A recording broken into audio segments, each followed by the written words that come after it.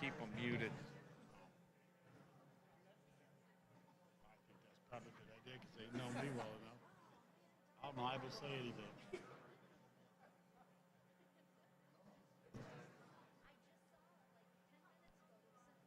I did.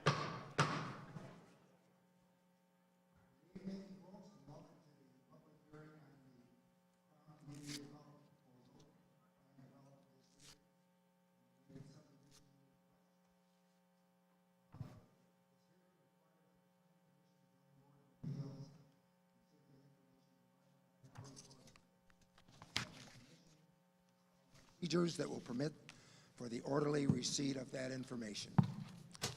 The rules governing the procedures that will be followed throughout the course of this hearing have been previously adopted and are in accord with the state statutes governing these proceedings and have been made available on the village's website. Hard copies of these rules are also available at the entrance to the hearing. In summary, the public hearing rules and agenda that have been established in accordance with them, they relate to the hearing, and there are as follows. The petitioner in this case is Crown Community Development, and they'll be asked to start out by making the initial presentation. Following the petitioner's presentation, impacted parties, and those are parties that are defined as persons or entities owning land situated within 250 feet of the proposed development and will be given 10 minutes each to make their presentation. The petitioner and the impacted parties will each have the opportunity to cross-examine on items directly related to the presentation and the proposed PDD, standing for, what was it standing for? Planned Development District, as opposed to the, what's the other one?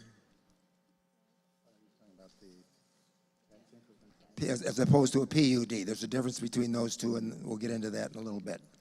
Non-impacted parties who have timely filed with the village will also be permitted an opportunity to cross-examine each petitioner. The petitioners will then be given an opportunity to respond. Following the petitioner's response, the commissioners will hear comments from members of the public who are not impacted parties. These comments will be limited to 3 minutes each. I ask that you acknowledge that the members of the committee have sound memories and that undue repetition of points previously made will not be necessary other than to express individual agreements or disagreements with previously stated positions. Keeping this in mind will enhance the hearing process and ensure that all the individuals have an opportunity to speak. It is the Commission's duty and intent to hear and consider all information that is presented in accordance with these rules. Due to the length of this agenda, in order to fulfill this responsibility, it will be necessary to conduct this hearing in an orderly fashion. This will require all speakers to be heard without interruption from members of the audience, with expressions of either favor or disfavor of the content of any presentations being made. Any person who cannot abide by the expectations of this hearing will be conducted without disruption, will be reminded of the expectations, and in such expectations are not thereafter met, the offending party will remove from the hearing room. Obviously that won't happen, will it, folks? No. The Commission is aware that the property that is the subject of this hearing is also the subject of a petition to create a tax increment financing district. Whether such a district can or should be formed has been the subject of other hearings. That's not an issue with us here today. And the proceedings, and it is not therefore to be considered by this Commission at this time. Accordingly, all presentations should not address the Tax Increment Financing District, or TIF. The Commission is interested in all that the petitioner, impacted parties, and member of the public will have to say. To assist the Commission, Attorney Bernie Weiler, on my left, will be serving as the hearing's moderator. As to any preliminary matters, I would like to note for the record that the Commission has received the following documents from members of the public which will be officially submitted into the record. And I'll go into those after we hear from Bernie. Thank you. Yes, on behalf of the village, I just wanted to indicate that this is a statutory procedure which gives adjacent property owners the right to seek annexation to the village and to seek zoning of their property. This is and in course of that right is a corresponding right of all impacted parties and members of the public to speak. So the statute is designed for throughout the state of Illinois. We have these hearings all over the state, and the reason that it is established this way is because it leaves within the hands of the neighbors and the village officials to make a determination as to what is in the best interest of the village. So we really want to look at this as in terms of we are all neighbors, and this commission has been established and is committed to listening carefully to everything that everybody has to say. Before we start, the pastor of this church, which has generously provided this space for this community, would like to address those who are gathered here. Well, good evening, neighbors and residents of Sugar Grove and neighboring communities. On behalf of the staff and leadership of Village Bible Church, we want to say welcome. Our home is your home, and we know that there's a lot of opinions tonight. Please be reminded that this is a house of worship, that this is a place where we worship our God and our Savior, Jesus Christ, and we want this place tonight to be a place that's becoming of that. And so we are so grateful and thankful for the opportunity to host our neighbors in this way. We thank you for our government officials who are here to listen and preside over all of this, and our deep desires to serve you in any way. So we are here, our staff is here to serve you tonight, and we look forward to a wonderful night of communicating as neighbors and as friends as we work through this process. Thank you so much.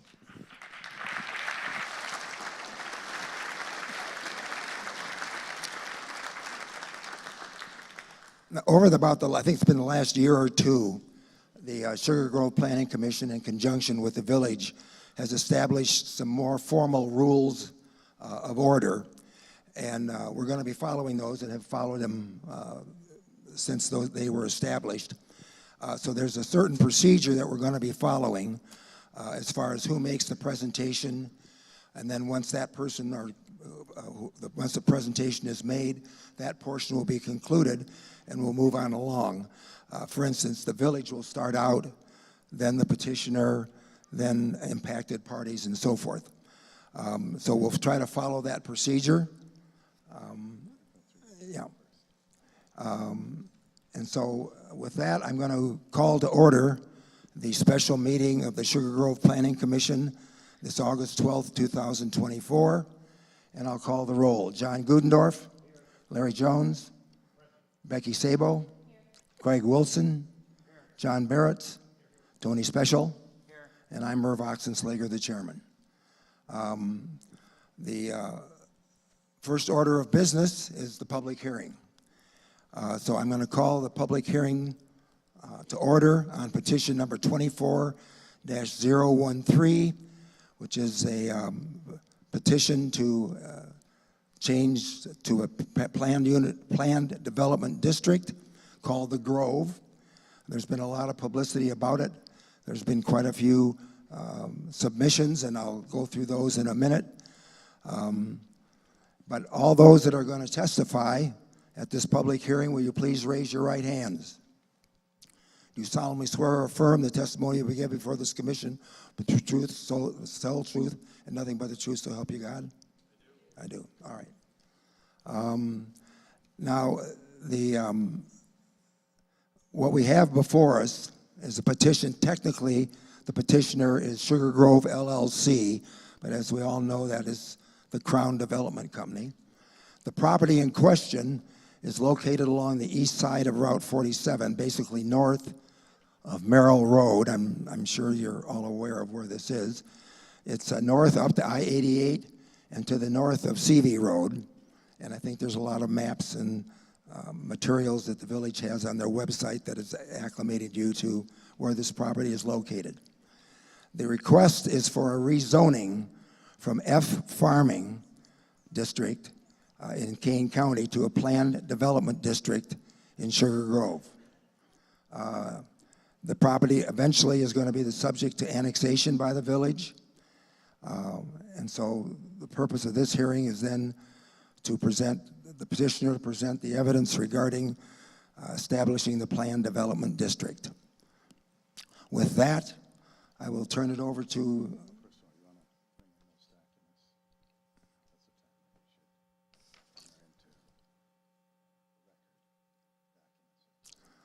All right, well, Bernie's reminded me that we've had quite a few submissions by people, and we appreciate that.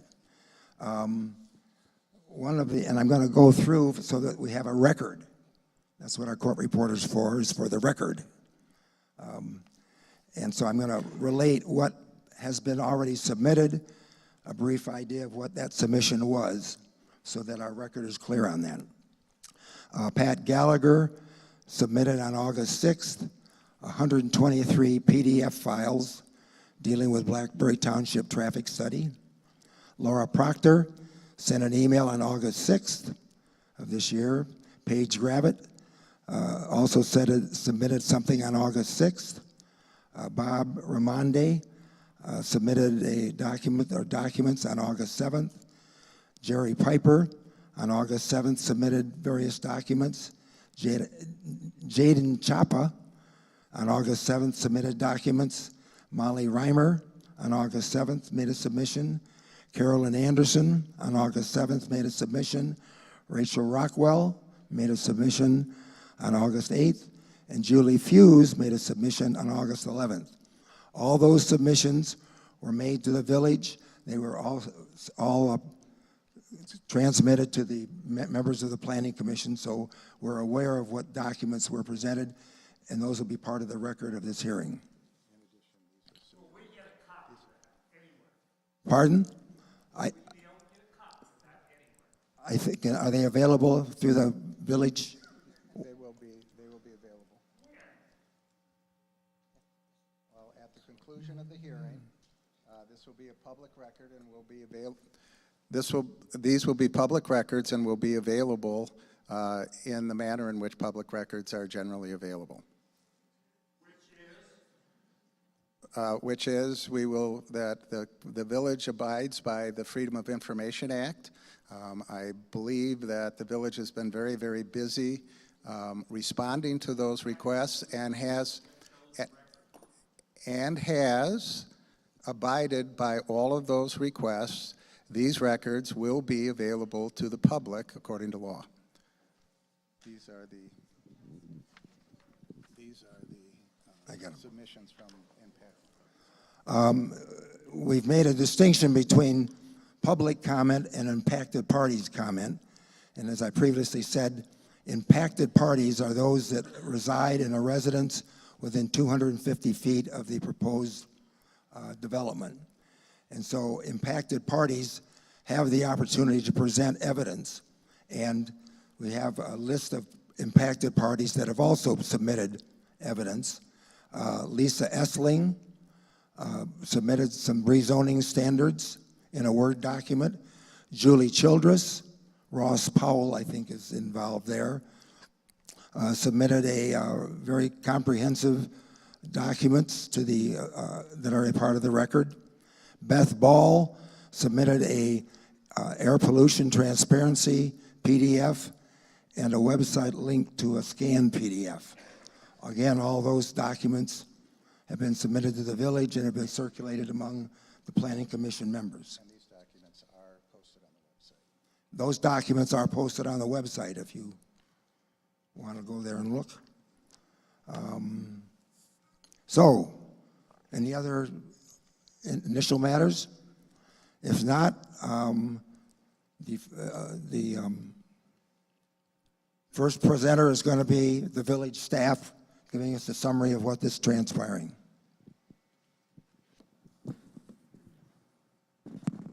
Village has received an application from Sugar Grove LLC for a map amendment to rezone property from F Farming District in King County to PD Plan Development District, subject to annexation into the village. The subject property is approximately 760 acres, comprising the northeast, northwest, and southeast quadrants of the I-88 and Route 47 interchange. The Plan Development District was added to the village's zoning ordinance in 2005. The purpose of this district is to allow flexibility of land use and development standards beyond those provided through traditional planned unit development zoning. It is effectively a custom-designed zoning district that will have its own unique regulations pertaining to permitted uses, accessory structures, landscaping, bulk regulations, lot development standards, appearance standards, parking regulations, etc.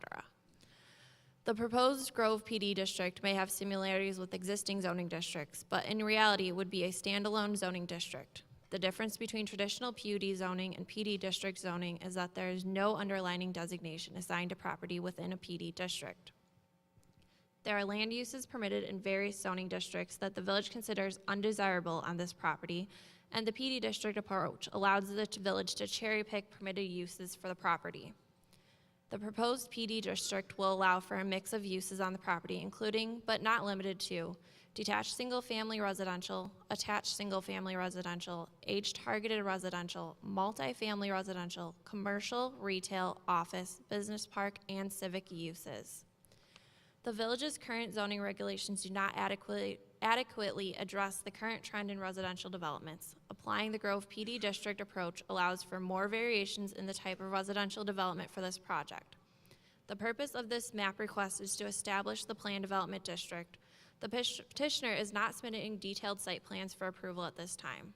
As each phase of the project is developed, subdivision plats and specific building plans will be prepared for further review and approval by the village board. The petitioner made application to the village in 2019 for approval of a planned development district and ultimately ended up withdrawing their application.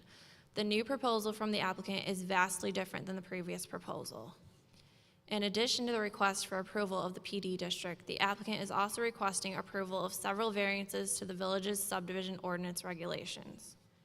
The proposal divides the property into 5 distinct areas. The proposed regulating plan delineates the location of various general land uses on the property and the location of the 5 areas that form the basis of the Grove PD district regulations. With few exceptions, the proposed district regulations are equal to or more restrictive than current similar zoning regulations. Areas 1 and 2 of the property are planned to be residential. Area 1 will be comprised only of single-family residential homes, while Area 2 allows for a mix of housing typologies to include single-family detached, paired villas including active adult attached dwellings, active adult age-restricted cottages, and townhomes. While the proposed development standards for Area 2 are denser than what the village has permitted in the past, this is the trend that the housing market is taking. It does align with the zoning recommendations in the 2023 comprehensive plan. The village's zoning ordinance does not establish architectural requirements. However, the PD district is proposing architectural requirements that must be met in each area. Area 3 and 5 are planned to be a mix of uses to include commercial, retail, office, civic, and residential. Area 3 is proposed to be further divided into 2 separate areas, 3A and 3B. Area 3A will be the focal point of Area 2 and of Area 3 and will have publicly accessible and activated square green plaza and a publicly accessible activated main street. It is anticipated to have a combination of buildings facing the village green with entries and pedestrian access oriented onto the space or street and incorporating typical urban design elements such as on-street parking, street trees for shade, decorative enhanced paving, lighting/street furnishings, and other elements to help establish and define the public realm of the place/street. This mixed-use area is categorized as a pedestrian-oriented activity area and has the potential to include a pedestrian-oriented cluster of uses and will provide opportunity to shop, work, live, dine, and recreate. Area 3B will be a mixed-use area that is centrally positioned for convenience of access for both local residents and regional visitors. Area 5 is also planned to be a mix of uses that will include commercial, retail, office, civic, and residential. Finally, Area 4 is proposed to be comprised of business park type uses. This is the only area that does not allow any form of residential development. Staff identified a number of items we feel that need to be addressed. These items are outlined in the advisory report to the Plan Commission. Staff recommends the Plan Commission recommend approval to the Village Board of Petition 24-013 for the proposed Plan Development District to include the proposed subdivision ordinance variations with the condition that the items outlined be met in substantial compliance with the following submitted plans and documents. Proposed Plan Development District Regulated Plan, Concept Plan prepared by Crown Community Development and Norse Design, Concept Landscaping and Hardscaping Plans prepared by Community Development and Norse Design, Proposed Trails Enhancements prepared by Community Development and Norse Design, and the Signage Plan prepared by Crown Community Development and Norse Design.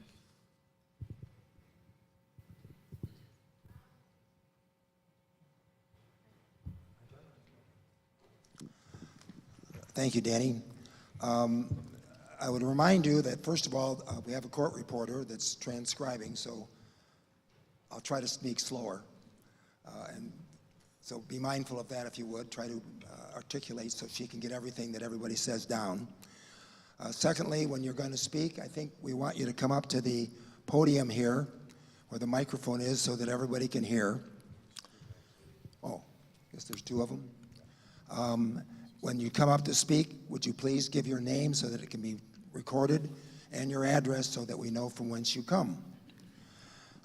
With that having been said, the next portion of our presentation is going to be from the petitioner themselves.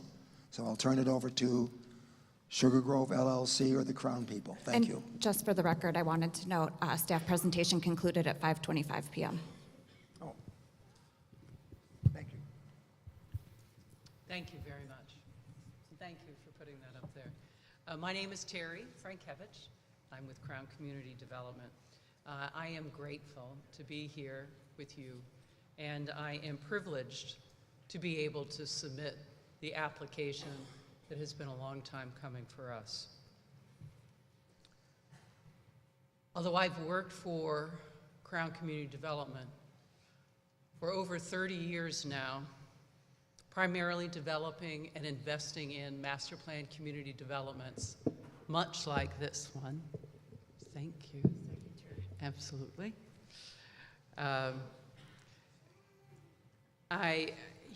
Most of the hard work comes from the team that is behind me, and the technical work comes from the people that are behind me.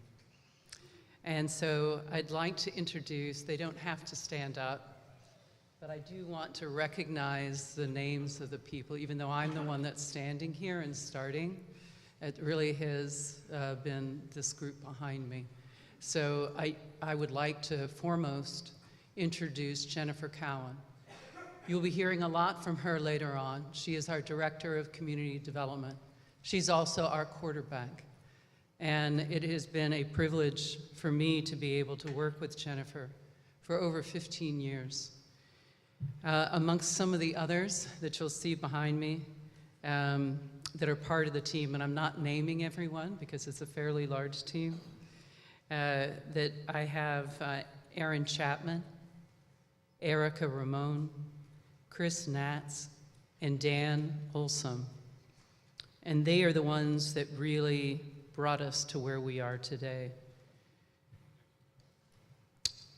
We also have been graced, not only in this particular hearing and application, but on many of the ones that we do throughout the United States, with a wonderful team of nationally recognized third-party consultants. And some of those you'll be hearing from, and they are also here today.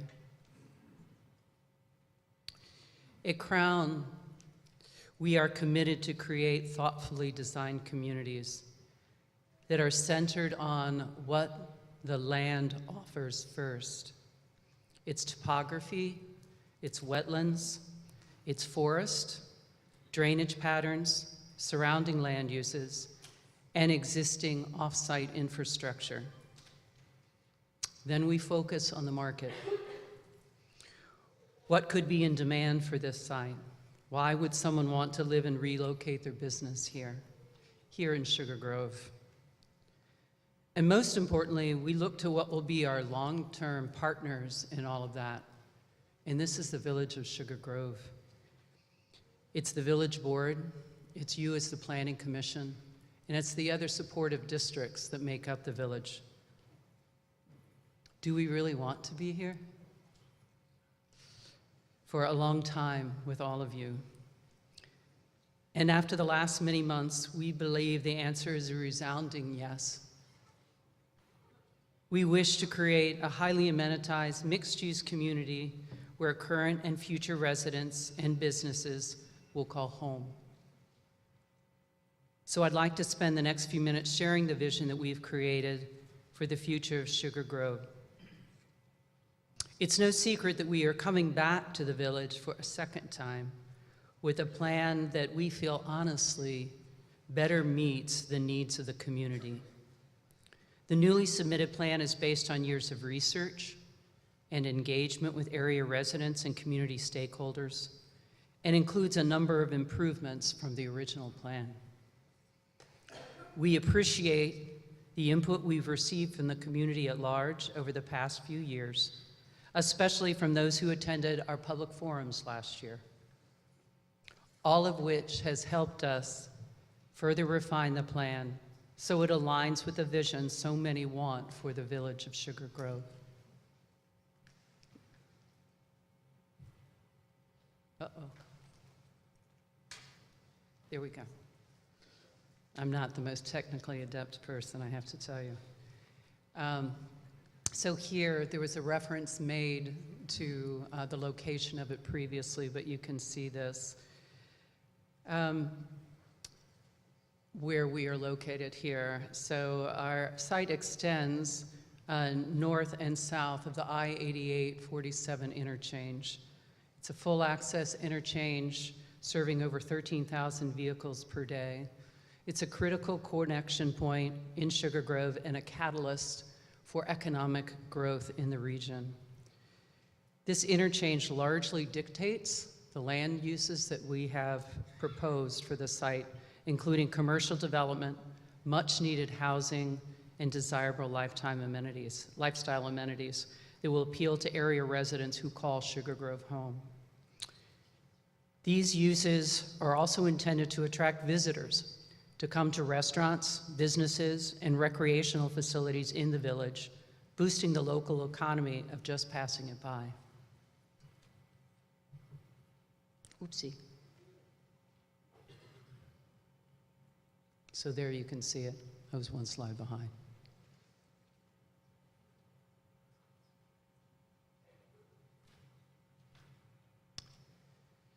So let me go back. So here you can see the site plan that makes up the 760 acres on 3 sides of the Cloverleaf interchange there, and the areas to the north of I-88 and south of I-88. So we are proposing a master plan concept that incorporates retail and restaurant uses, variety of residential options, generous lifestyle amenities, a preservation of undisturbed forest, which I'm going to talk about in a little bit, and commercial development, which could include distribution or data center uses. This plan aims to support the village's growth in population, revenue, and economic base. So community benefits. We believe that we can develop a site that offers many lifestyle amenities designed not only to appeal to those who call the Grove home, but to area residents and visitors.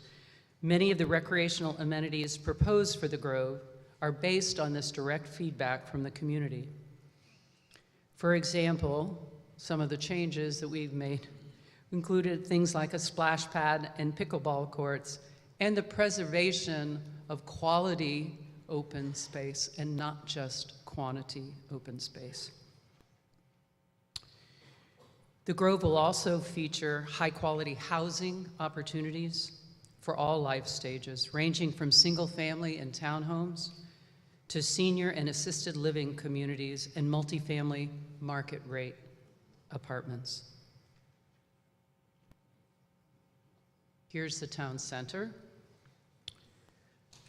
We are looking at the Grove to be able to have a vibrant new town center that will draw new businesses and offer residents and visitors convenient and hopefully fun, joyful places.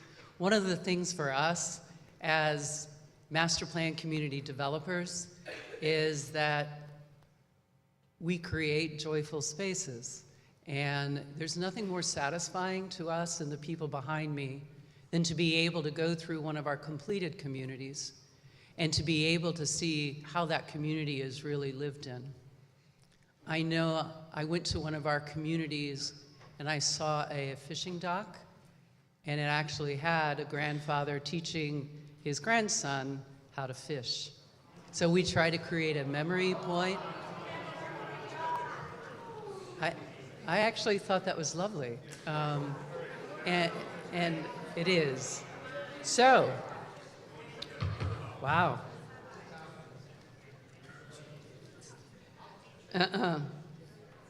So I will say, though, there is nothing like going into one of our communities and seeing how it is really lived.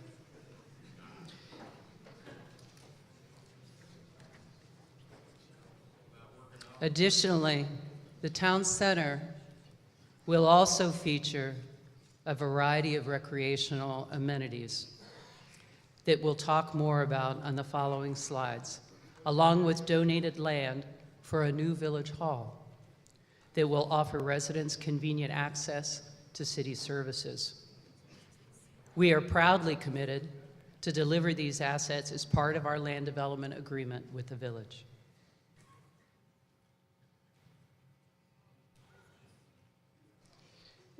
Here's an illustration of a retail rendering developed a few months ago to give you an idea of what the town center can look like. These are community-focused storefronts, coffee shops, and restaurants, which will attract both residents and visitors alike. The area is envisioned to be easily accessible and walkable, creating a vibrant neighborhood atmosphere. For this type of land use and retail, because it is ever-changing, we continually research best practices for all types of land uses. We insist that our key managers dedicate time to national land use associations like the Urban Land Institute. We travel nationally looking for creative ways to make our communities the very best.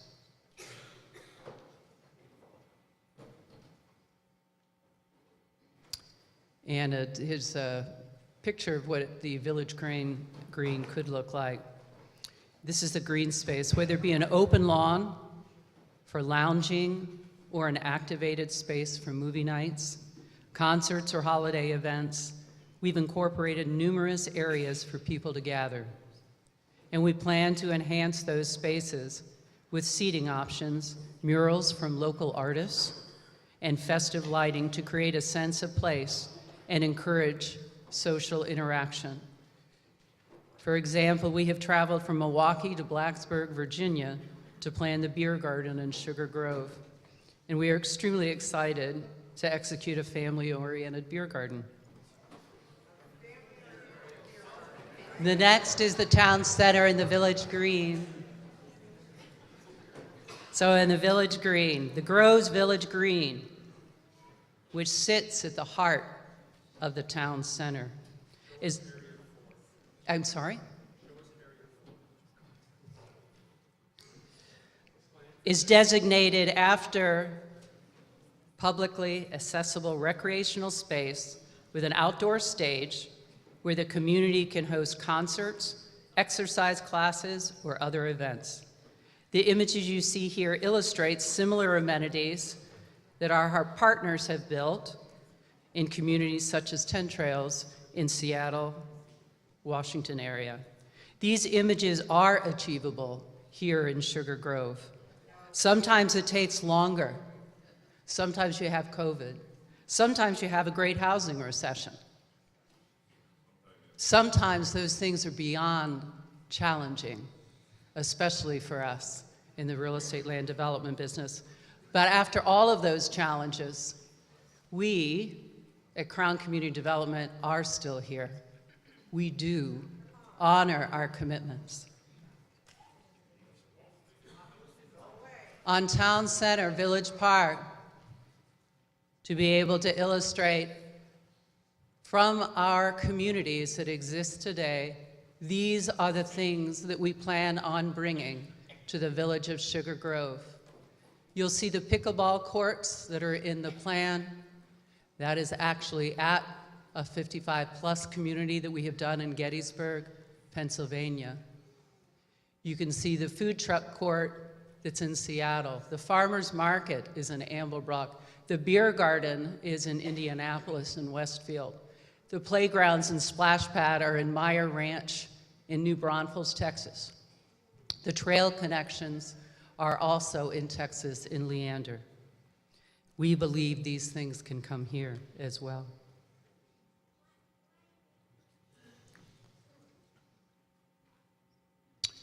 So trails and green spaces.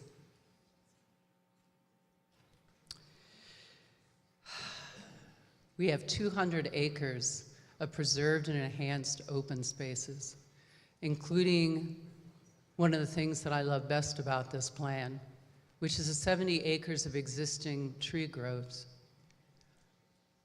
We have 5 miles of interconnected trails that will be going through this and linking up to the existing trail system. We hope that one day that this system can link up to Waubonsee College, so where a resident in our community can take a class on a bike, go to Waubonsee College, and then return at night. I will say the 70 acres of existing tree groves that in the previous plan was both commercial and residential. There was a Sugar Grove resident who hiked with me through that, and this individual explained to me the beauty of that site. So the beauty of that site, if you'll go, even though it's right on the corner of the interstate and that state road, by the time you get inside of it, it's amazing the multiple birds callings that you hear. It's also really extraordinary for the diversity of the forest that's there too. We look forward very much to being able to have everyone have that experience the way that I did.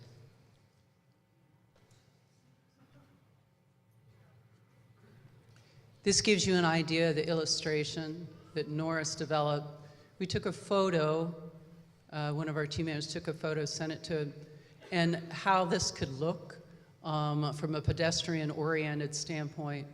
This is an actual trail that we will do in regards to crossing over from the meadowed area and into that forest area I just described.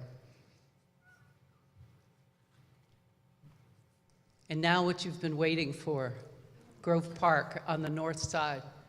I will tell you that we are equally as excited about developing Grove Park on the north and be able to have the same standards that we will have on the south side.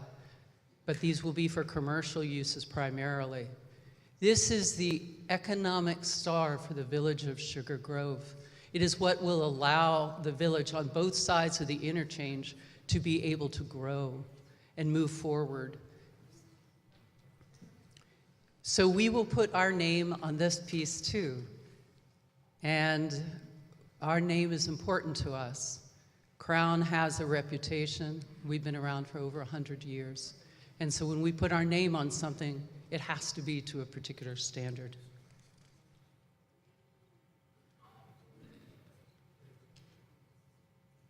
The fiscal and economic benefits of the site, from the fiscal impact study, we show a net positive fiscal impact to the village of over $27 million. We are supposed to be generating over 4,600 jobs, and those are permanent. Does not include the jobs created by the construction and development of these residential, commercial, and recreational buildings and spaces. So with that, I'm going to turn it over to Jennifer Cowan. Thank you very much.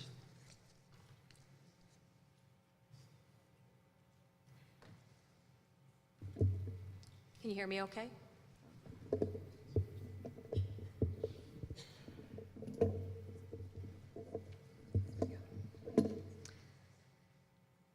Good evening. I'm going to spend some time talking about the specific PDD zoning ask. And I thought that a good place to start would be to talk about what a PDD is. Thank you. Thank you. So a PDD is a planned development district. It is a standalone zoning ordinance, and the purpose is to provide for various land uses and flexibility on large-scale projects that would develop over a longer time frame. Our ordinance includes sections verbatim out of the village ordinance as it needs to be a standalone, such as hazardous material handling, which is copied verbatim out of the village ordinance. We requested a PDD in order to be able to provide for market flexibility, in order to be able to optimize market-supported land uses, which in turn ensures the project's success. Our PDD is divided into 5 distinct development areas, which identifies permitted and restricted land uses as well as other requirements. The development areas are as follows. Areas 1 and 2 are residential. Area 3 is mixed use. Area 4 is industrial. And Area 5 is commercial. So getting into specifics, I'll talk a little bit about each area. So Area 1 will be 100% residential, all single-family detached. This is where we start our transitional uses in the village of Sugar Grove. Here, the lot widths will be 60 and 70 feet in width, and we have additional standards that will apply to homes along the southern boundary, such as minimum lot widths of 70 feet, minimum lot sizes of 9,100 square feet, and no vinyl siding permitted for any of those homes along the southern boundary.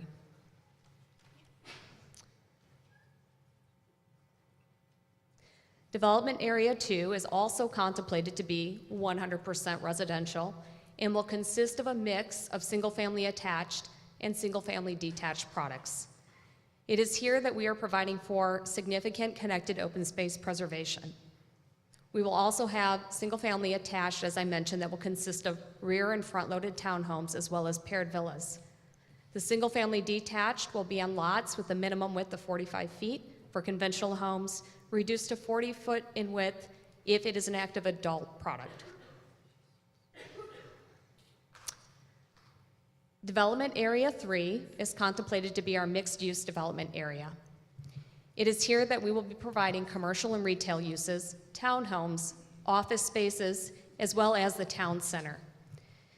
The town center would include public parks with public amenities for all to enjoy, not just residents of the Grove. We are also contemplating a social district concept to further support the walkability and activation of the area. We have designed the PDD in such a way to be able to support indoor and outdoor dining with building setbacks sufficient to accommodate outdoor spaces. Decorative lighting and furnishings, as well as enhanced landscaping, are also contemplated in our PDD zoning ask. So now I'll talk a little bit about Area 4, which is our business park area that we are calling Grove Park.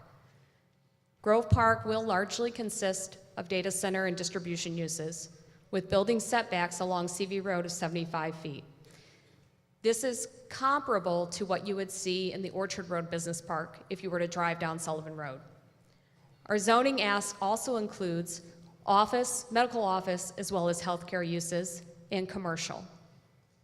Our proposed PDD includes restrictions on total industrial square footage of 3.5 million square feet. There's an additional cap under that 3.5 million square foot cap on fulfillment and sorting facilities of 1.5 million square feet.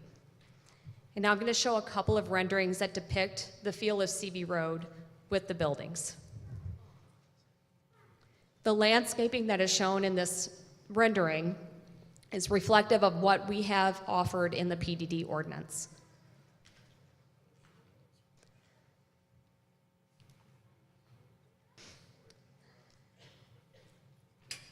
Finally, I will talk a little bit about Development Area 5.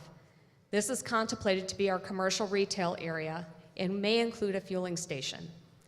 Office and medical office uses are also expected, as well as multifamily residential, where we have restricted the number of units to 400. The overall goal of this area is to provide convenience commercial uses and multifamily housing. And now I'm going to turn it over to Rory Fansler, our traffic consultant, to discuss our traffic study. Thank you.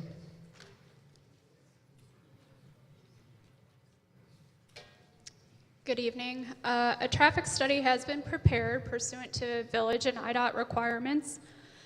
The purpose of the traffic study is to evaluate existing and future conditions and, where appropriate, identify improvements to mitigate project impacts at both key intersections and roadway segments.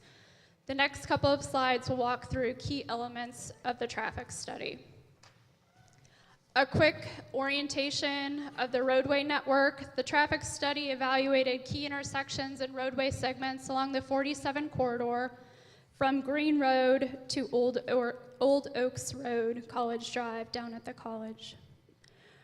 This slide on the screen before you depicts roadway jurisdiction, which, as you can see by a number of different colors on the map, there are a number of different jurisdictions currently. Notably, the 47 corridor is under IDOT jurisdiction. Other roadways are under the jurisdiction of both Blackberry and Sugar Grove townships, as well as the village of Sugar Grove. As a part of the traffic study, the purpose and intent of the roadway network was reviewed, and that is based on the classification of roadways per IDOT. This graphic highlights the different roadway classifications. Blue is obviously the tollway. You have yellow, which highlights minor collector roadways, which are intended to do just that, collect traffic from local neighborhood commercial areas and deliver that traffic to the arterial, which is shown in red. In this case, the 47 corridor is designated by IDOT as a strategic regional arterial, otherwise known as an SRA. The SRA system throughout northeastern Illinois is designed to carry a higher volume of traffic. For purpose of the traffic study, turning movement counts were collected at 10 intersections along the corridor. The counts were conducted in March 2023 when local schools were in session. The counts were conducted from 7 to 9 a.m. and 4 to 6 p.m., which is the period of time when the highest volume of traffic is on the roadway network. In this case, the peak, the highest volume of traffic, occurs in this area from 7 to 8 a.m. and 4:30 to 5:30 p.m. The resulting traffic counts conducted during these periods were used as the basis for the traffic study. For purposes of the traffic study, the development was assumed to be completed in 2 phases. As shown on the screen, phase A, the initial phase, is highlighted in brown. Phase B is highlighted in green. As noted in the staff report, the land use and density assumptions summarized in the table on the screen are conservatively high. Site traffic using these assumptions was estimated using data in the industry accepted resource published by the Institute of Transportation Engineers known as the Trip Generation Manual. The Trip Generation Manual is updated regularly. The 11th edition, the most recent edition, was used for this analysis. This resource provides trip generation data collected at existing sites throughout the country. That data is categorized by land use, and for purposes of this traffic study, the land uses most closely representative of potential development for the Grove were selected, with an error towards conservative assumptions. The trip generation for phase A is highlighted on the screen before you. In this case, 400 daily truck trips were estimated using ITE data. During the peak hours, the business park, referred to as Area 4, for phase A, highlighted in brown, was assumed to generate 20 to 40 peak hour trips. Based on the site's proximity to the I-88 corridor, the business park is expected to attract tenants focused on regional access. As a result, approximately 40 daily truck trips are expected on the 47 corridor, with about 5 to 10 truck trips in the peak hours. For context, according to 2023 data provided by IDOT, there was an average of 3,300 daily truck trips north on the 47 corridor north of 88. South of 88, there was an average of 1,800 daily truck trips. Therefore, Phase A would increase daily truck traffic on the 47 corridor north and south of the interstate by approximately 2%.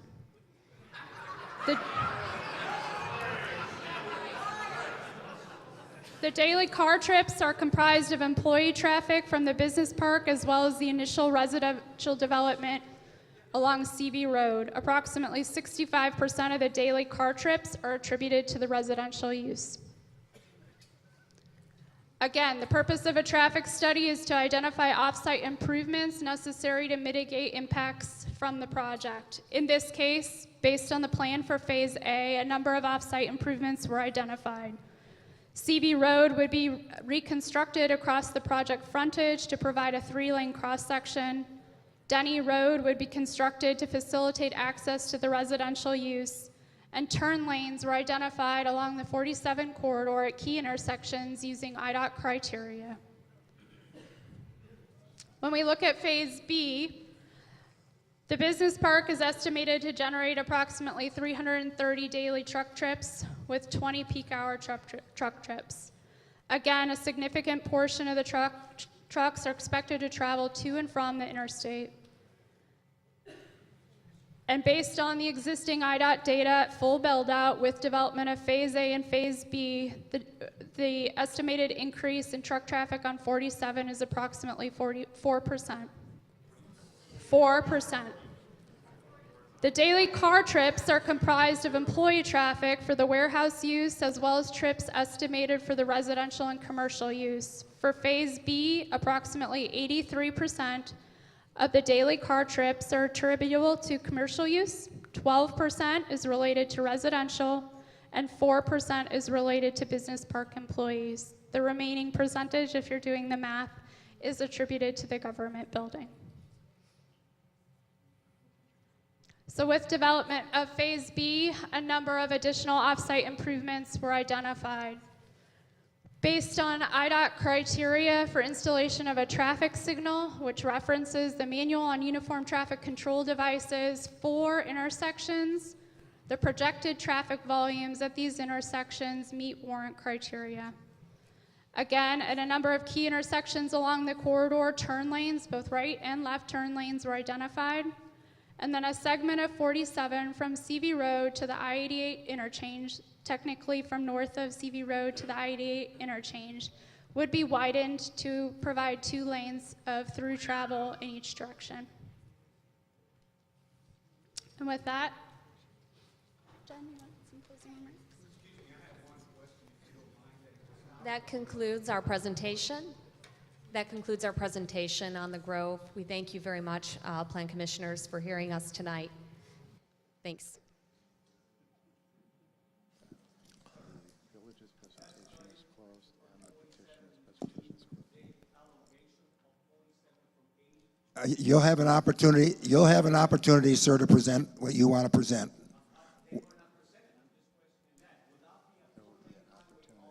You'll have an opportunity to make your presentation, sir. We've got to keep some degree of order here. Well, then they made a mistake.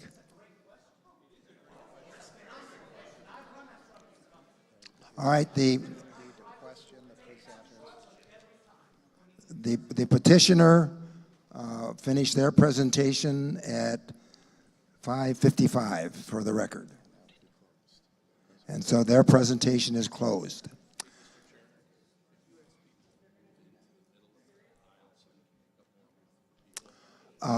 They're requesting that if you could move towards the middle of the area so they can make more room for people, it would be appreciated. Apparently there's more people that would like to come in. Thank you. The next portion is the impacted party presentation.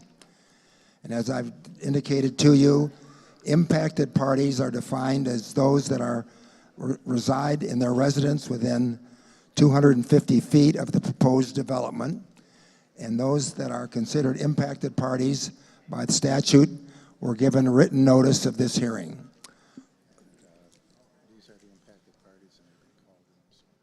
Okay, so I've got a list of impacted parties, and it looks like we've got 14. So I'll call your name, and if you would step forward to the, who? Oh, they're going to come over here, I guess, to this platform with the microphone. Yeah, and then, as I stated earlier, 10 minutes is what your presentation will be limited to. Obviously, if you can make the presentation in less than that, that would be appreciated. That there's a period of time when certain parties can make cross-examination of people that have testified. And those are impacted parties that can make those cross-examinations, and we'll get into that later on in our presentation here. So the first one is Judith Childress.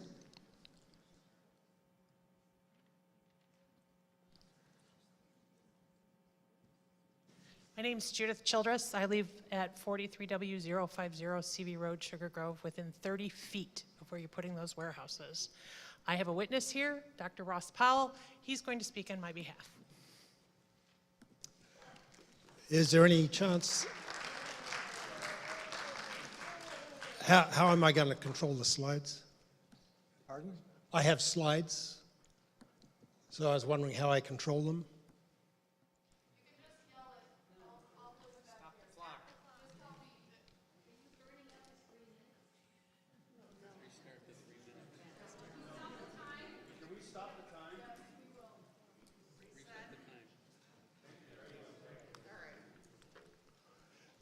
Could I go back to the first slide, please?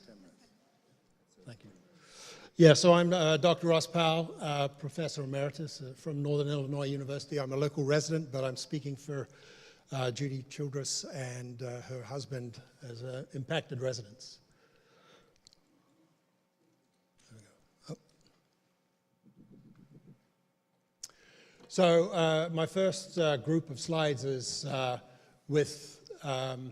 done from the Kane DuPage Soil and Water. They produced 5 different reports on different areas. Unfortunately, their parcels are subdivided in between what are called lots in some development studies, 1 and 2, or zone areas, which are there. In this one, it's 4 and 5, and as you can see, it is I don't know whether this will work. No, just northeast of the intersection of CV Road and 47. Their study involves the quality of the water and the land and soils for development. In this parcel, there is 48 feet of relief. Aquifers are shallow, as are the water table. And from their studies, they went through several evaluations for how good the land is for shallow excavations, small commercial, and structures with basements, in other words, residences, and roads and streets. And as you can see from their percentages, most of that land is very limited in terms of development. That means that with development, there needs to be a lot of massive grading to flatten the area and infilling, which affects potable water. Our local areas, we rely on shallow aquifers for residential waters. So this also can influence the recharge of the aquifers, runoff, and surface waters. So this mitigation is going to be very costly. Can I have the next slide? Sorry, I don't know whether.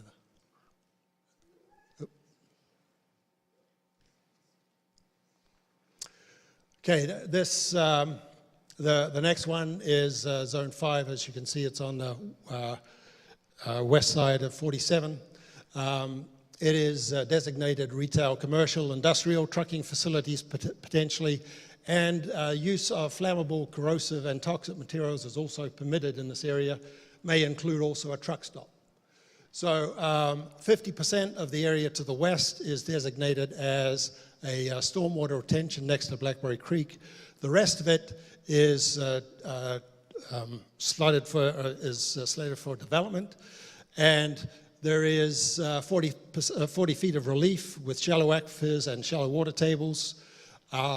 From their Kane DuPage water, soil and water, they say that all of those percentages, 40, 50, 60%, is bad for shallow excavations, et cetera, et cetera. So this is unsuited for large structures as well, so there's going to have to be massive grading and filling, potential pollution and such, as I said, for the last parcel.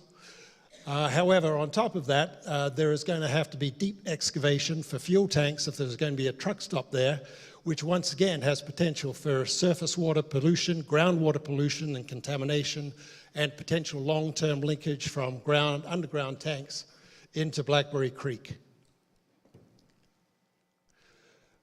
This next area C in the water reports, includes lots 1 and 2, part of lots 1 and 2 and zone areas 4 and 5, designed for business park and commercial retail development.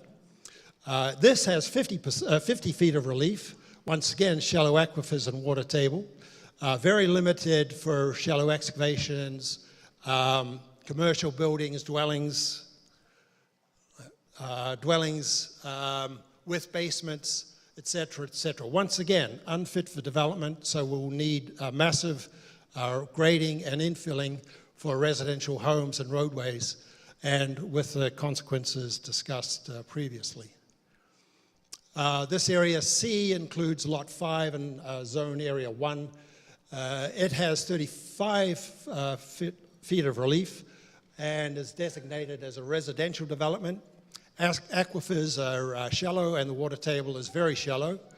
70% of it is limited to dwellings with basements, which is meant to be, this is an area for residential. 50% is very limited to dwellings without basements, and 85% is limited to roads and street development. So once again, this is an area that is being designated as residential, but all of the characteristics mean that there will have to be massive redevelopment for a potential even residential site. I think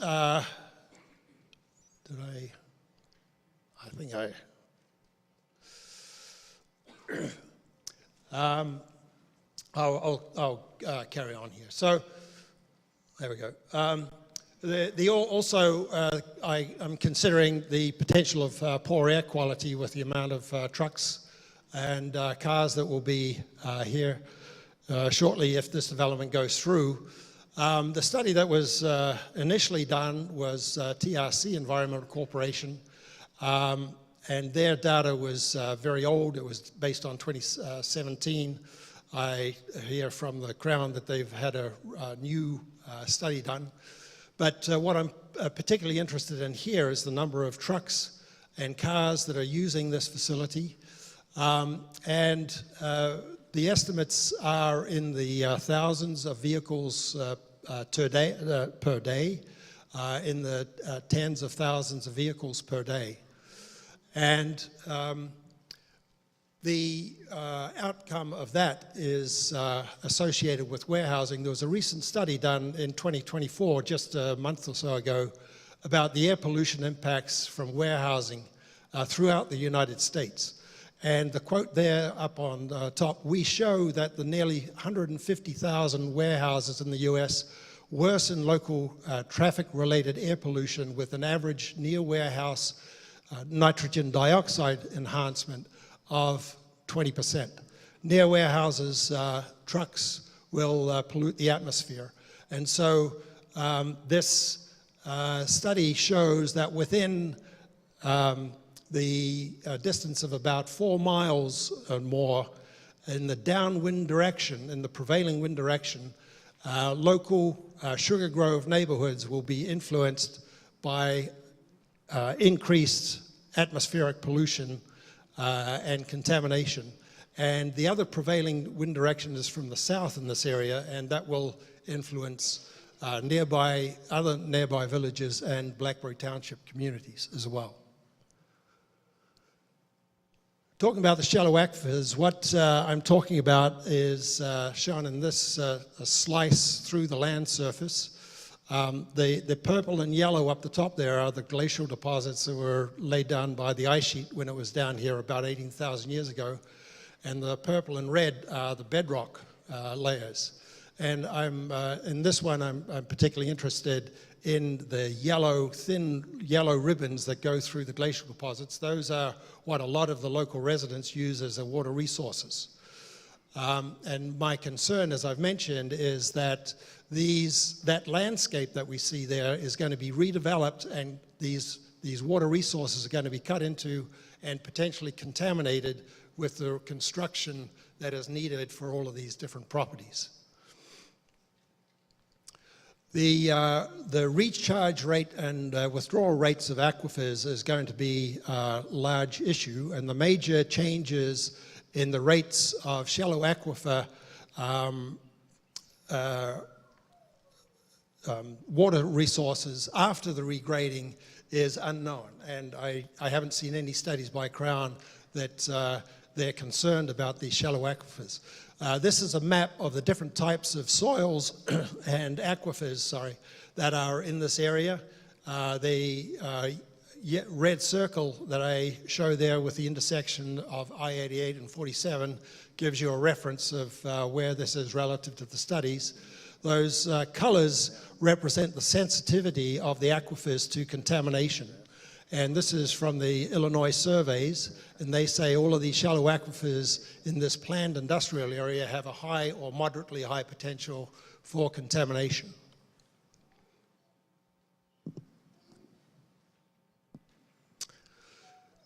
This is a map area requiring the excavation this is a map of the area that requires the excavation of the land surface. Excuse me, Dr. Powell. Your 10 minutes is up, but I note... Will you let me finish? Okay. The next presenter would be James Childress, and I'm assuming that James is willing to let Mr. Powell continue with his presentation for the next 10 minutes. Mr. Powell. Thank you.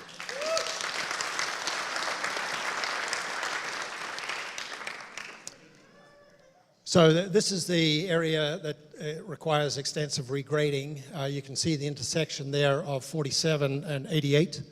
The red or orange and the orange and green areas there are the current floodplain areas of the low water creeks. And those are the limits of the 50 and 100 year floods. By regrading and surfacing the area with blacktop and buildings, the drainage from that land area is going to increase during rainstorm events. And so I question whether the retention basins are designed to hold all of that water during these rainstorm events. Remember that the TIF was justified because this area causes flooding in the downstream areas. And I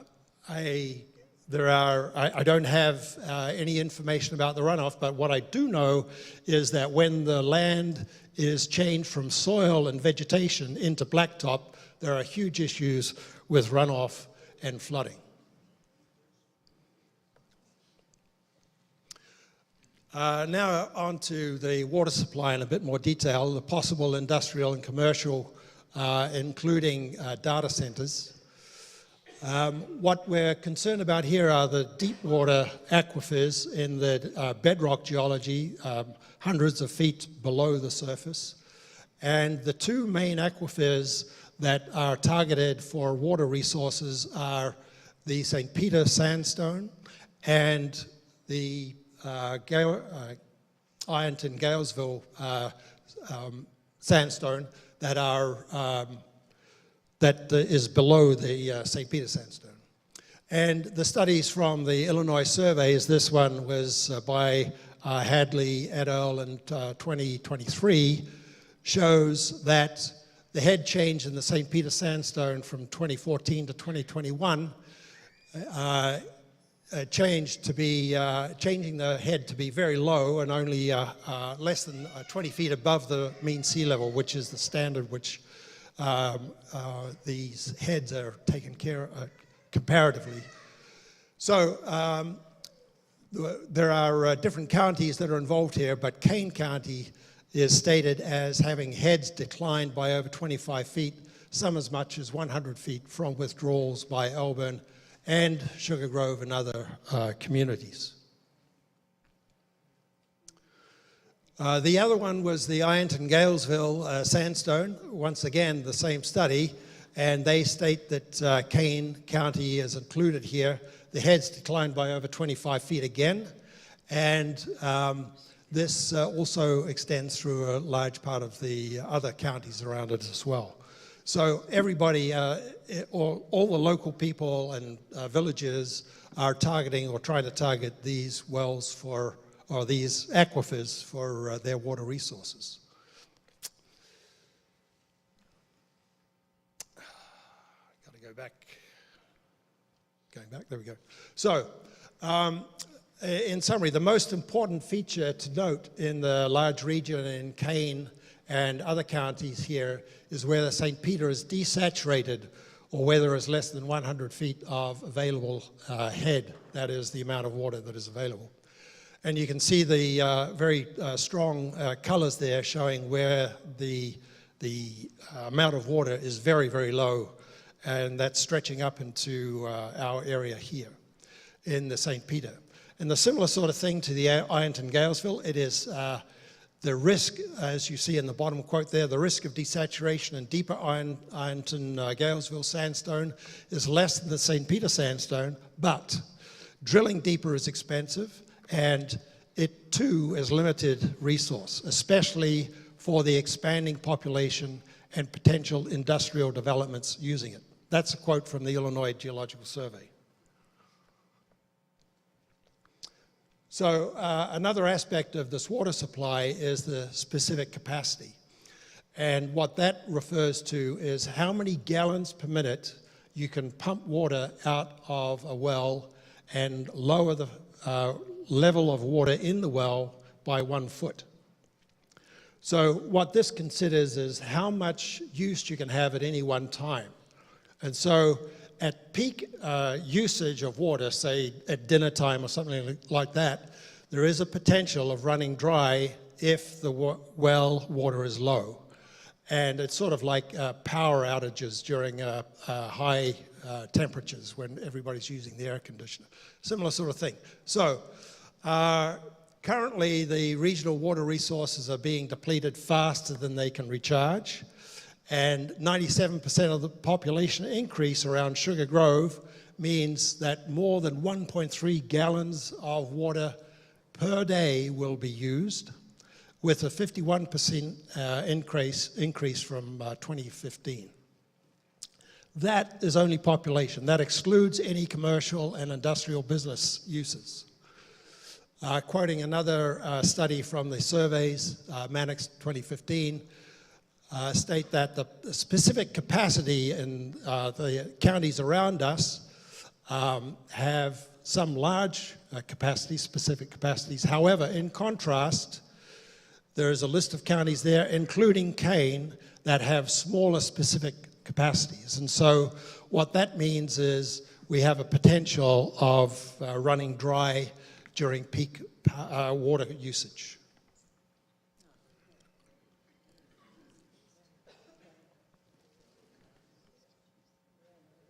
Hello? There we go.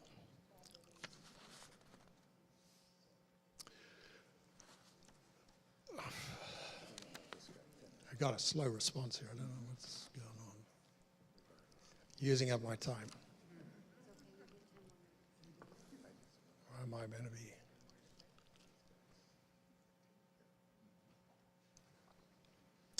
So this is an example of possible warehouse industry use in terms of specific capacity and the amount of water these industries could potentially use. This is a study taken from the literature in 2021. It is based on a data center of medium size, 15 megawatts of power used, but a medium-sized data center will use the same equivalent of 3 average-sized hospitals, or more than 2 to 18-hole golf courses.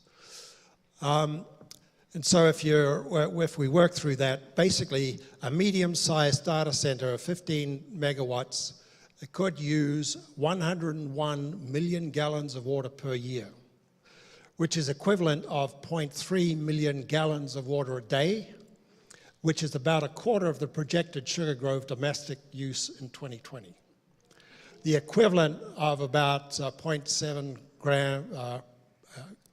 gallons per minute in terms of specific capacity, which will affect the drawdowns that may be around peak usage of domestic draws as well.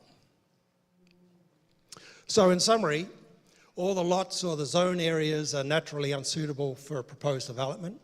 All must undergo excavation and filling for grade at great expense. Hence, maybe we need a TIF or not. High potential to lower, destroy shallow aquifer recharge rates. There's a high potential to contaminate and pollute shallow aquifers. There are major change to water tables and in runoff characteristics, giving high potential for flooding and surface and soil waterway pollution. Large increase in truck traffic and cars leads to a high emissions with detrimental atmospheric pollution in nearby subdivisions and villages. And there is a high risk of depleting deep aquifer water supply from population increases and industrial uses. First, peak time outages will occur, and then there will be an overall loss of water in the reservoirs, in the aquifers, just like Juliet is facing today. That's it. Thank you.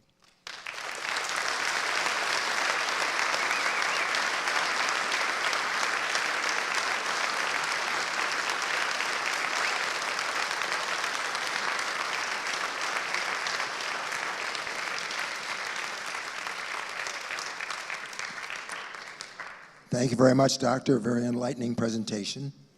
The next impacted party, Dale Essling.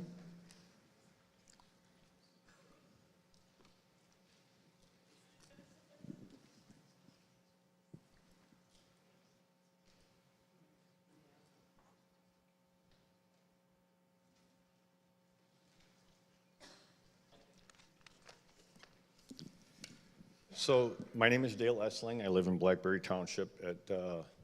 I'm on the northwest corner of 47 and CV Road. So I get to look across the street at a truck stop. I get to look across the street at warehouses.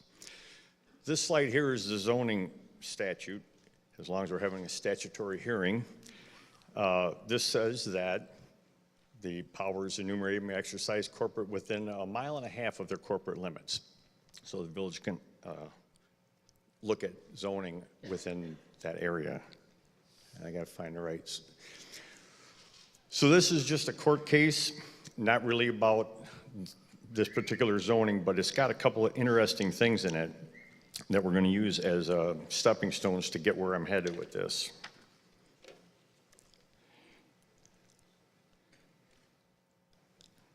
And we got to the next slide.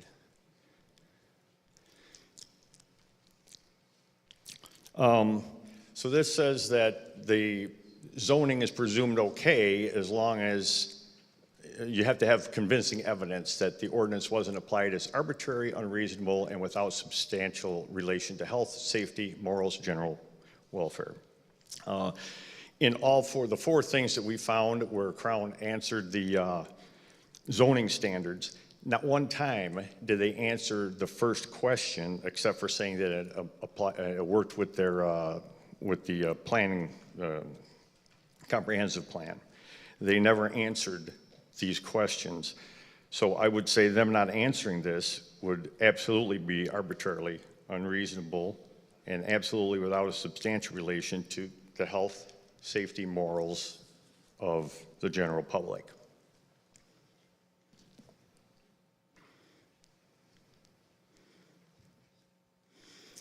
This is part of that court case, and it simply makes a statement that by statute there must be a hearing of evidence. And we'll keep going. There's not a question of cross-examination here because we're able to cross-examine. But it says that, so while Sugar Grove, some people in Sugar Grove government think that the residents of Blackberry Township shouldn't have a say in what happens within the village limits, a little reminder, this property is in Blackberry Township. It's not in the Sugar Grove village limits yet. And this slide, this slide says that we should be entitled to additional procedural safeguards.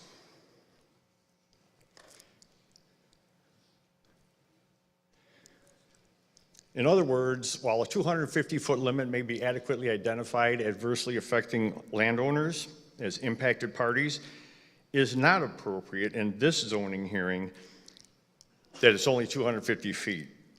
I believe that all people in this room should qualify as an impacted party with this proposed project.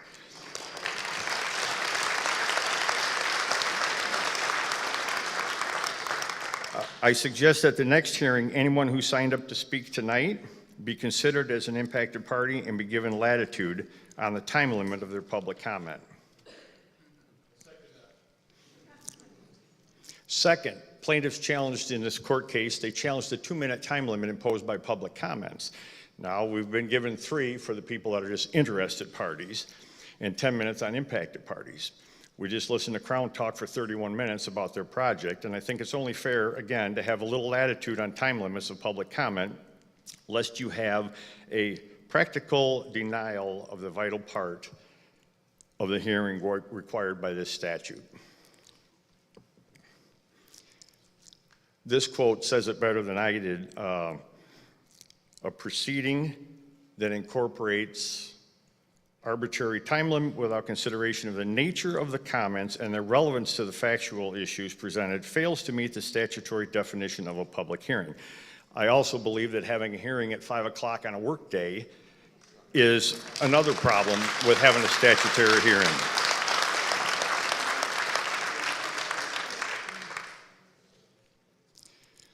So this is, again, that first slide, but it's highlighted where the corporate limits or contiguous territory, not more than 1.5 miles beyond the corporate limits, and not included in any other municipality. That's not the case here. It's in the country.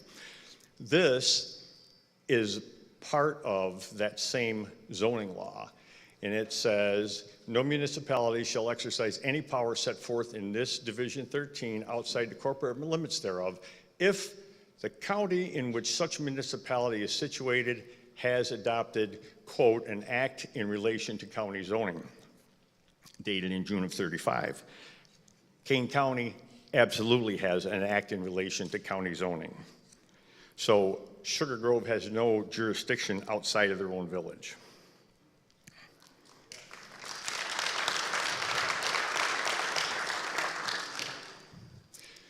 This is a map. This came off Google Maps.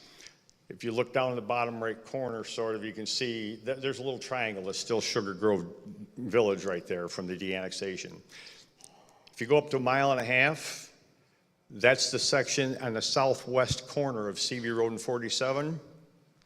That northwest corner of that property is outside of their 1.5 mile jurisdiction. They have no right at all. Even if Kane County didn't have their act of county zoning, that little piece is out of their jurisdiction. They can't rezone that. They'll have to have another hearing for that. This is from that same area. This is the northeast corner of CV Road and Route 47. About halfway through the property, there's their 1.5 miles. They can't rezone that northern half of that property. They'll have to have another hearing if they choose to go on with this hearing in violation of state statutes.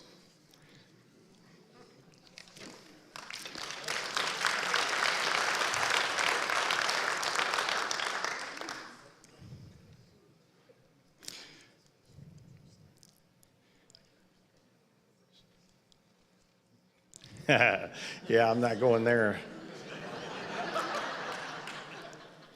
I think this is Lisa's. Well, I will just leave you with a verbal reminder. No municipality shall exercise any power set forth in this Division 13 outside the corporate limits thereof, if the county in which such municipality is situated has adopted an act in relation to county zoning approved June of 1935. Kane County has that. Sugar Grove has no ability to rezone this land outside of their village limits, and I would encourage this board to stop these hearings right now.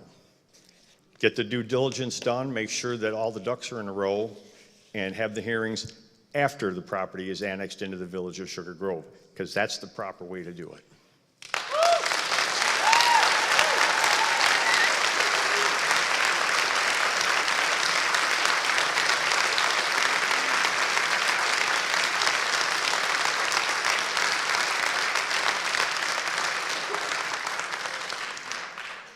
Thank you, Mr. Essling. Now, Lisa Essling.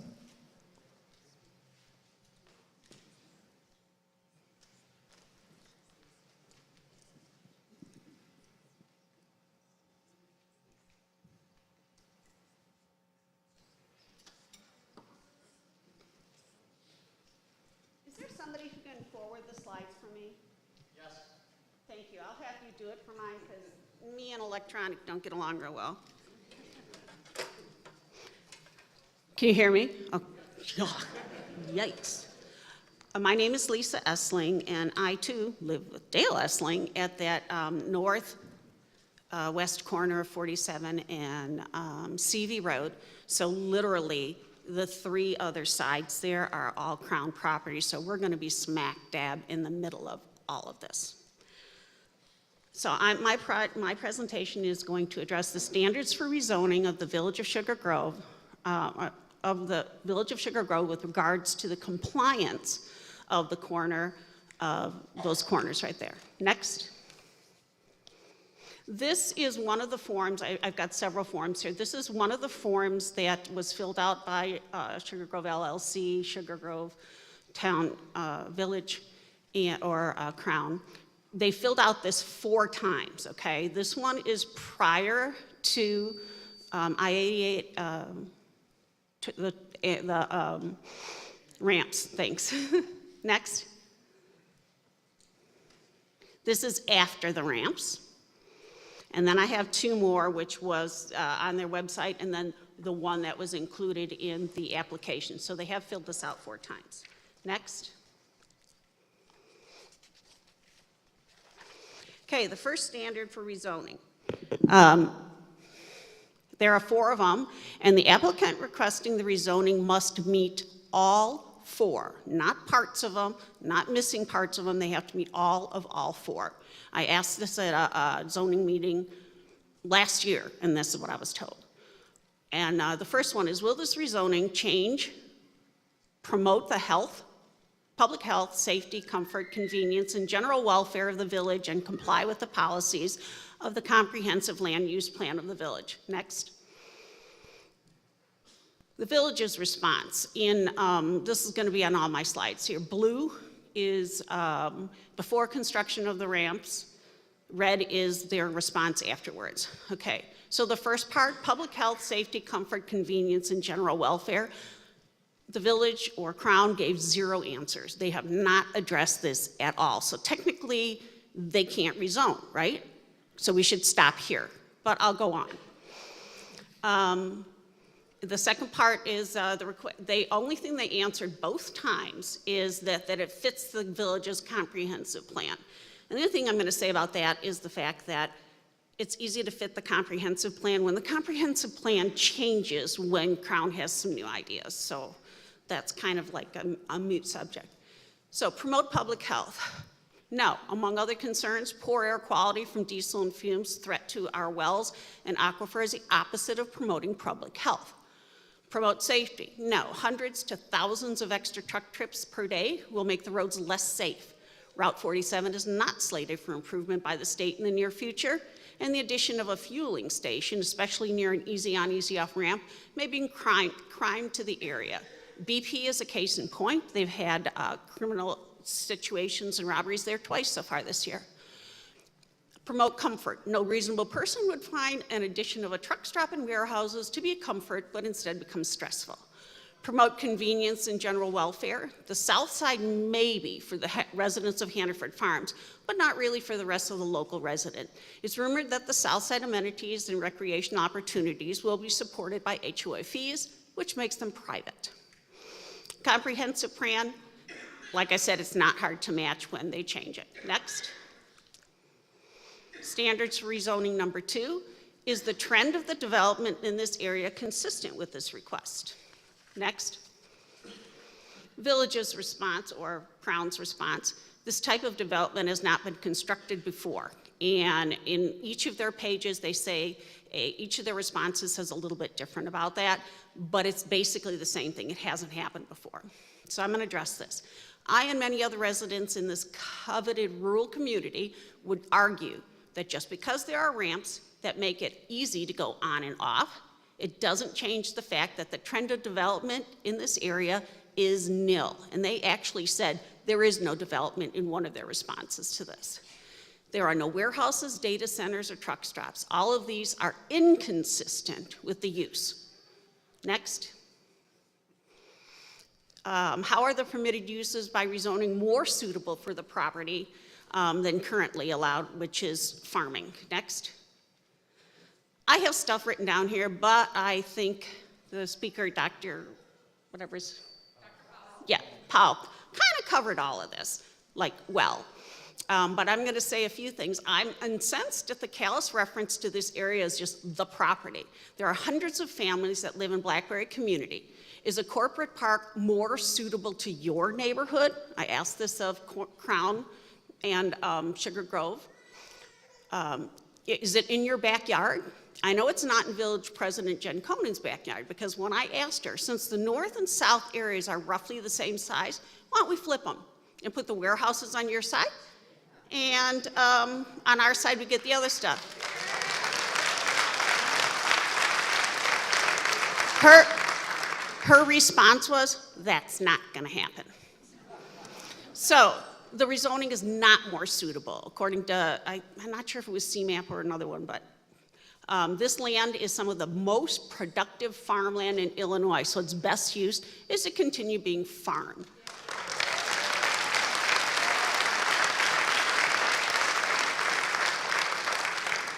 When the land was first annexed and given E1 zoning, Crown chose not to develop because the market was, quote, cold.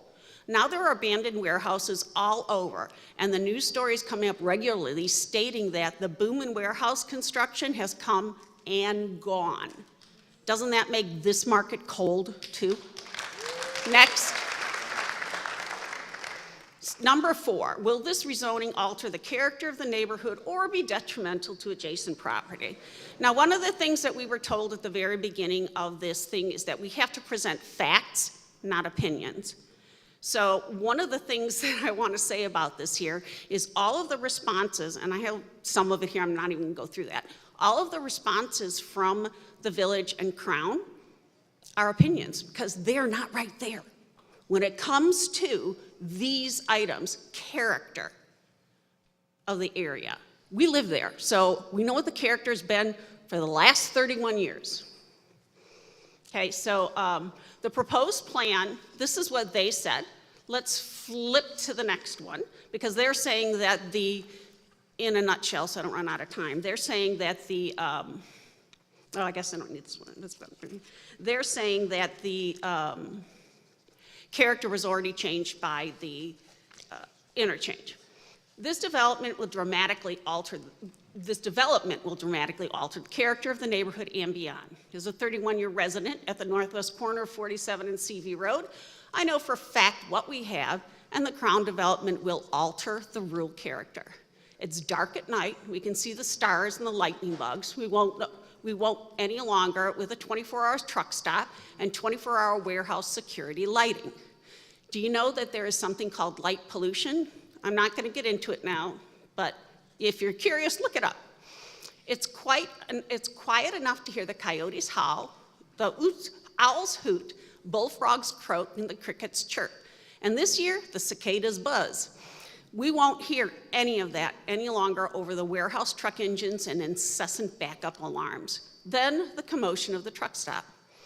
We have a community where folks walk their dogs, go for a bike or a horse ride, or for a run down CV Road in the warm summer evenings and in the crisp winter air. That character will change. This is not just my opinion, it is fact. And you, Sugar Grove trustees and board, know that. In a letter dated July 21st, 2017 from former village president Shawn Michaels to the Illinois Tollway, it says, okay, I can't read that. Can you flip back to the last one? But that's the letter. Where am I at? Oh, okay. The letter says, the village would like to ensure that the right-in, right-out access points are preserved, given that the rural character of this location will change once the development commences. Nothing about the ramps. So the village knows it's going to change it, and they know that one of their ordinances or one of their standards says it cannot change the character. They know that it's going to change the character, and they still want to go ahead with it. That's not right. In addition, I know I live right there and have for a long time. I also know for a fact that opening of the full access interchange at I-88 and Route 47 did not change the character, as is the opinion of whoever wrote any of the 4 responses. Still dark at night, quiet enough to hear nature, and peaceful. Is there more traffic since the ramp's open? Yes, but there's also more traffic than it was when we built our house 3 decades ago. There are more people on the planet, the number of vehicles has gradually increased, and the addition of 3.5 million square foot of warehousing and all that comes with it is a whole different animal. Will the development be detrimental to adjacent property? Whomever spoke for the village in the 3 responses addressed in this, only to the residents of Sugar Grove and the south end of the tollway portion of this plan, ignoring the even closer proximity to Blackberry residents. By virtue of our zip codes, you are considering us second-class citizens. May I remind you that the property is in Blackberry Township, not in Sugar Grove yet. This development will be devastating to adjacent properties. It will reduce our home values, threaten our water, and pollute our air. So with all that I've indicated here, I believe the only way this rezoning this land to satisfy Crown could be accomplished is fraudulently misrepresenting facts and ignoring the truths that I've shared with you. Thank you.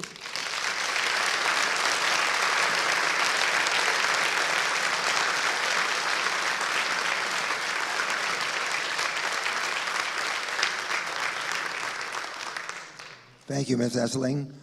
Next, now there's 2 names here, Donald Devitt and Anthony Basile.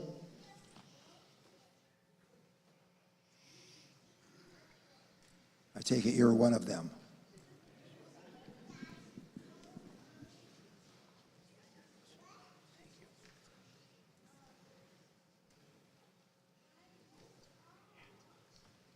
Evening. My name is Donald Devitt. I'm here to speak on behalf of an impacted neighbor, Tony Basile, and his wife, Joan Basile. Mr. and Mrs. Basile own a farm where they raise horses and grow corn immediately adjacent to the proposed development. They're on Green Road, 2 South 303 Green Road.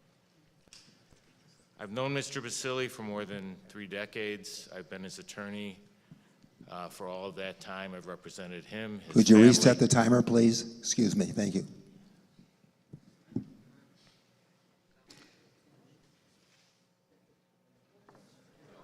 I represented him and his family and his businesses for more than 30 years.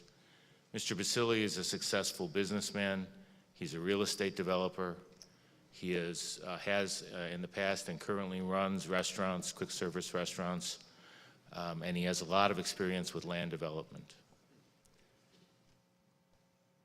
The thought of a commercial warehouse development, which you call a business park, but it really isn't a park. There's nothing park-like about what's going to go up against my client's property.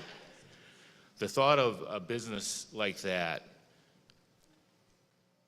immediately adjacent to about 1,000 feet of farmland right next to his property is going to literally destroy the character of his property, the character of his farm. And other people have very eloquently talked about the dangers to the water table, to the property values. I'm going to address a story that happened last week with respect to Mr. Basili's business. He has a piece of property in Michigan that is served by when he built the property, he was required to put in a detention pond for it. And he does everything he's supposed to do. He maintains it, he cleans it out, he has experts come and take care of it. And as with all of his business, he really does follow the rules. He follows the rules all the time. They had multiple storms in the area. And yes, it's unusual, but it's not so unusual anymore for us to have 100-year rain every 2 or 3 or 5 years.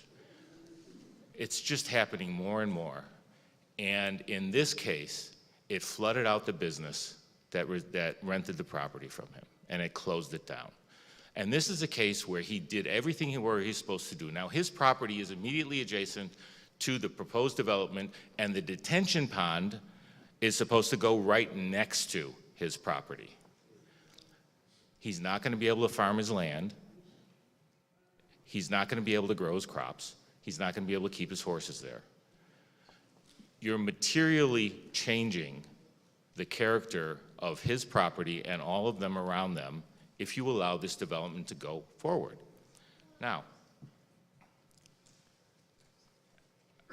another speaker talked about the legal obligations of the municipality in general and the individuals that participate in municipal government.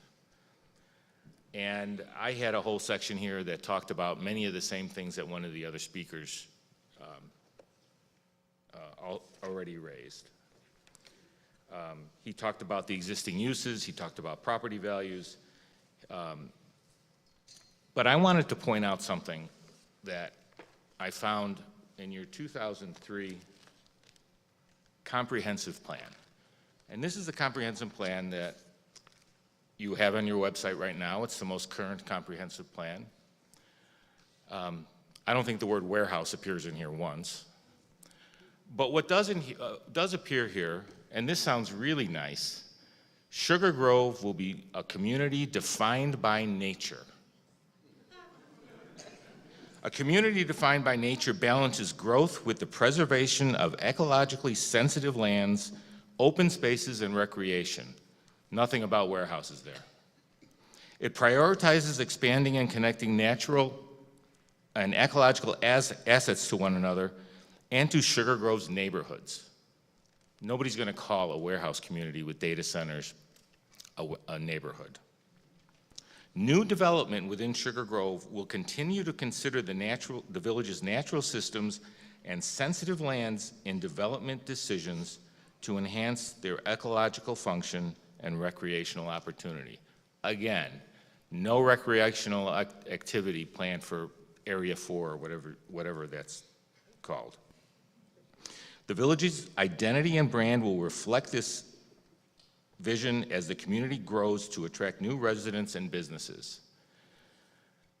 That is, what is planned here is so far away and removed from what your own comprehensive plan says that is a legal reason to block it.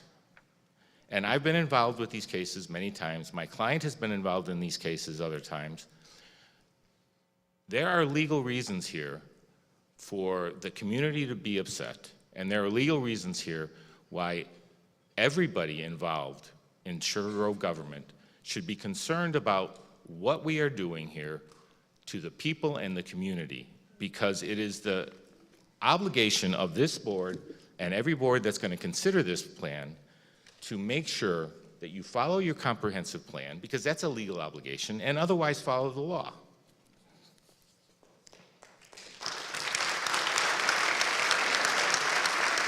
Now, I want to address some of the things that the Crown presentation brought up.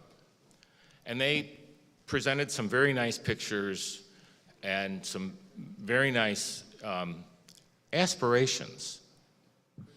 Everything that they talked about was aspirational. There are no facts in what they presented. There may have been a fact or two here and there, but what they are presenting to this board is purely what they want to happen. There's no legal obligation on Crown Development to do any of that once this zoning ordinance is passed. They don't have to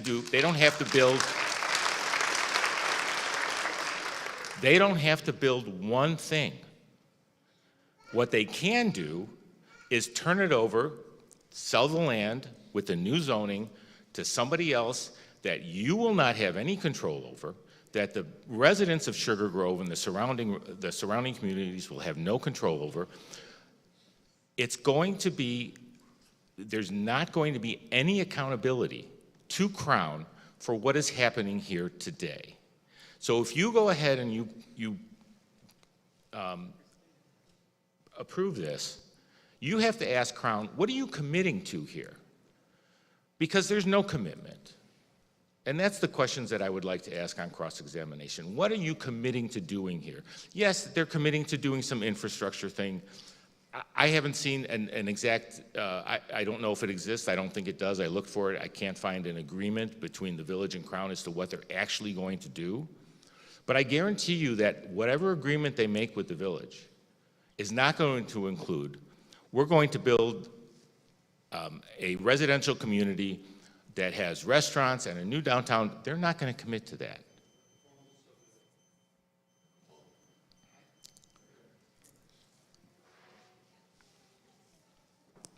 I would encourage this board to follow the law. And it's my job to make sure that my clients' rights are protected. And I'm sure there will be other attorneys that will be looking at this very closely also.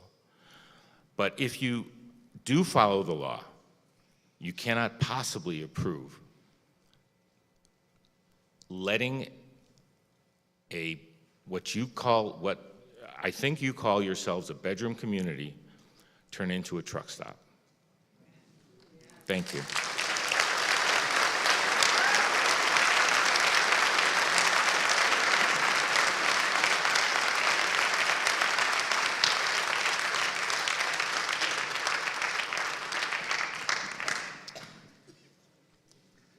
Thank you, Mr. Devitt. Next, Robert Geddes. My topics have been covered, so I can pass it on.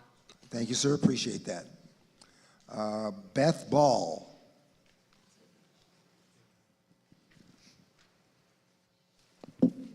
I talk loud, so I'm not going to stand very close to this. So, I'm going to be talking about the air quality, and we had a very good presentation, if you guys remember, from a doctor that lived in Hannaford Farms. So if you guys want to reread that, she did a fantastic job on what was going to be coming with the air quality when you have such a lovely Grove Park in our area. Recently, that NASA has funded a study that showed the increase of the tracking of the pollutants. So what they do is they fly over with they go over the world and see where certain areas are hot with the NO2. So George Washington University has 10 locations that are over 20% increase of related air pollutants in the area. And you can see them through this NASA study. So Chicago is one of them. And with this study, they went over, I had sent some papers about it, in regards to the amount of traffic that increases, which is a hell of a lot more than 3,000. And the amount of different pollutants that come from just having a warehouse in the area, especially a mega warehouse that they want to build. Just so you know, I'm a nurse by trade, and the air pollutants from these trucks, and at the rate that they're going to be having, the whole area map that they had, I think only the first section would not be affected by this. So you'd be building single-family homes for kids, and then you'd have a retirement community for elderly. So let me explain that the increase in air pollution from these trucks increases preterm births. It increases low birth weights, increase of dementia, increase of heart disease, and increase of stroke. So having kids in this area that you're gonna think that's so beautiful because you have this like water pad, it's not a good place to be playing because of the air quality that they're having. The asthma, if you've ever held a kid that is blue, it's not a good day. I mean, if you're going to sit here and have a retirement community and then kill them off by, you know, the heart disease and a stroke, I mean, we do not have a hospital in the area, so if they do have a stroke at home, by the time they get to Mercy, they won't be able to be helped as much as you think. The truck stop that they're saying that they're going to put in the corner there, the most time that the pollution is being, the way diesel trucks work is they promote more pollution when they start up and they idle. So from the north side of 88, that pretty much covers that, because if you're going to put a truck stop and you're going to put a mega warehouse, that's going to be all trucks the all time. And they're going to be starting up and they're going to be idling to go drop off their stuff. I'm trying to bring to your attention that this is a health issue. This isn't just, oh, it's not pretty. Now in Illinois, they have a new act, the Warehouse Pollution Insight Act, that they're going to be mandating companies to tell how much toxic fumes they're putting out into the environment. We don't need that. You didn't want that when you moved out here. I mean, I would have stayed where I was before. We moved out here to live where your lovely little forest is that you had such a wonderful walk through, Terry. And so, I mean, we don't want what you're selling, okay? It's not what we moved out here. That's why I drive extra miles, just so I can live in a lovely place and then go to Naperville and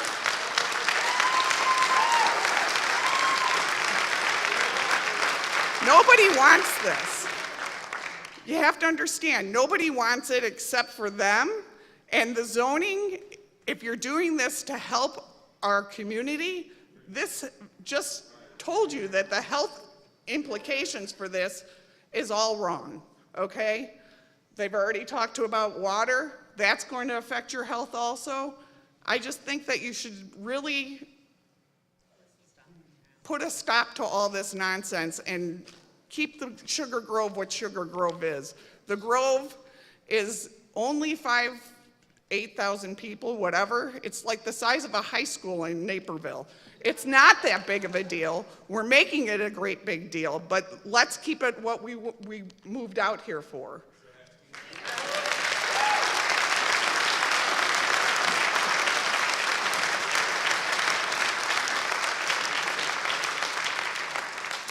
Next, Bill Leonard.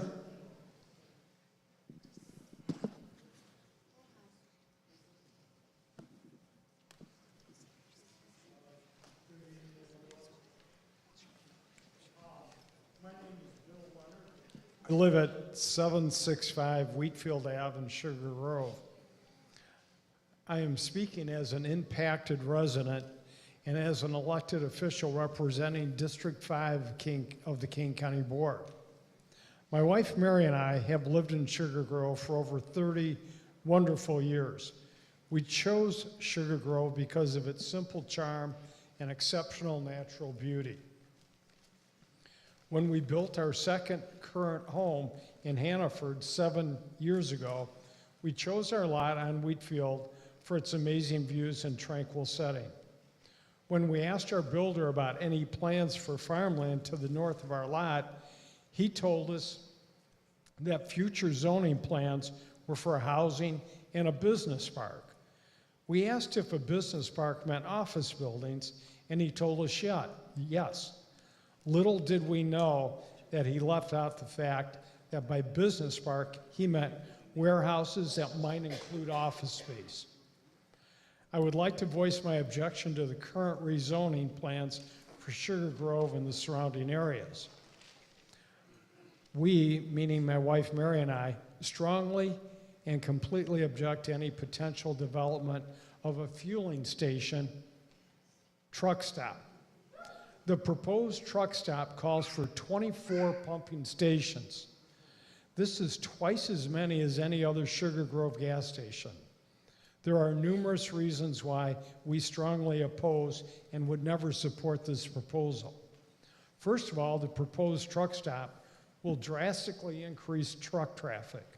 How many trucks will be utilizing this facility on a daily basis? We don't know, but we're pretty assured that it will be hundreds, if not multiple hundreds. The dramatic increase in truck traffic will certainly negatively affect those living in the surrounding communities in many ways, including noise, air, light, and groundwater pollution. Many environmental researchers have proven that living in an area with a large amount of truck traffic creates an increased risk of respiratory disease.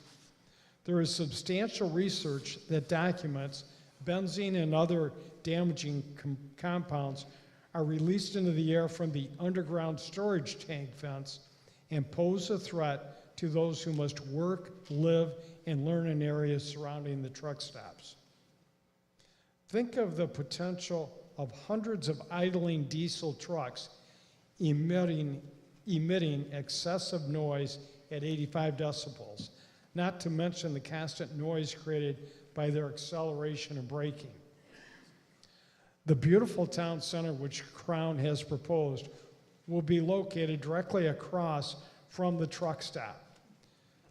You have painted a picture of a lovely square including a serene pond with swan boats and ice skating in the winter.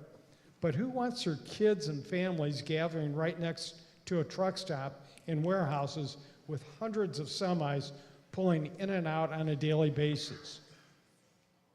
Will we even be able to hear a concert at this proposed band shell? I don't think so. The proposed truck stop will be open 24 hours a day, 7 days a week. We will no longer be able to enjoy the beauty of our nighttime sky, not to mention the brightly lit signs looming up to 40 feet high. I also have strong concerns regarding the proposed warehouses and light industry.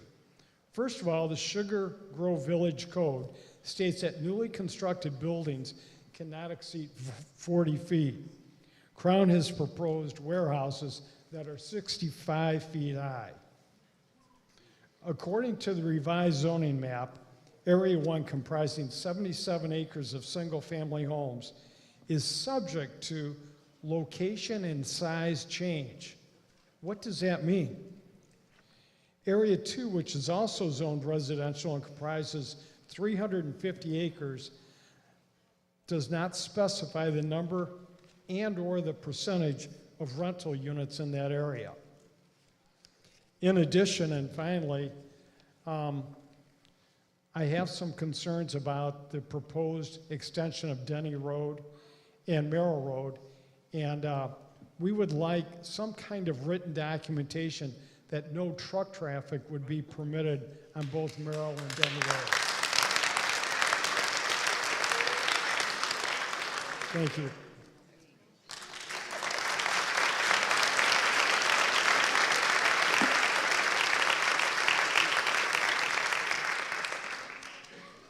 Next, I think it's Hagee, Michael Hagee.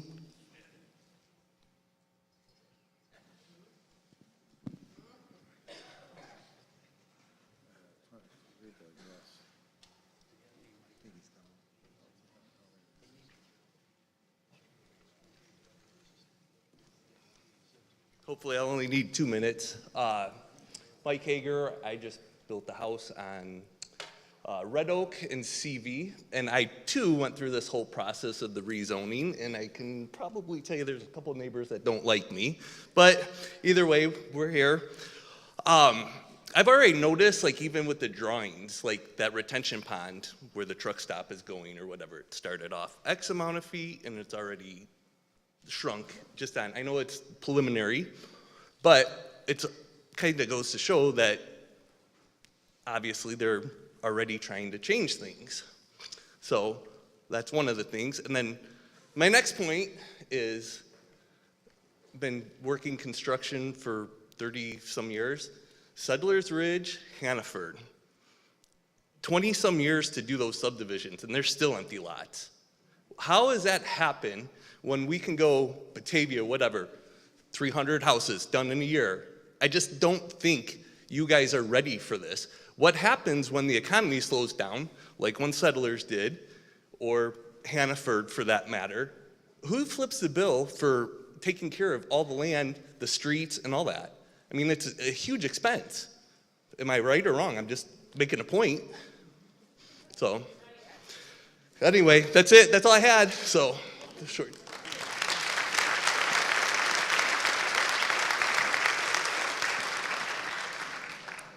Next, Mike Smith.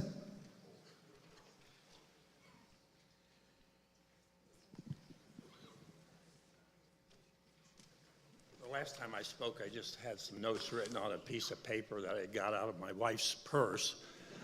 And this time I did a little bit better job, see? Okay. I kind of have some questions and comments, and I really appreciate all the technical information we've received from all these residents who've done a ton of work on this. I'm not that kind of person. I kind of look for one area whenever I'm trying to evaluate something. So I would like to know, would the village rezone this crown development if it weren't for a potential TIF district down the road? You don't want to answer, okay. I get it. I know the answer. What happens to the village investment expenses if the TIF is not approved? Well, we already know the answer to that because you're all wanting to approve the TIF. And if so, how did you come to that position? I mean, we're all neighbors in Sugar Grove, but I don't know, my dad, many, many years ago, he was a poor person, but he said, you know what, if you got questions, follow the money. Follow the money. And this is maybe a challenge and maybe a lightly veiled T word. I won't say it, but don't you think that board members' financials could possibly be examined? If all this stuff shakes out, there's enough resources on this side of your table to invest in pretty high-powered attorneys who will FOIA and subpoena financial documents and things. If this outcome that it seems like you're wanting to present to us or forced onto us, if this outcome actually happens, there's legal issues, there's environmental issues, and if you're just so darn determined to push this down our throat, there will be repercussions. And we've had testimony over the last couple of months where people have said that they will band together, they will put their resources together and figure this out. The Reverend who came up here before we started reminded me, you're all Sugar Grove people, so aren't you supposed to treat others as you would like to be treated? Would you want this in your backyard? I don't think you actually would. Now, I did have another question. Oh, all these documents that are being submitted and everything. I did ask the question earlier, but are you folks going to read all those documents like you should? Or, and I'll harken back to the last meeting we had in Wabansie, when somebody came up and said, oh, well, we passed this liquor permit, and then somebody said, oh, were they going to sell packaged liquor? And everybody looked at me and says, well, we don't know. That should have been the first thing that you board people should ask. What is the scope of this business? And you failed to do that on a silly little liquor business. How can we trust you with multi-million-dollar development when you give us this shit? Okay? I'm done.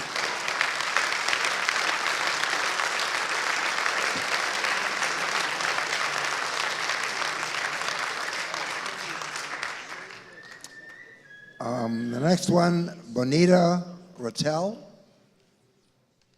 Did I pronounce that right, Bonita? No Bonita?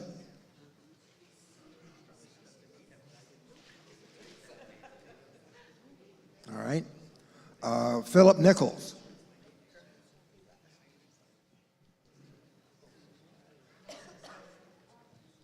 No Philip Nichols?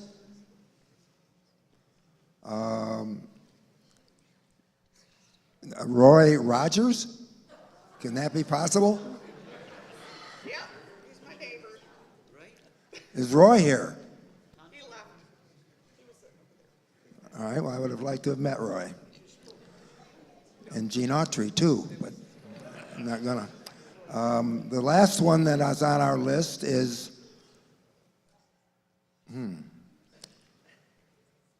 what do you think that is?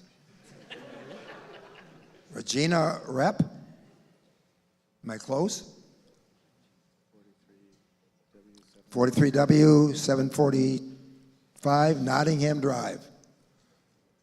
No Regina. All right, last but not least, Christopher and Brittany Hoskins.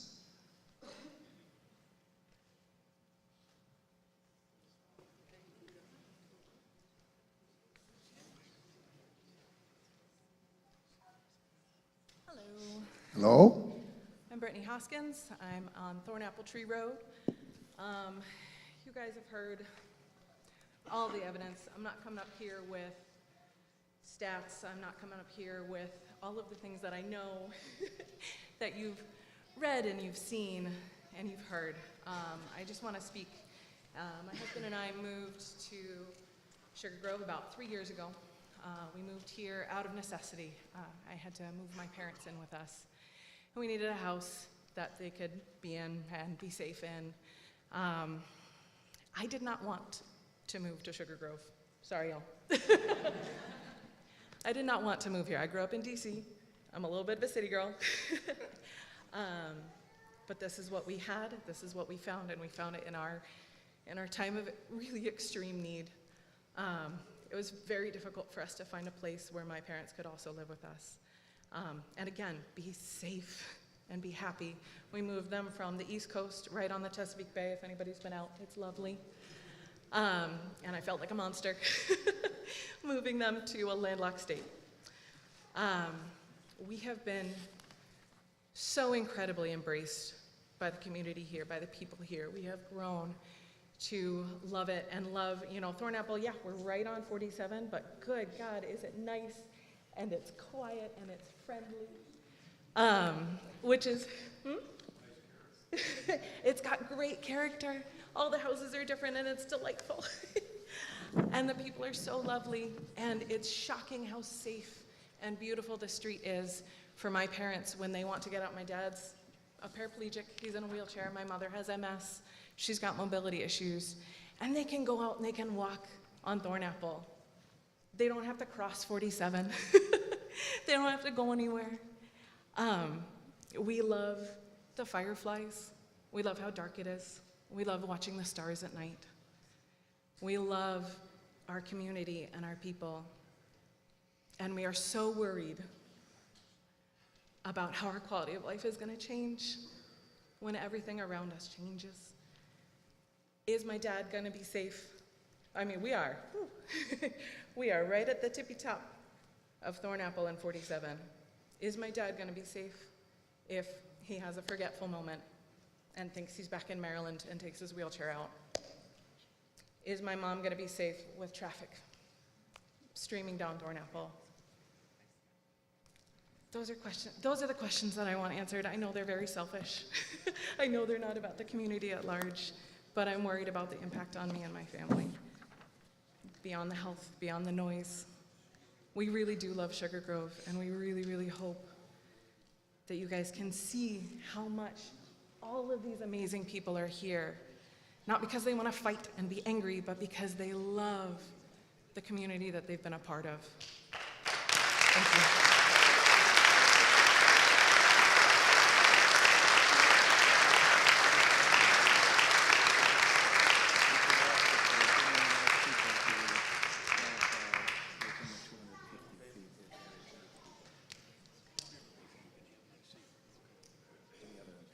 Now, is there any other impacted parties that didn't sign up that wanted to make a comment?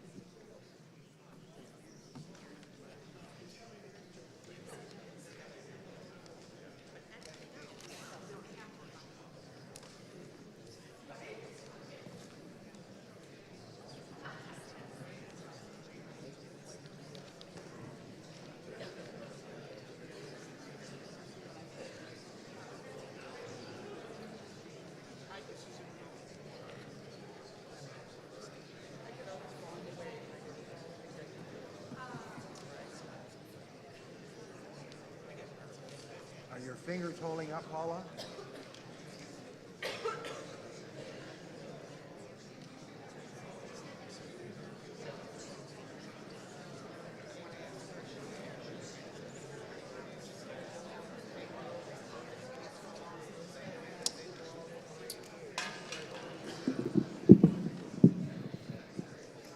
All right. So my name is Gil Sharp. First name, please. Gil Sharp. I live at 43W407 Thornapple Tree Road.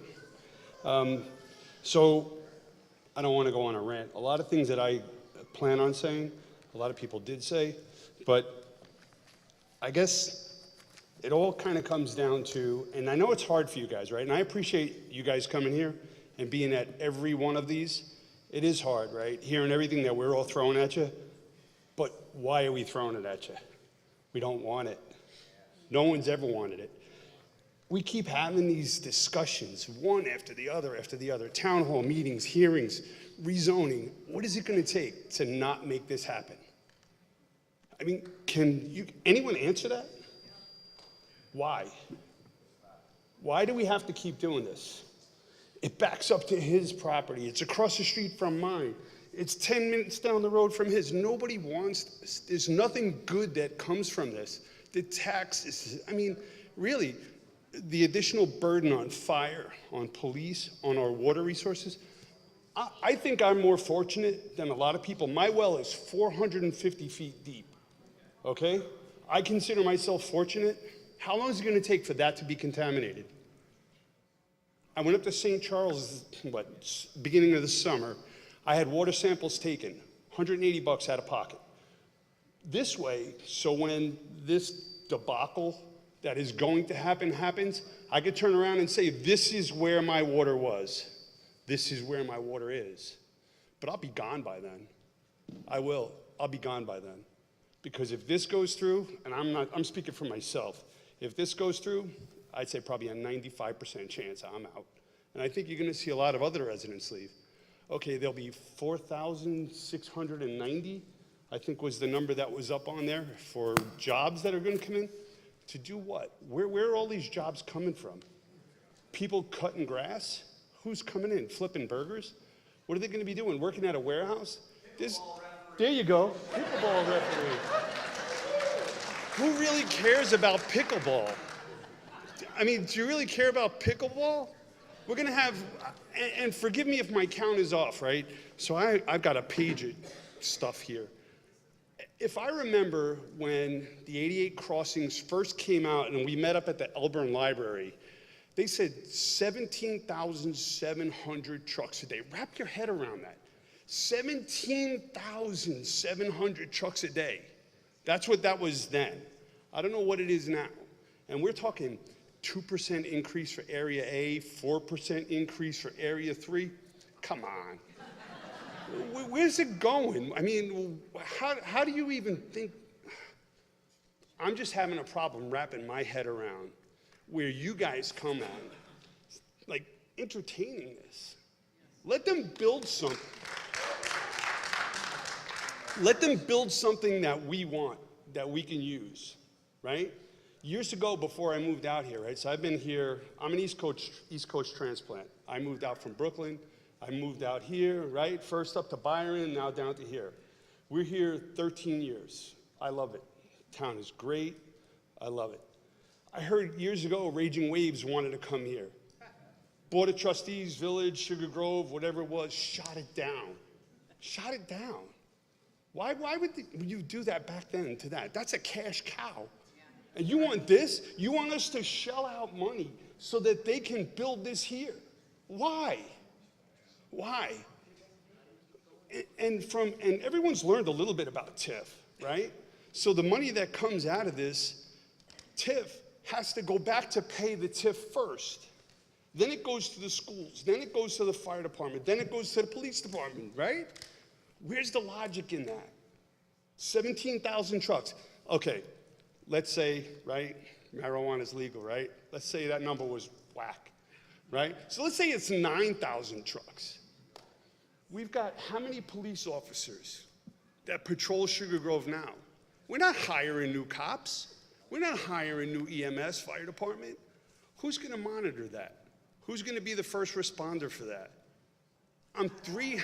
Right, not Elburn, yeah. And I heard that 2 meetings ago, not Elburn. I live 3 doors, if you will, off of 47. Since the other exchange has opened up on 88, some people say, oh, it's not so bad, it's not so bad.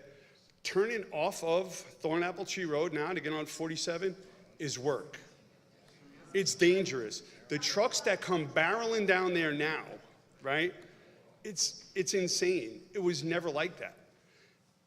One thing that no one's really brought up, and Dr. Powell, wherever he is, dude, you're a rock star. One thing that nobody talked about besides Dr. Powell was he's talking about like scraping this and re-leveling, and where's all that soil going? How's it getting from point A to point B? There's different emission restrictions and sanctions for heavy equipment, bulldozers, machinery, right? Cranes, whatever needs to be done, pylons, caissons, whatever they're doing, drilling for water. I mean, those machines are going to be running all the time too, right? We're these construction workers, right? Okay, so McDonald's will make a couple extra bucks, Culver's will make a couple extra bucks, but what else is going to come from this? They're putting lipstick on a pig. That's all this is.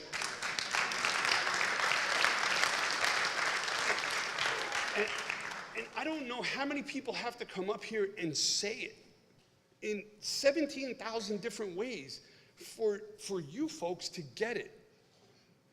Who wants this? Raise your hand. No, really, who? Who wants this? You want this? Do you want this? Who? Nobody wants this. All right, please, let him continue, No, but that's what I'm getting at. Nobody wants this. There was one lady when we came to when we, as a group, as the community, were at Wabanzi, and the lady spoke, I'm going to say men's half, one, maybe 50-50 on that it could be a good thing. And it's videotaped, right? It's recorded. You guys play back the tape. But One person. There's been 8 of these meetings, and she was at best 50-50. Bobby Boston. That was her? That was her? Who says that the prairie is absolutely ugly? So that's it. That's the person. Ma'am, All right, I'm sorry. That's my fault. I apologize. But that one person is the only person that spoke 50-50 about it. And it wasn't like she was condemning it, but she wasn't totally promoting it. Every other person that has come here outright, I'm going to say, condemns it. Nobody wants this. Nobody wants this. Nobody wants this close to their property. Nobody wants this close. What's going to happen to all these wetlands? They're going to be gone. We're going to pave. Where's the water going to go? It's going to go to my house because it's below that. It's going to go to his house because it's below mine. It's just how it's going to be. What's going to happen to the aquifer and all these contaminants from the trucks, the brake dust, the carbon pollutants that are going to be in the air that are going to settle down, that's going to go into the aquifer. It's going to go into the runoff. It's going to go into Blackberry Creek. It's just a trickle-down effect. I just don't understand it. I wish you guys could talk, and I wish if I could say a show of hands who wants this. I want to see who raises their hand, because I guarantee you won't be reelected. But all of that aside, I guarantee it. But all of that aside, I just don't understand what needs to be done. I mean, does it have to be annexed first? Does it have to be rezoned first? We're putting the cart way before the horse here. And I'm sorry, I know a little bit of a rant. I just wanted to say my piece.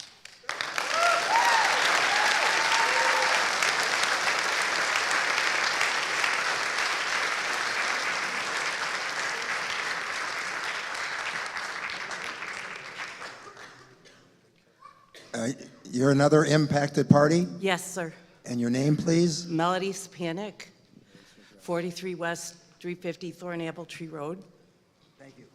Gonna try to repeat what I said 5 years ago. I've lived through this before. I lived at Ogden Avenue, in Clarendon Hills, Hinsdale, Oakbrook, and Westmont, where they all meet. We had forest.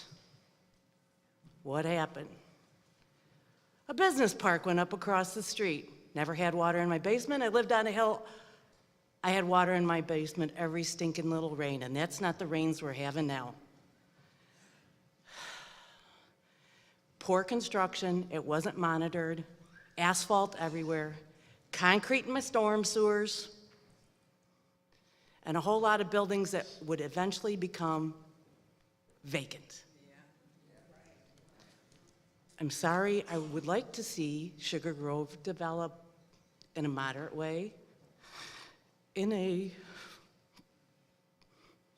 we moved out here 25 years ago. And it's a war zone of sorts. The lady who spoke of the BP having burglaries, whatever, but you know what? One of those burglars wound up down our street in the ditch because the guy delivering liquor or whatever, who he was trying to rob, wouldn't take it. He wouldn't take that shit from that kid. Why should we take this from a multi-million-dollar company? Adjust it. You now know our expectations.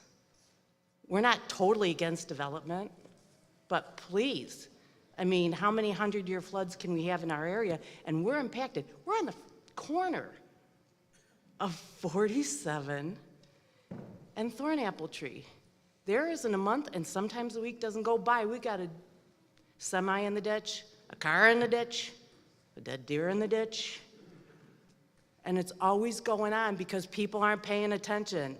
Oh my gosh, you add more cars, more trucks, more people not paying attention? Good heavens. What's gonna go on? We want progressive, thoughtful, courteous expansion. That's all we're asking for. But sometimes I think it's not gonna be enough because you're not gonna realize that in the long run, these people are gonna take it. They're going to get attorneys, they're going to sue, they're going to do this. People are going to be blamed for their children's asthma. You know, I mean, they have a right to be. I've had cancer 4 times. You think I want to have it again? I'm not really looking forward to it, but I'm a fighter. I know I can handle it. But babies can't. Older people can't. Please take into consideration some alternative development things. And I know the Crown Lady is doing her job, but that was the most annoying display of information I've ever seen.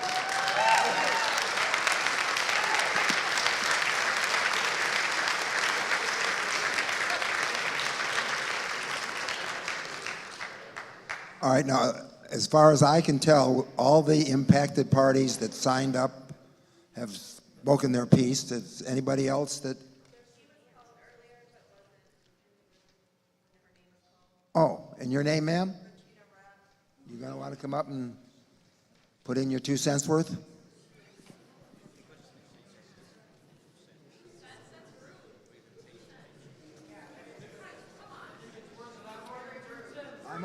I'm old, that's all I remember is 2 cents.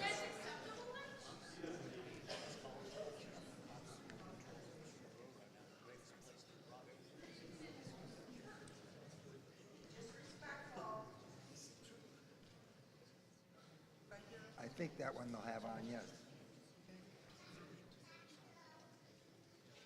Good evening. The zoning of our area is not just a bureaucratic exercise, it's a reflection of our collective vision for the future of this village. In 2014, when many of us made the decisions to buy homes here, the comprehensive land use plans and maps of Sugar Grove presented a vision of growth that was mindful of preserving the beautiful rural character that drew us here in the first place.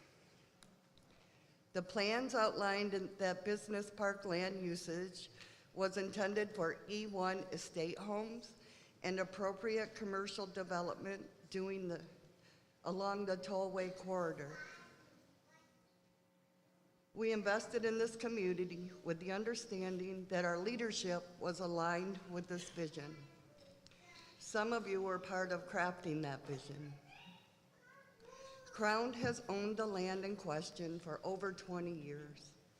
And on December 2nd, 2013, an email from Jennifer Cohen of Crown corrected the village regarding the applied zoning to E1 estate 1-acre homes.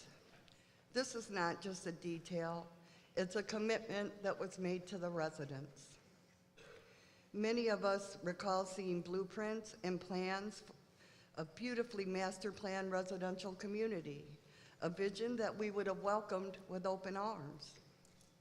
However, what has happened since is deeply troubling. It appears that Crown has shifted from supporting the public's vision to imposing their own, as evidenced by comprehensive land use map changes that have been documented through FOIA records. The annexation agreement redundantly replaces the village ordinances with Crown's own.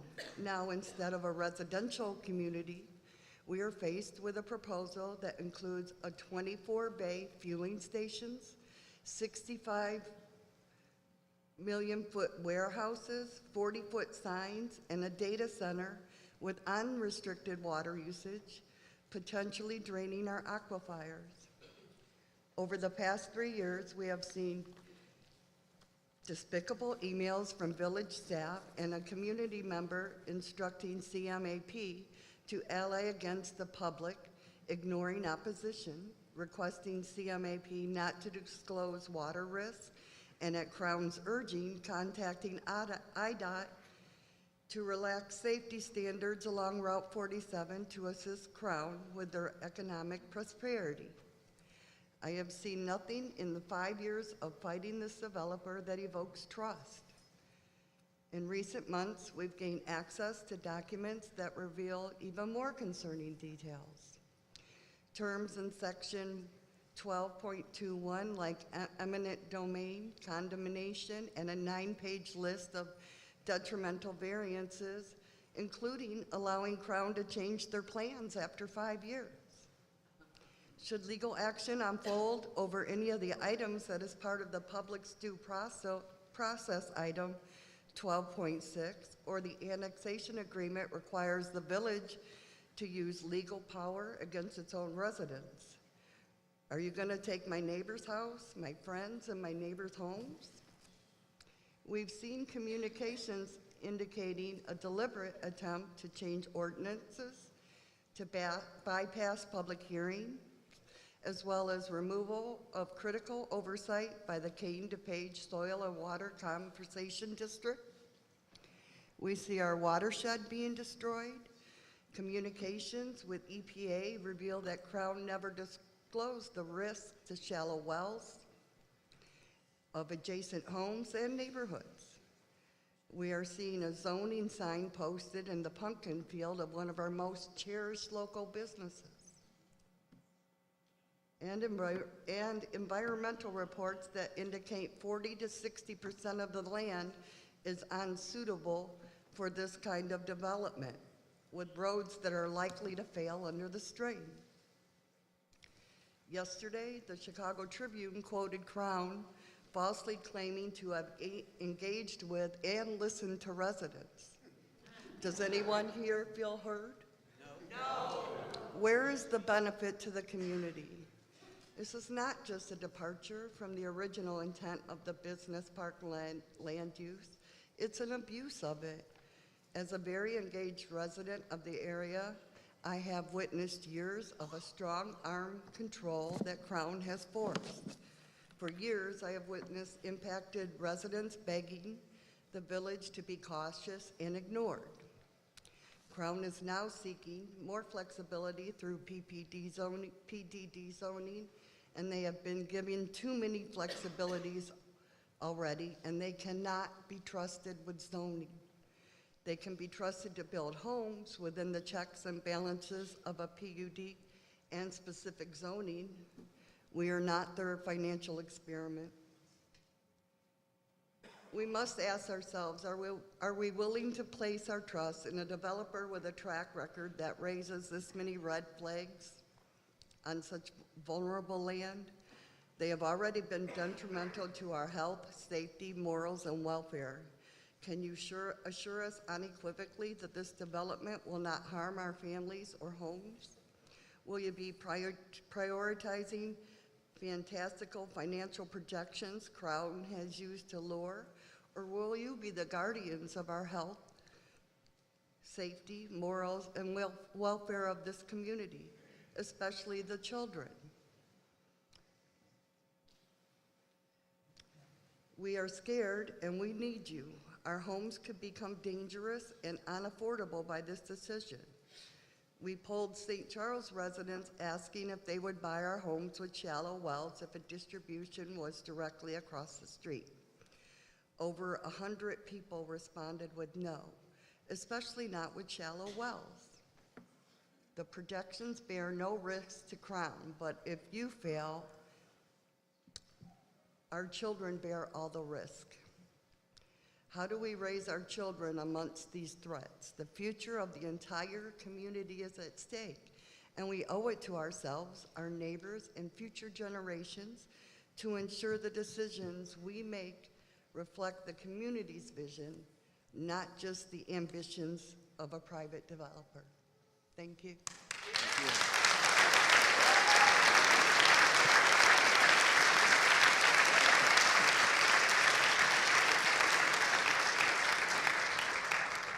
All right, any other impacted parties that I called earlier that are back here now that want to make a presentation? If not, I think that's all the impacted party presentations, and thus at 7:38, the impacted party presentation has been concluded. I think what we'll do right now, we've been here for 2.5 hours. Let's take a 10-minute recess, and we'll be back here in 10 minutes. Thank you.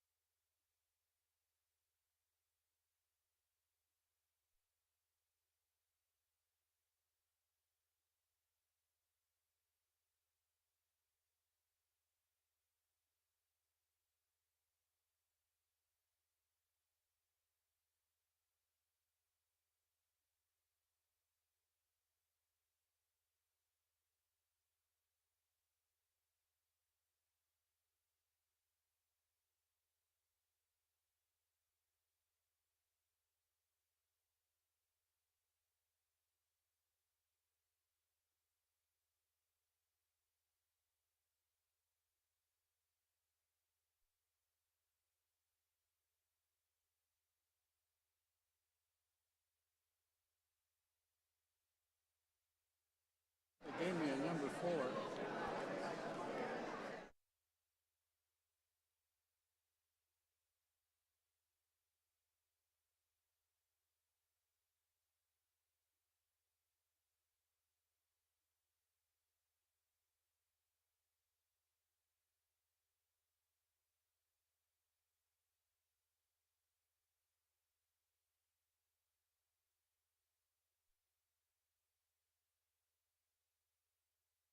Move right along.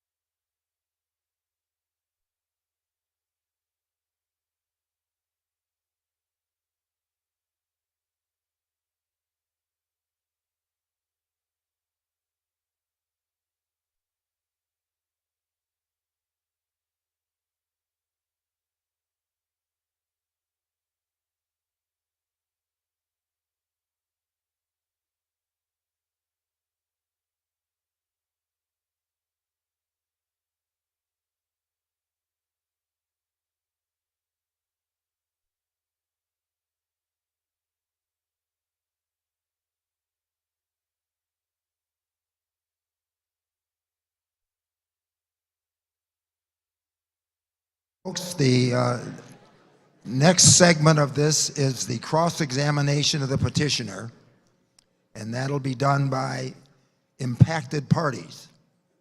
So I'll use the same list that we just had. So Judith Childress, if you have any questions of the petitioner. I am going to ask that my witness be allowed because he has the information. So he Okay. will do the cross-examination. Dr. Ross Powell.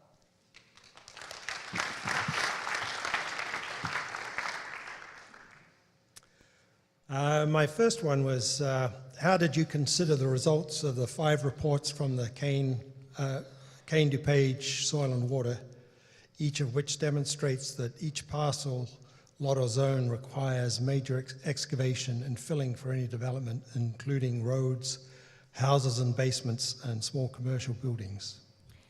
We have better information on the property as it relates to environmental studies, soil borings, and stormwater management studies. And so we feel that we have more accurate, more detailed information than what Kane DuPage has in putting together their study. So we're confident in our ability to be able to develop lots with appropriate bearing strength to support the structures. So who did that study? Our soil borings, Well, you TSC. said you had better information. I was just wondering. We had, who was- so which study specifically? Our engineer completed the stormwater studies, that would be Kimley Horn. Our soil borings were completed by TSC, and our environmental studies were completed by Huff and Huff. Okay, so are they publicly available? Now, those are information that we utilize and we commission as a private developer to be able to determine the viability and the developability of the property.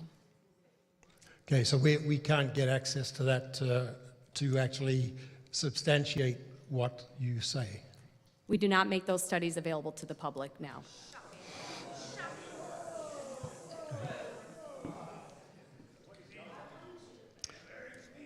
Did your studies consider things like large footprint warehouses? Because the Kane DuPage did not, they only considered small footprint. And the larger the building, obviously, the different construction platforms you need. Yes, we had TSC complete supplemental work for us before our zoning application in 2018 in regard to soil bearing strength for foundations for distribution facilities.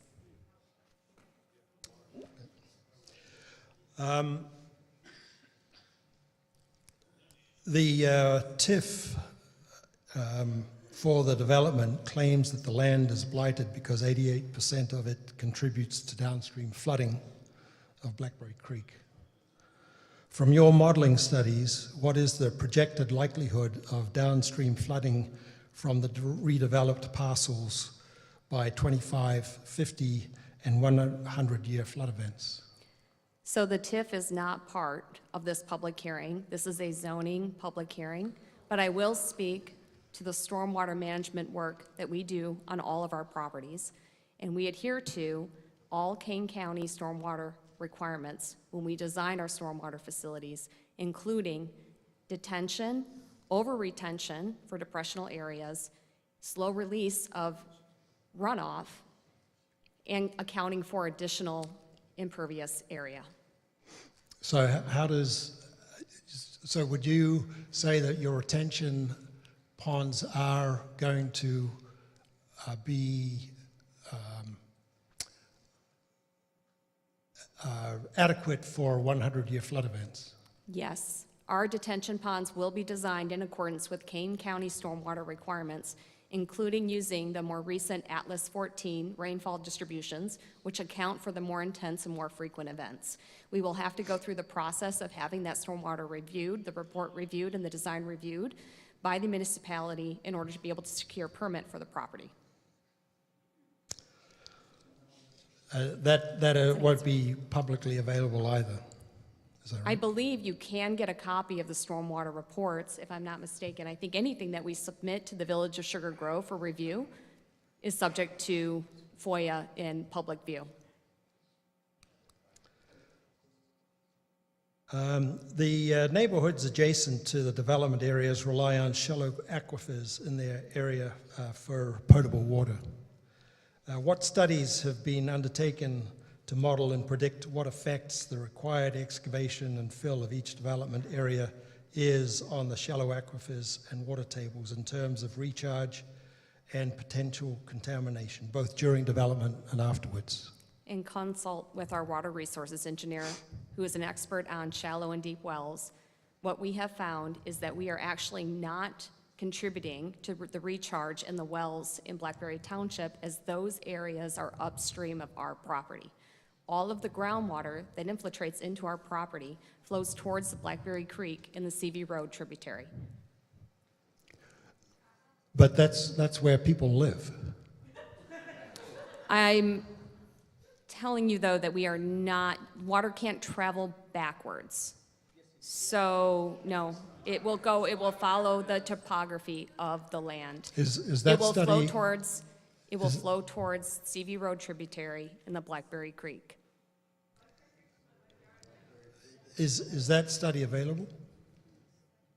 That's just For looking public? at topographic maps, which we have more detailed topographic information for our property, and No, the characteristics of the area that is publicly available, is my understanding. Topographic maps is just assessing runoff, surface runoff. It doesn't assess anything about aquifers.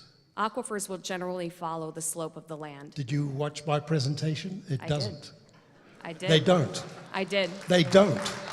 I did watch your presentation. Okay. But so I will just say that I disagree with you on that point. It's not me, it's the Geological Survey that did the study, who are experts in the field. I mean, that's what they are. And you disagree with the Illinois State Geological Survey? I disagree with your position that our land is recharging the aquifers that are northwest of our property. Northwest. Correct. What about towards the east? If it's on the other side of the Blackberry Creek, the water runs to the Blackberry Creek. No, via but the CV there Road are tributary. people living there It between doesn't- your subdivision, your area and the creek. Which area specifically relative to the property are you talking about? Nottingham Woods? Nottingham Woods is northwest of our property. It is not. It's directly west. Well, it doesn't flow west either. It flows in the direction towards the CV Road tributary. Based on what And which aquifer are you Based on talking about? consult with our water resources engineer, who reviewed all of the shallow and deep well information that's available, as well as the site topography and soil borings. And that study is not available to verify. That study is not publicly available.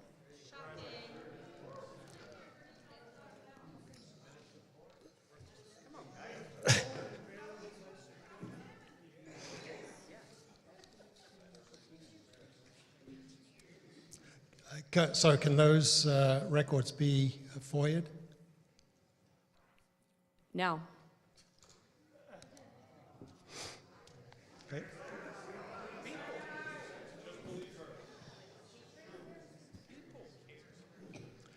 Okay.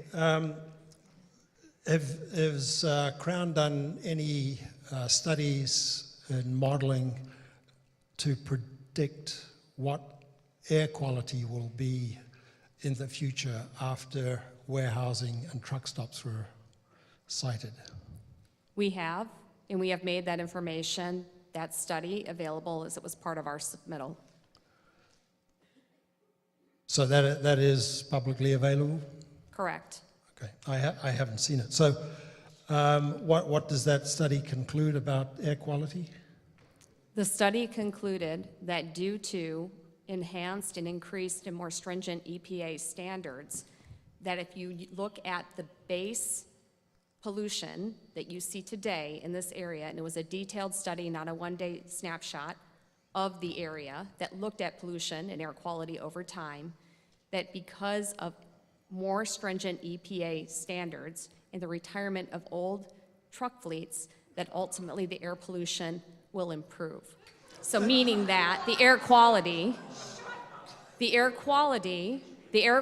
will improve. Irrespective of our project, the air quality will improve. Was that the TRC study? Vote, please. Yep. I'm going to call Dan Olson up to speak to that study because he has more detailed information in regard to that. So it was the TRC study?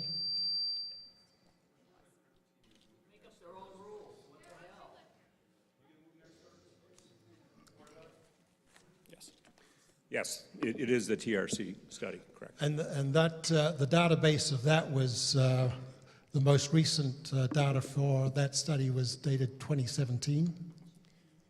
We use the information that was most recently available to us. Right, 2017. From And IDOT, that from was IDOT and other agencies. well, from what I've seen in that TRC study, the most recent data used is 2017, and that is prior to the intersection being put in. And it did not consider any warehousing developments or truck stops. It utilized the data that was in the traffic report that we submitted, that is also publicly available. Well, it wasn't in the TRC study.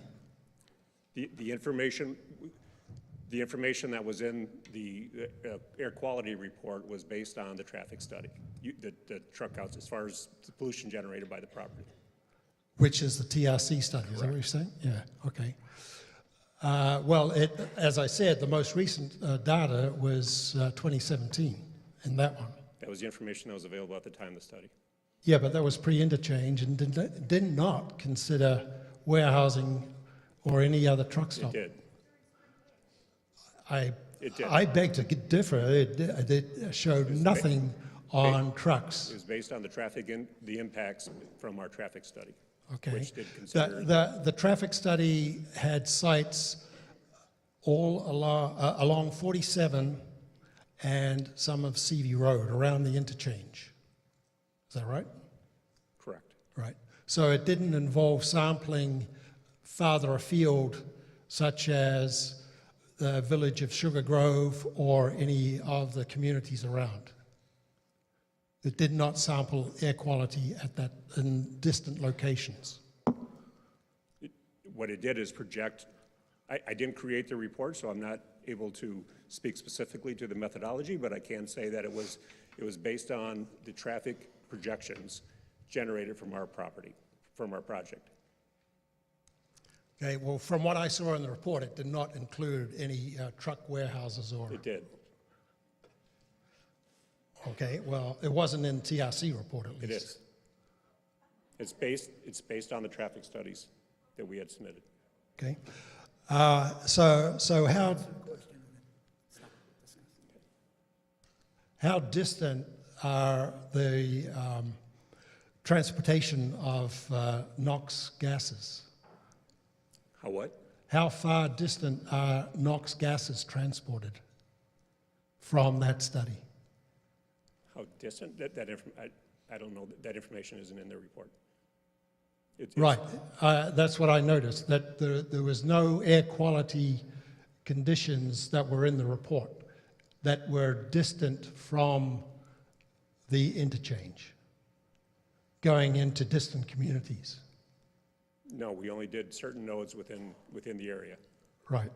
So the most recent data published in that Nature Communications paper that I had up in my presentation was that gases are transported at a higher percent to produce 20% higher atmospheric pollution within at least 4 and beyond miles away from a warehouse. And you did not consider that? That was a point in time. Our study considered the impacts at certain nodes along 47 in the future based upon our modeling. Right. Based upon the study's modeling. But that study that I quoted from the literature was not a case study as a point in time. It considered 150,000 warehouses across the US as a database. And they proved that the pollution from warehousing extends beyond 4 miles away from the warehousing. Our study considered our Sugar Grove project. And what was the pollution there?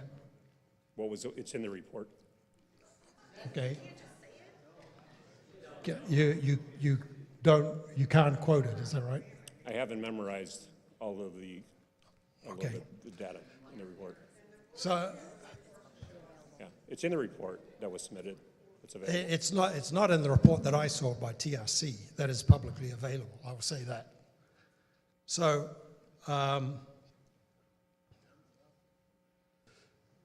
that study, as far as I saw, did not include trucks and stuff, but you say it does? It does. Okay.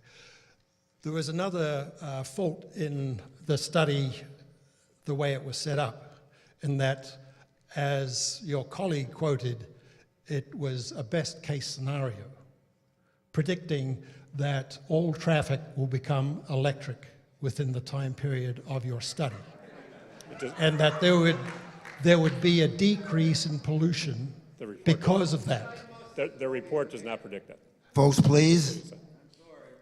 I beg your pardon, your colleague just said that there will be a net decrease in pollution from the establishment of houses and the intersection. I Warehouses did not and- say that there would be 100% electric vehicles. What I said was, due to higher EPA standards, over time, because these vehicles must follow those standards, in combination with the retirement of aging fleets, the air quality in the area would improve, irrespective of whether or not we go forward or not.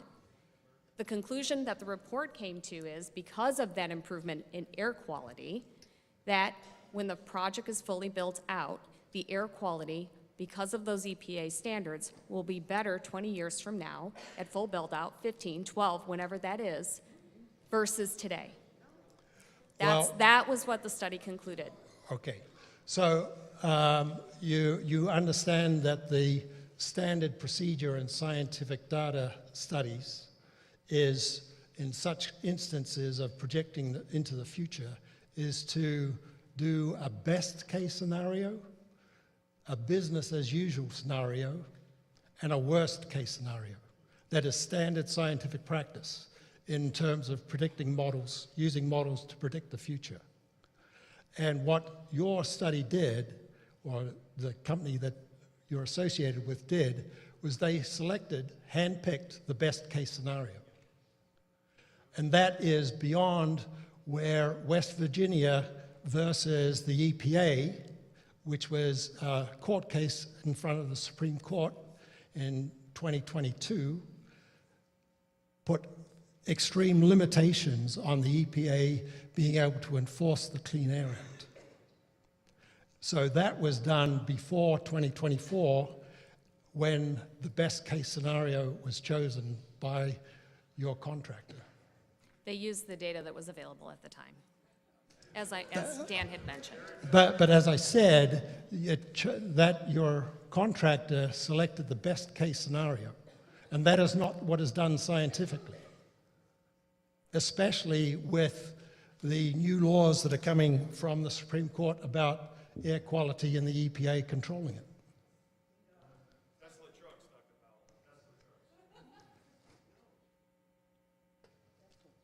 You don't have a response? No. Okay. Okay.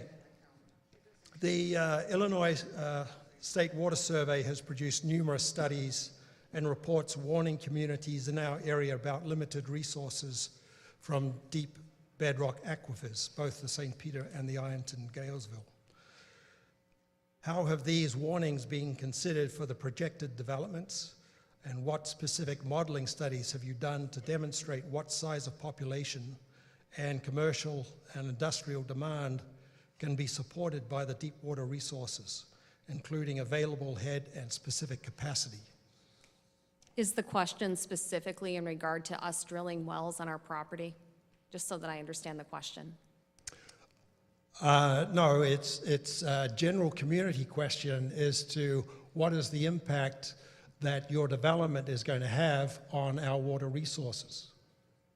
Can you be specific, though? I want to make sure I'm addressing the specific question. Are you talking about water resources as it relates to overland water resources, or are you talking about just simply the aquifers and whether or not drilling additional wells to support our project will have an impact? I'm trying to understand the question. I'm talking about the deep water aquifers, the St. Peter and the Ironton Galesville. So our intent and the commitment that we have is that there is sufficient water treatment capacity with the wells that are currently in the ground and exist today in the village of Sugar Grove to be able to serve our property at full build-out. In addition to that, as a result of the downstream restriction associated with the Fox Metro sewer, we are limited to 9 PE per acre as it relates to water use. So we could never exceed that, nor would we, because there is a downstream restriction as it relates to sewer.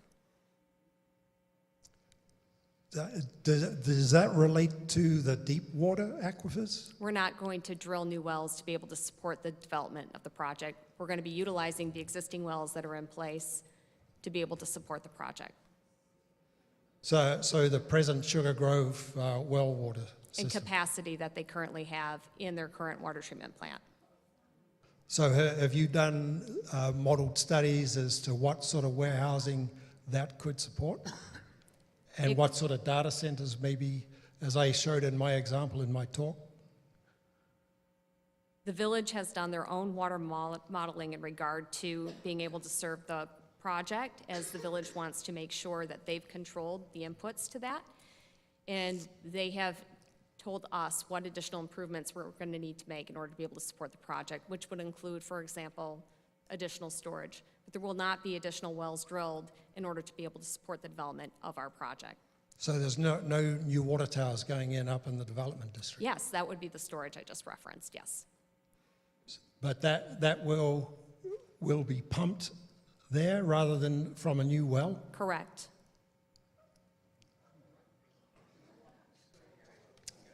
Okay.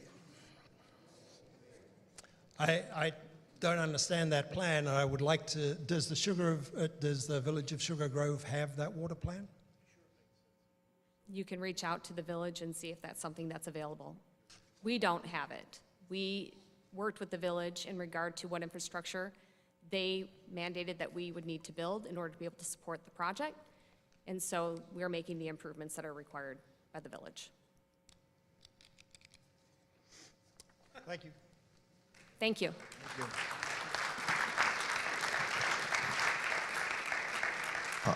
Now, The next one that wanted to cross-examine was James Childress. You're good? Okay, thank you. Dale Essling?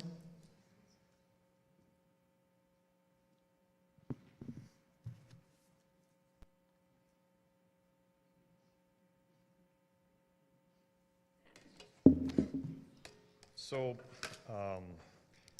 the statements usually come out of Sugar Grove and out of Crown are very carefully worded, that we weren't going to do anything to harm our residents, we're not going to do anything to harm the village's water supply.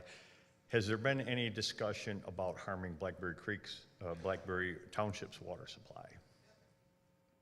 We as Crown, as I mentioned earlier, responded to this question that was very similar to the one you've just asked, did take a look at how the site drains and how the areas where there are deep and shallow aquifers drain. And we do not recharge those aquifers, we are downstream. Well, SB Friedman's report says that the land, the 790 acres, floods the Blackberry Creek watershed, which is 75 square miles. That watershed includes Elburn and Compton Hills. How does the water go uphill then? It doesn't. But I did not prepare the SB Friedman study, so I'm not equipped to speak to it. Okay. All right. Crown's proposal includes upgrades to Route 47, stoplights, et cetera. Who's going to make those improvements, those upgrades? The improvements to Route 47 and the other roadways would be improvements that Crown would make. You're going to improve Route 47? We would need to make whatever improvements our traffic study has identified that we're going to have to make in order to support the project along Route 47. All right, so when do you figure those improvements would be made? We'll make them as we develop each phase, and we'll install traffic signals as warrants are present. And you've got that confirmation from IDOT that they're going to let you mess with their road? IDOT would allow us to expand as long as we submit our plans and we show that we have met all of their requirements from a design standpoint and stormwater standpoint. We don't anticipate that IDOT would refuse our request to construct these improvements. But you don't I have know. never experienced that in all of my years in development and as a civil engineer. I guess there's a lot of hope and I'm confident thought that we can get process. the permits that we need from IDOT. Yeah, okay. You said that you did soil borings on this land. Correct. When did those soil borings get done? We did those prior to purchase of the land. The land geology and the character has not changed, so there was no need to do those again. So we did those prior to purchase of the land to make sure the land was feasible for development. Well, so it says it's feasible for development, but we just saw up here on the screen that it's not. We disagree So- with that finding. Oh, okay. You and Kraft out in DeKalb, I guess. I guess that's it for right now. Thank you. Thank you. Thank you.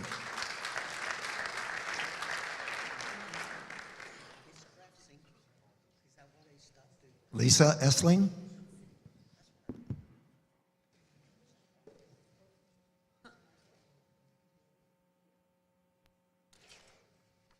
Hello. I kind of went through your slides on your presentation, so I'm going to be saying slide this, slide this, slide that with a little bit of information. I don't know if you want to pull those back up or if you want me just to talk about the slides in abstract. Well, we can talk about them in abstract. Okay, okay. Okay, slide number 4, you talked about enhanced green space. It's already all green space. Can you describe to me how adding housing, commercial, and warehousing will enhance the green space? So we have a couple of different types of green spaces that we're talking about, finished green spaces and natural green spaces. In the natural areas, there are areas where we have invasive species as it relates to some of the trees and the plant materials that are within those existing areas that we will go ahead and remove because they're invasive and they should not be there. And we will also construct a natural trail system through those areas to provide access to the grove, the tree grove areas, to the community at large. In terms of the finished green spaces, we'll have parks throughout the community, including parks at the town center, 2 parks with specific programming. Those parks will be public parks, and the amenities that we are going to construct in those parks will be public amenities. Okay, so the area that you have as business in the little red section right around Merrill Road, that area there. The town center, Yeah, it's all kinds of, you can even see in your drawing there that shadow behind it is all forested area. Is that all getting cleared out then? are you talking about the slide that showed the town center area? Yeah, the Where, red. okay, there is line of trees along Route 47. We will do our best to maintain as many of those as we can, but many of those will be removed, and we will have to mitigate for that. And what do you So mean? any tree, and that is in our zoning ordinance, so any tree that meets a specific requirement for mitigation in terms of the tree can't be a low-quality tree, it can't be an invasive species, it can't be dead. Any tree that's of quality, as determined by the village, that we remove, we have to replace. So you're saying, I'm a horticulturist, so that you know. So you're saying that like a 300-year-old oak or something that you need to take out, you can mitigate by adding an oak, which is a sapling someplace else? We would need to mitigate depending on the tree diameter. That determines how many trees. And it could be up to 3 trees per tree removed that we would have to replace. Okay, but they're still young trees. They're not anything like that's going to provide the shade or the habitat for wildlife or anything. In the initial years, they will be younger trees. They're 2.5-inch caliper trees. See, that's and so what it is. And that's 2.5-inch caliper? Yeah. Oh, good Lord, those are tiny. I was going to say the deer will eat them all up in the wintertime out here, but that's okay. Okay, I was going to say something else, but I'm going to go on. The next thing you talk about there is an extensive trail system, and it looks quite nice on your drawing. But is it your experience that folks who use walking or biking trail system would normally need to drive there to use it, or is this trail system intended only for Hannaford Farms and the new residential build-outs? We intend to provide a trailhead area with parking to give the community at large access to the trail system, which will be interconnected all the way down through Hannaford Farms. So our goal is to not have it be exclusive just to the Grove or just to Hannaford Farms. The trail system needs to be available to everyone, and that is what we will do. And you think that people who normally use trails get in their car to drive there to then walk? They may do a combination of both, but yes. Okay, well, I often, living in this rural area, it's not how we do. We walk out of our houses and ride, or we walk out of our houses and walk. They're not going to get in their cars to drive there to walk. So it is making it very specific to the people in your community. And that's just as a resident who's been here for 30 years. Next thing you list is diversification of tax base, still on slide 4. I think this is a very misleading statement, as Crown is demanding a TIF to finance this property, meaning it will be at least 23 years before reasonable benefit from the diversified tax base will be realized. Do you intend to mislead, or is there some other way that you're supplementing the affected tax districts to not devastate their already overburdened budgets? again, this is a TIF-related question, but we did bring up the community economics and the benefits in our presentation. So the taxes that the village will get will be utility taxes and sales taxes, and those come in as those uses come in. They will also collect fees for permits as those come in as well. In addition to that, if we are successful in getting an RDA agreement approved with the village, which would be the next step if the village approves a TIF, what we would then do is, yes, it would lock in the property values for a period of time. But at the end of that 23-year period, there are significant taxes that the property would throw off to the benefit of all of the taxing bodies. In the interim, what the village is looking to do, and there's an impact fee schedule that's publicly available online that shows their intention, is to increase the fees that will be paid to the various taxing bodies in order to provide additional support in the interim. Finally, both the library district and school district, and I heard this was misstated in a presentation, they actually get their cut first. So when the taxes are generated, the school district and the library district get their cut first. For those, we have to cover the costs of every library card that's issued to a resident within the Grove and every school child that our project generates to Canelan School District. So we have to make sure that the school district is whole. You just said that the village is going to get money from retail, sales taxes and things like that. Utility taxes that will come from data centers. You also said about the retail, sales tax and things like Yeah. that. But according to your slide 29, Phase A, slides 28 and 29, say no commercial or retail spaces are going to be in Phase A, which includes no gas station. So if those aren't going to be there, then that translates to no sales taxes from those. And yet there are quite a few housing units. And I know you said you're going to do what did you call it, the one-time thing? Impact fee. Impact fees are a one-time thing. It's not an annual thing. It's just once an impact fee, and then that's it. So it's just a one-time thing. It's not going to be lasting for very long.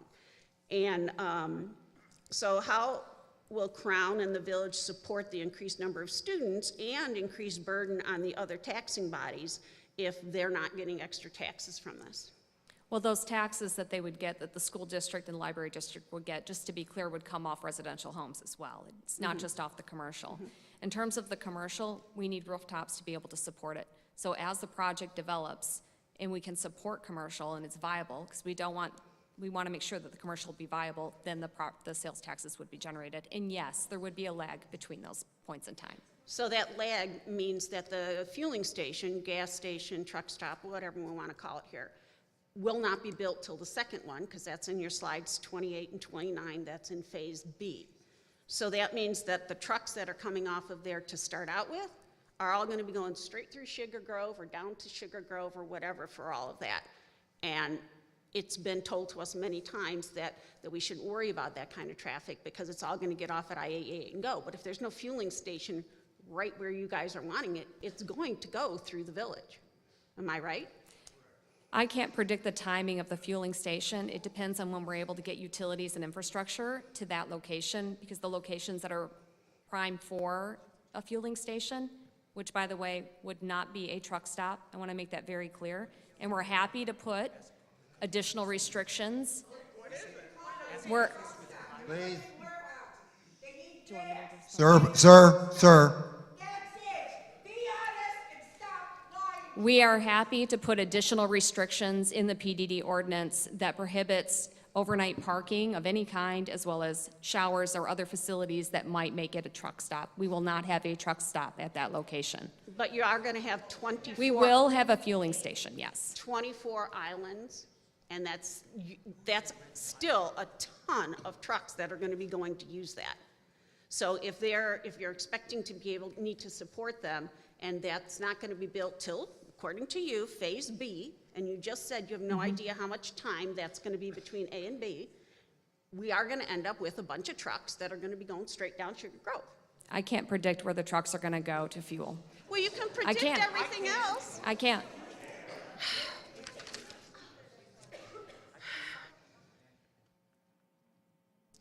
All right, you said significant job creation on that same slide. They don't need a goddamn tent. You want to come here, bring your own money.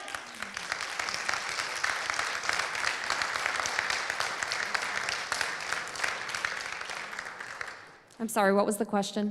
I'll repeat it. You said something about, on that same slide, number 4, significant job creation.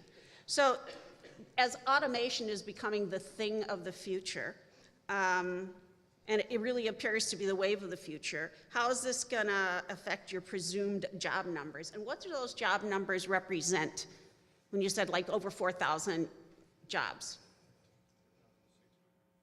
It's a multitude of jobs, from folks who work in the commercial and the retail spaces to folks that would work in the data center, in any healthcare facilities, in any distribution facilities. So it's a mix of different jobs that the project would create and support. In terms of how those jobs were determined, an economic tool for studying the impacts called IMPLAN was utilized in order to determine the number of jobs that the project would create based on the land uses and the total square footages of each of those uses. So we feel very comfortable that we will be generating and delivering over 4,000 permanent jobs in Sugar Grove. Yeah, it's just a very specific number, and it's not broken out in any way. So depending according to what you say, you really don't have a lot of control over at what point each of these sections are going to be built out. So this number is just kind of wishful thinking? No, it's based on an industry-accepted modeling tool Okay, that what is we're- continuously updated by researchers nationally. Okay, modeling tool versus real people is a different thing. Well, it's based on actual data. Can you repeat the name of the tool? Someone is interested. IMPLAN, IMPLAN.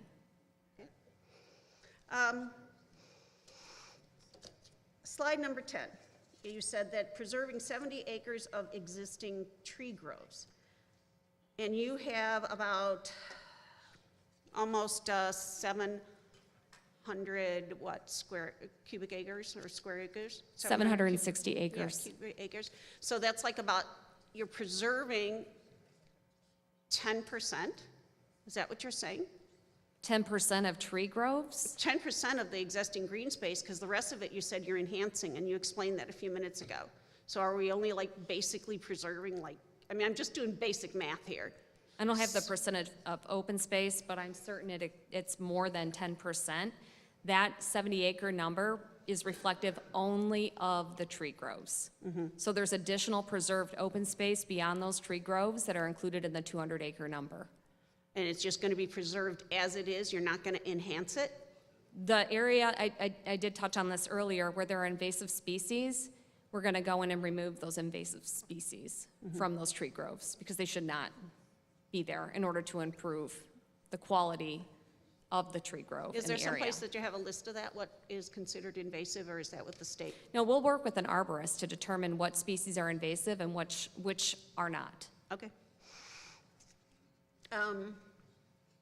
You already answered that one. PDD, slide 15. It allows for project success, is what you said on there. Correct. So to ensure project success, I'm trying to interpret that. Does that mean for your project to make you money? Or is there some other project success that we can put on sort of an incremental basis as people who live there? It's a viability issue. So the difference between a PDD and a PUD, just to restate this, and I know this was stated earlier in the presentations, is that a PUD, you have to identify the specific land use at a specific area. This is a project that's going to be developed over a number of years. It's 760 acres. It is not practical for us to identify a specific land use. However, we can come up with a list of uses that make sense, that are acceptable to the village in each distinct zoning area, and prohibit specific uses as well. So the PDD provides for that flexibility in order to ensure that we have a marketable project in the long term.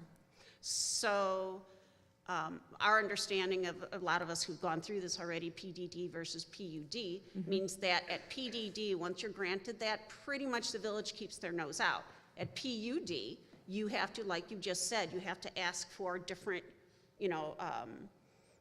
characterizations or zoning for a certain project, which allows the village and probably some of the village people to then have a say in it. So our understanding in a broad sense of PDD is that it cuts out the people. We are agreeing upon the land uses up front with the PDD, and there are restrictions in regard to the land uses and what we can and cannot do in specific areas. Is that something that's available? The PDD ordinance is available online, and the restrictions in the allowable land uses are included in that ordinance. Okay.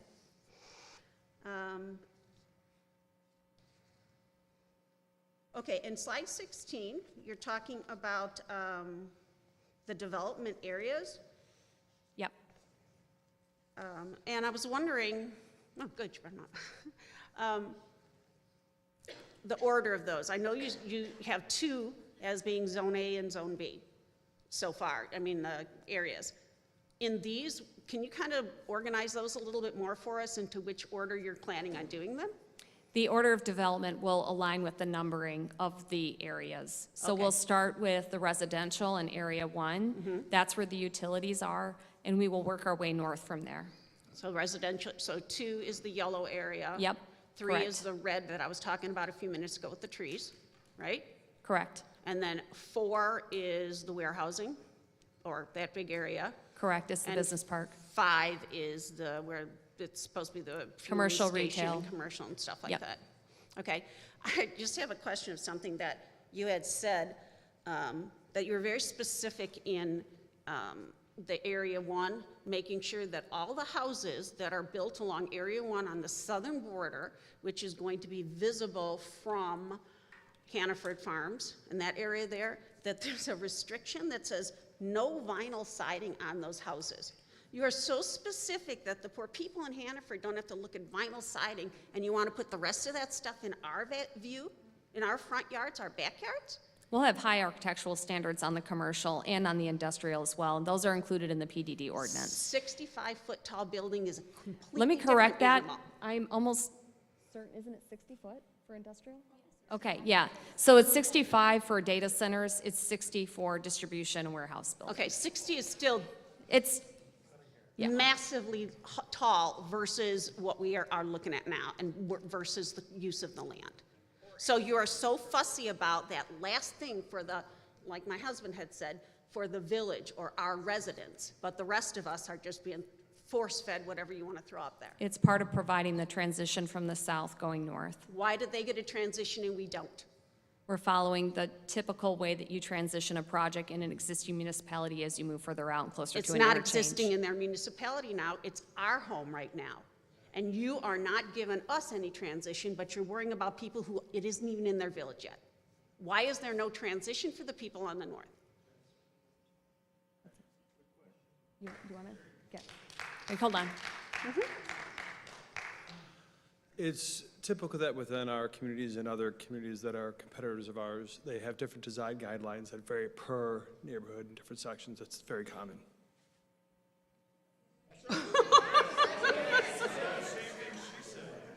I'm still asking why we are worrying about vinyl siding down there and we have no concessions whatsoever in our front and backyards. I'm the person who lives in that one corner that they don't own right now, 8.5 acres, right there. The one corner they don't own. You're literally surrounding us. And we get no concessions, just what you want to do and what you determine as visually appropriate. It's very, very passing the buck sort of an answer. I don't really appreciate that when we're trying to look for transparency here. And slide number 23, you have 2 photos of what you think this is going to be like in the business areas there. Since a fueling station with 24 bays is one of them, why is there no vision picture of what a fueling station is going to look like? We don't have architecturals on that one at this point. And why is that? If you're planning to put it in there and it's going to be huge, why do you not have architecturals, but you have these, which you're only proposing because, as far as I understand, Crown does infrastructure, it does no vertical. So all this stuff that you're putting up here is all hope, or we're proposing, or we would like to see. Aspirations. So why are there no, why is there nothing on here with this 24-bay fueling station so we have a visual of what that could be? I just answered the question. Perfect.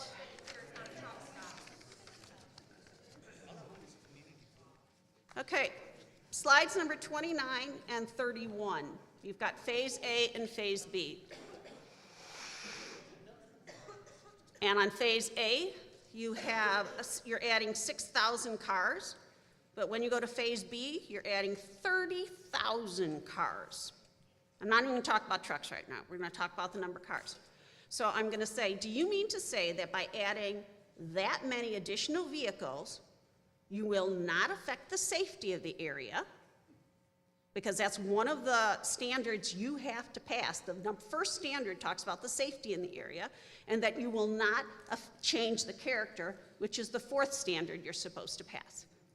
So you're going to tell me that going from adding 6,000 cars, which is already quite a few, to almost 30,000 cars is not going to change the character and will not affect the safety. I'm going to have my traffic consultant respond to the traffic-related questions.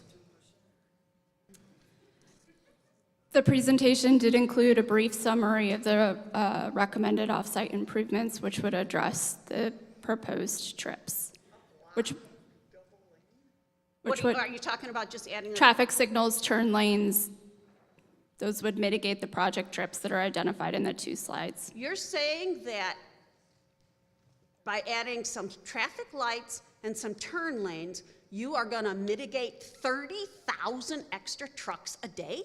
No, cars a day? Yes, those cars are distributed across the network. They're not concentrated in a single point. And yes, the improvements that we identified would mitigate impacts. No way. I'm sorry, that's just not practical. That doesn't make any sense on just a normal.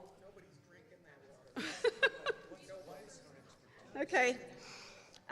Last one, slide 32. CV Road to I-88 interchange. Can you move on about that? Tell us what that is, where it's going to be, because that's not in any of the plans, and she didn't even mention it when she was talking about this. Yes, that's one of the recommended off-site improvements. This specific improvement is to widen 47 for that segment. It's currently a single lane in each direction based on the projected traffic volumes. The recommendation is to widen that to 2 through lanes plus turn lanes at the intersection, but that segment would be 4 lanes. That's not what this says. It says about an interchange. CV Road to I-88 interchange, a separate interchange. To the existing interchange. Oh, okay, all right. All right, thank you. Thank you.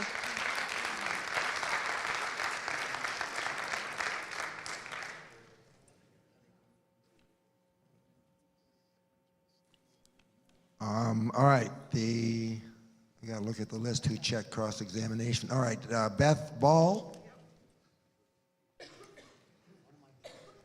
So everything that you are making little slides on, and do you have anybody that's actually decided they're gonna like move out here? And just asking. Chris, do you want to speak? Are you just building and they will come, or what are we doing? No, there is demand for housing in this area. I'm going to ask Chris Natz, who Okay. heads up all of the marketing and sales for I'm our talking project. about the businesses that you pretending that, like the data centers and stuff. Do you actually have Yes. a There is company that is interest. going? Yes. There's interest, but Yes. nobody's signed on. We don't have zoning, so we're not going to be doing any negotiating or signing anybody up for So it's a anything. fantasy if until we can get It is zoning. not a fantasy. It I is a feel- fantasy until you get zoning, because if they I don't feel- suggest this, you ain't doing anything. I feel confident that we will get a data center or 2 within the project area. Did you have a question about housing as well? No, not about housing. I know that you can sell a house out here. That's not hard, because people want to live out here until the water park comes. Anyway, so you've put out a lot of interesting things that are out there. Like you promised one thing to, how are we gonna, are you under any litigation from any other thing that you said you were gonna do all these wonderful things and then you came, they okayed it, you got zoning, and then you sold off and people litigated? Or are you under litigation at Crown for your, any of your proposals? We are not. No, we don't. We're not under any litigation. We're not fulfilling promises in regards to land use at all. But, so none of your projects have anybody litigating I have you? no knowledge whatsoever of any litigation. Is any of you lawyers in there, though? Where's our lawyer lady that you brought last time? Any in the past that you've had? So like, Not fulfilling. Not of fulfilling any promises that we've made. We always follow through and fulfill our promises. Even during the housing downturn, we followed through on the projects that we had active at the time, even though there were years where we sold 0 lots and 0 homes. okay. We stuck with the communities and we stuck with the projects. So the other thing is, well, we don't want you here anyway. The other thing that I wanted to know is, like, just like in East St. Louis, that's the problems that they're having. Like I was explaining with the health problems that they've had. So they're coming up now that East St. Louis is having issues with asthma, other things, just for the same kind of warehousing that they put up out there. Has anybody ever litigated you for that kind of a situation that, No. no, nothing for health concerns that have happened, even the stuff that you've done in Chicago? We have not done development in Chicago, Crown Never? Community Development. You've never done any warehouses in Chicago? We do not build warehouses. We are land developers. So we do not do the vertical So structures. you're not We gonna will do build a warehouse here? We've made that pretty clear. We're a land development company. We are not a vertical builder. So we would do any amenities that are vertical, but we do not build structures. Okay. All right. My last thing is, Danielle, you said that you were recommending for the village, and then you gave us your little spiel. Don't you get your recommendation from them? Or you guys already know what you want and you're just waiting for them to okay it? What is that? Could you restate that question? I'm sorry, this is cross-examination of the petitioner, not the village at this time, so please direct your questions I to thought we were Crown's representatives. cross-examining the whole situation. It's of the petitioner. Just the petitioner. Okay. Keep in mind that this is a statutory procedure that relates to this specific hearing that is required. There are other components of the development, the approval of any annexation agreement. All of those procedures will also have similar components that are about the procedure. So the fact that this procedure limits your questions to the petitioner will not prohibit the various procedures that will follow. Okay, so we are only going to follow these procedures this evening. Bill Leonard. Pardon? Oh, yeah, you weren't checked, but you can, I'd say you can get your 2 cents worth in, but we'll change that phraseology.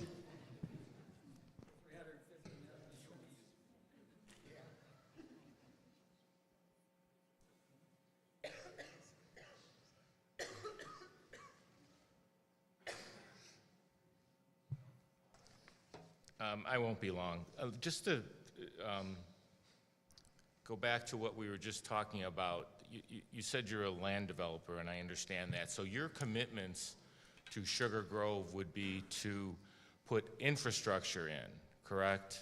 And pay for the infrastructure, and then put up for sale whatever you have available to the various homeowners potentially, or warehouses or data center people that want to build in this development, correct? Right. All right.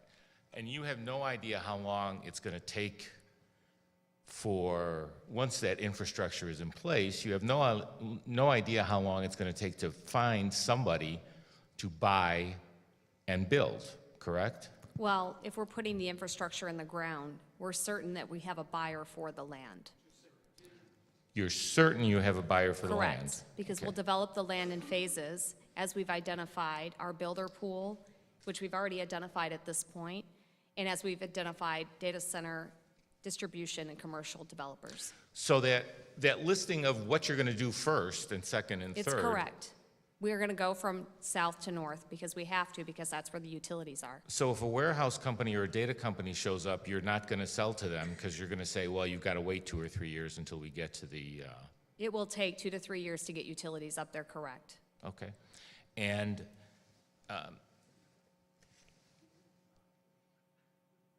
you talked a lot about modeling.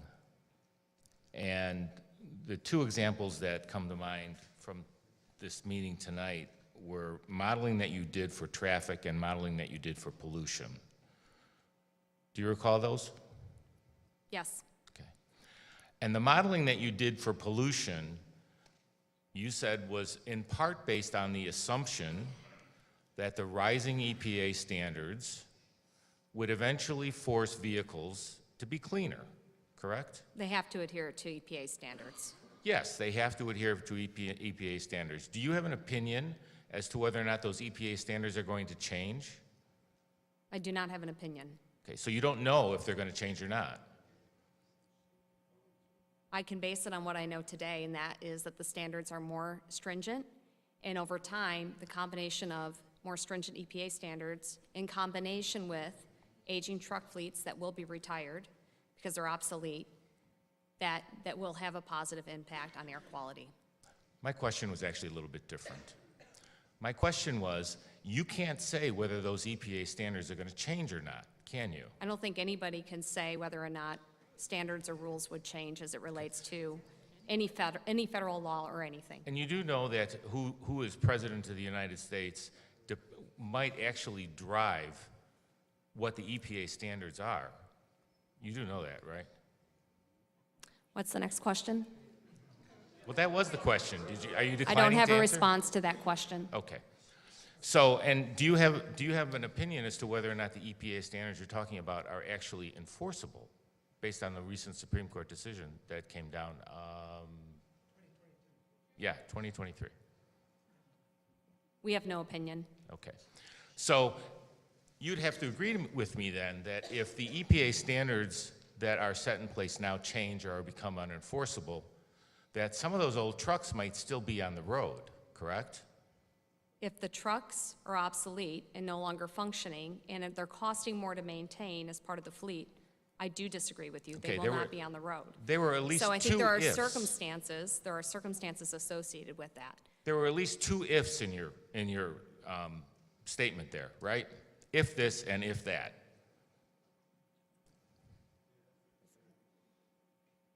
Am I correct? So what's the question? Am I correct?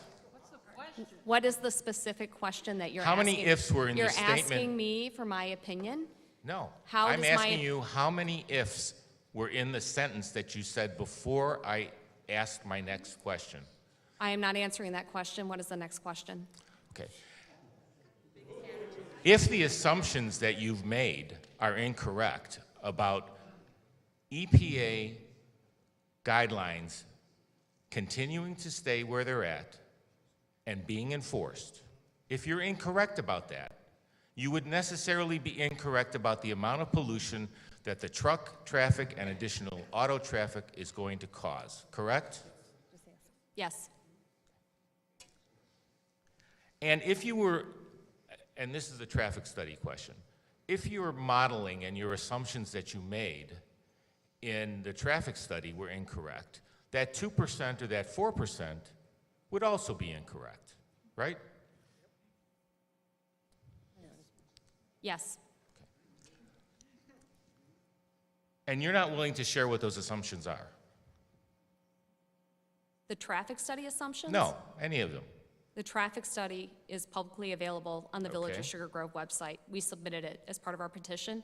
We also submitted the air quality report that we Okay. commissioned. Those are both publicly available documents. When are the impact fees paid? They're paid at time of building permit. Okay. It's not a Crown obligation, right? It's not a, I didn't hear the question. Crown obligation. Chronic? Crown.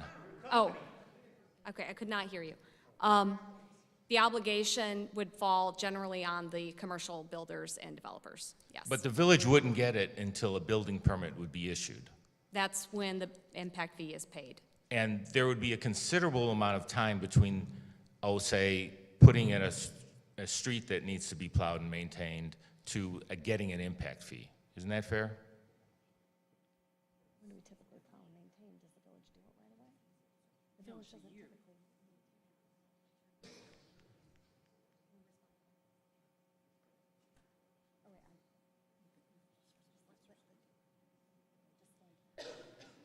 So typically what happens is until the streets are accepted by the village, we have to handle the maintenance of those streets. Okay, and when will they be accepted by the village? They're accepted generally once we've met 80% full build out and we put our final surface down. That's when they accept the streets. So that's at 80% build out of the development. Meaning completed? Per phase, by phase. Is this written down someplace and in a contract? What document is that in? It's in the annexation agreement, which is publicly available online.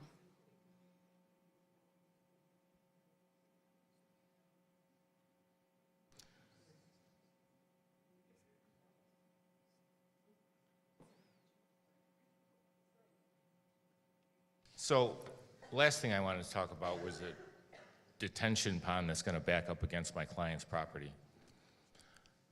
Crown is going to commit to build that, correct? Correct. But Crown isn't going to commit to maintaining it. It will be maintained by the association that would be responsible for the business park. In addition to that, part of the King County ordinance requires a backup SSA be put in place so that in the event the stormwater detention pond is not properly maintained, they can go ahead and activate that SSA. The folks who live within that SSA area or have a business within that SSA area would have to pay towards that SSA in order to support the maintenance of it. And it would be a So- one-time cost that the village would incur. We have never, in all of our years as a developer, had an SSA, a backup SSA activated on any of our projects. My So those question, ponds will be again, was maintained. different. My question was different. My question was, Crown isn't going to maintain that. We will maintain them until we turn them over to the final association at full build-out. So All right. that'll be maintained by the commercial owners of the various properties within that area. And But- they will be responsible via their HOA and a property management company for maintaining those stormwater management facilities. Unless it defaults to the homeowners in the neighborhood. There aren't going to be any homeowners. You're talking about the pond on the north end? There are No, no I'm homeowners. I'm talking about the pond on the north end. There are no homeowners within that area. There's one right next to it. It would never impact that homeowner. The backup SSA only impacts our property. So when it floods, it's not going to impact my client's land. If it floods because it's not being maintained, the village will come in and correct the issue and maintain it. I can't predict. The only thing I can say. You're committing that this village is going to come in and fix. Yes. There's a backup SSA in place. You can speak for the village. The village can go ahead and go in and Can. activate the backup SSA in order to provide maintenance. Can. Why wouldn't they want to do that if there's a problem with the pond and the maintenance of it? I guess that's. We have never had an issue on any project that we have developed in all our years as a land developer. And backup SSA has never been So you're activated. promising there won't be any problems? I'm not going to maintain the pond 30 But you're years from now. promising, right now, you're promising that there won't be any problems with the detention pond that's going to be right up against my client's property line. Based on my experience, yes. We'll hold you to that. Okay. Thank you.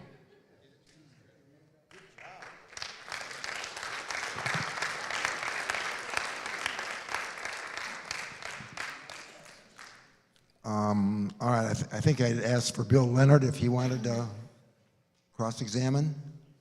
Or did Mr. Leonard leave? I think he left. Mike Smith. Mr. Smith? Not here? Okay. Phil? No, Phil's not going to do it. He said Phil Nichols didn't want to cross-examine. All right, moving along to another list. Pat Gallagher.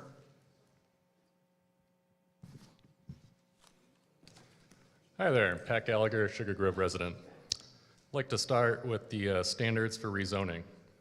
Question 1 asks whether the rezoning will promote the public health, safety, comfort, convenience, and general welfare of the village. Your answer does not address this portion of the question. Can you please indicate how the rezoning will promote each of these 5 factors? What is the question? Can you please indicate how the rezoning will promote each of these 5 factors? Those are public health, safety, comfort, convenience, and general welfare of the village. We stand behind our application in regard to supporting the 5 factors. Your application does not include an answer for that, is what I'm saying. It does. It's on the Yes, standards it for does. rezoning. No, it does not. Show me. John. Can we pull that up? Yeah, we can pull it up, but I'll tell you that those standards have to be determined by this commission, not by us. We've submitted evidence, we've shown our application, we stand by our application, we have nothing more to respond on the question. It's not a question to be answered. It's a question. It's a question in the It's a application. question to be determined by the commission. And the So you have commission- no answer. We have no answer. We have it, our application. Debatable. Your answer to question 2 regarding consistency with development in the area indicates the proposed usage is not consistent. What does current development in the area look like, and why is your development not consistent? What's the question? Why is? It is consistent. We don't understand the Your question. answer doesn't indicate that. We don't It indicates the understand the opposite. It question. says that there's no development like this in the area, i.e. not consistent. Yeah.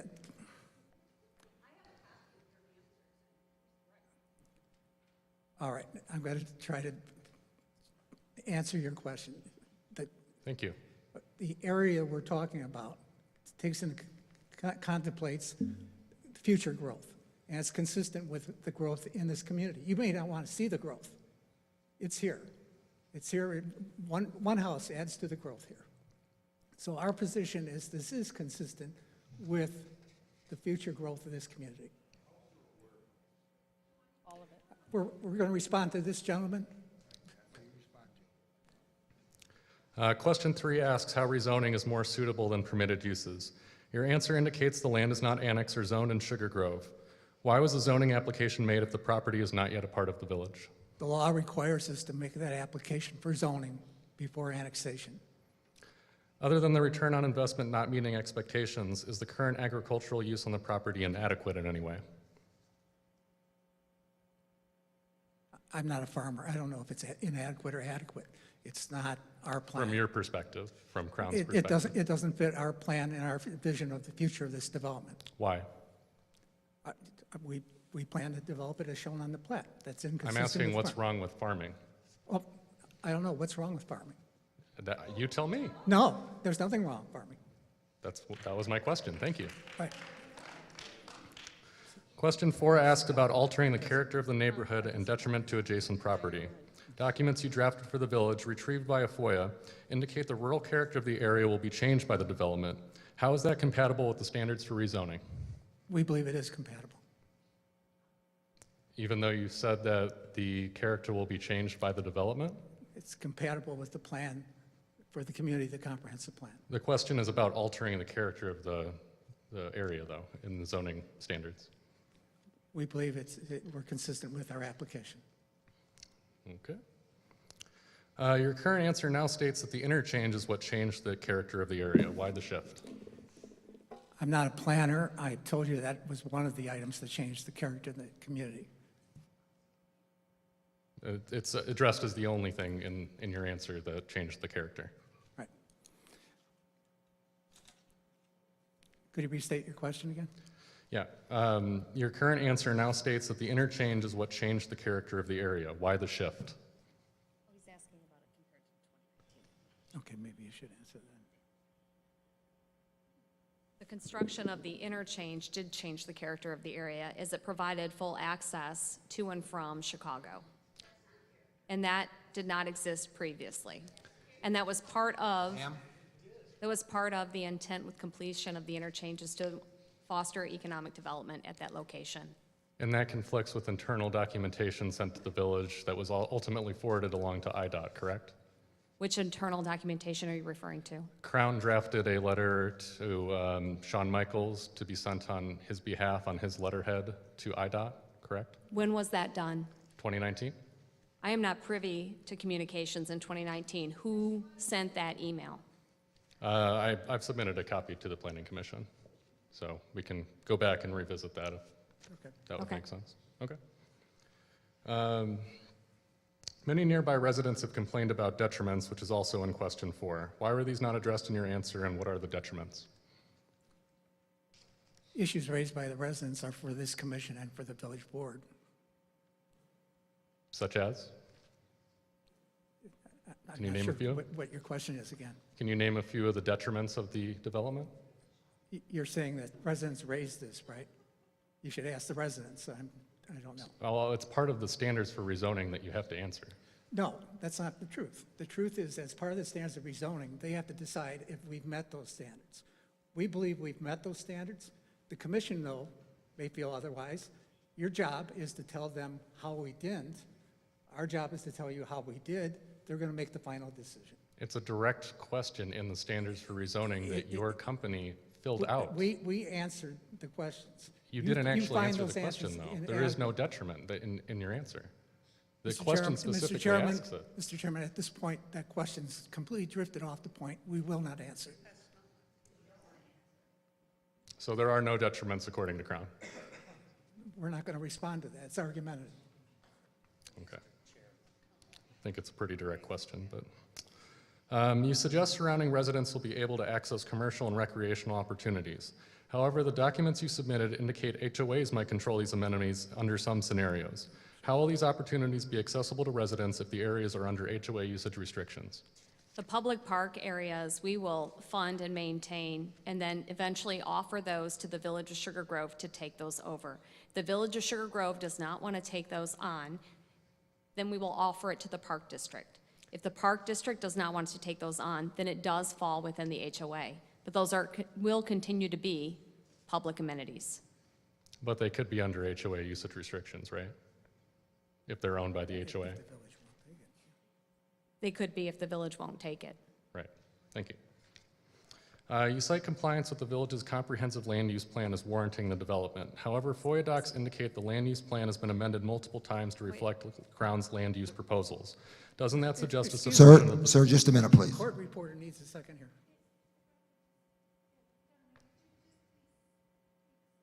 Sure. Slow down Sorry, a little. I'm a fast talker. I'll start, yeah. You cite compliance with the village's comprehensive land use plan as warranting the development. However, FOIA docs indicate the land use plan has been amended multiple times to reflect Crown's land use proposals. Doesn't that suggest a subversion of the standard community-led process? Yeah, the comprehensive land use plan is the village's proposal and endeavor. We were not involved with the comprehensive land use plan in terms of the recent iteration, but as a landowner, we do have a right and a voice in that land use plan because it includes our property as part of that. And so we should have a say in the comprehensive land use plan as we own 760 acres that would be part of that comprehensive land use plan. But in the last iteration, we had no input in that comprehensive land use plan. Just to be clear, this is in regards to a letter sent between Crown and Walter, the previous community director, and it indicates that the land use plan has been updated to reflect Crown's land usage. Who wrote the letter from Crown? It was sent from Walter to Crown. I don't know the exact recipients, but it is available as part of the record.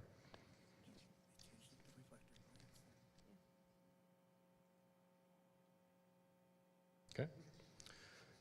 Your land development application states that the 5 distinct development areas will help drive the character of the development.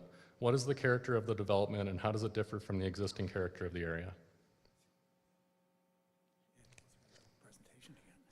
Yeah, I think we walked through that in the presentation, so we've already answered that question in terms of what the character of our development would be.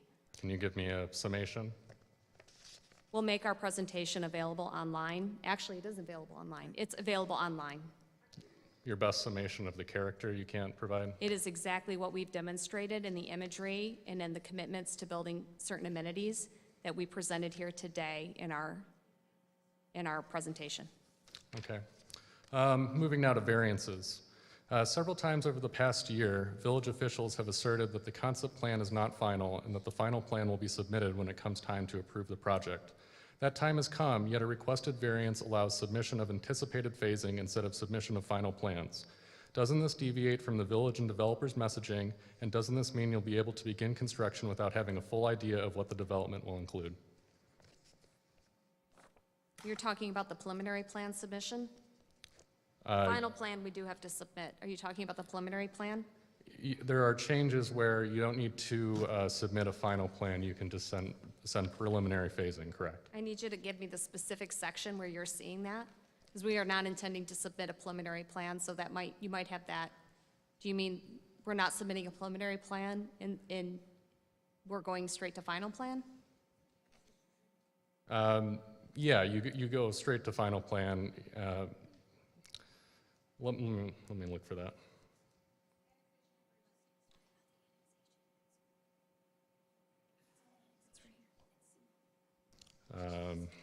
I'll pass on that for now. A requested variance removes... Pat, slow down. Sure, sorry. Requested variance removes preliminary plan approval requirements and extends the regular plan approval period from 1 to 5 years. Wouldn't this enable you to sit on the property for a relatively long time without developing it? If we're going through the process of getting engineering and preliminary plan approval completed, we are not sitting on the property for 5 years to develop it. However, in the event that something unexpected happens in the market, such as COVID or some other impact that we cannot predict here today, we do want to have additional time to be able to build the area out. Okay. We will be submitting those plans by phases. Requested variance removes language that irrevocable letters of credit are in favor of the village. This seemingly allows them to be in favor of the developer instead. Why was this language removed? Can you repeat the question, please?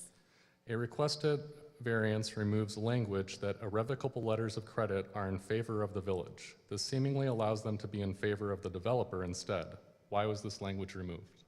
Where is that in the agreement? Because my understanding is the way the letters of credit are handled and the way they've always been handled is that we have to put up letters of credit to the village that the village can draw on should we not complete the improvements that are part of a final engineering plan and associated recorded plat.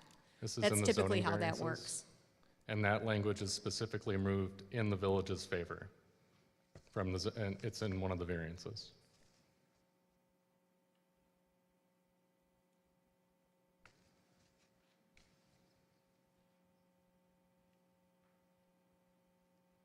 I'm not seeing that in the language. Are you talking about the variance table? The zoning variances, the planning commission should have a copy too. That would be these. It's under the PDD, I believe. There's a whole table of requested variances with the village's language on the left side and your language on the right side. Yes, that would be, Thank you. yes. It's D5, DS or D5. I can't really make it out here. Or sorry, it's A2, my bad.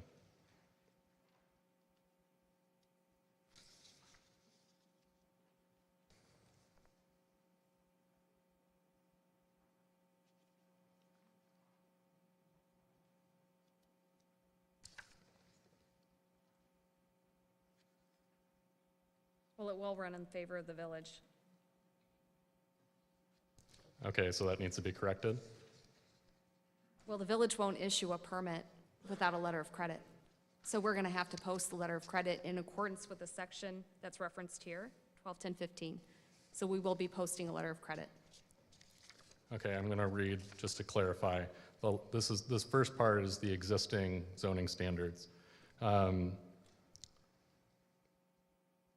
If the village would like us to add that language back, we'll add it. It doesn't matter because we have to issue the letter of credit in favor of the village regardless. Okay, so that language will be added We back. can't get, if the village requests such, we will add it, but we have to issue a letter of credit or we will not get a building permit or a construction permit or approval of a final plat. Sure. We have to post the letter of credit ahead of time. Okay, just heads up to the village there. Requested variance removes snow plowing requirements on roads that will be dedicated to the village. Can you provide an estimated amount of how much this would cost the village on an annual basis? No, I don't know the answer to that. Has that been looked at all? No. Well, why was it removed as a variance? The village will maintain the village roads. Well, yeah, but that's going to be an added expense to the village, would it not be? If it was dedicated to the village? We don't know what the expense would be. But you've requested the variance nonetheless, without We've knowing the expense. requested a variance. Okay. A requested variance changes the satisfactory performance guarantee from 15% to 10% and exempts mass grading improvements, which represent a significant portion of the work Crown will do. Why? The surety guarantee is meant for any defects in construction as it relates to roads and utilities, infrastructure such as that, not mass grading. So 10% is fairly standard in all municipalities, and we have requested the variance of 10% of the village.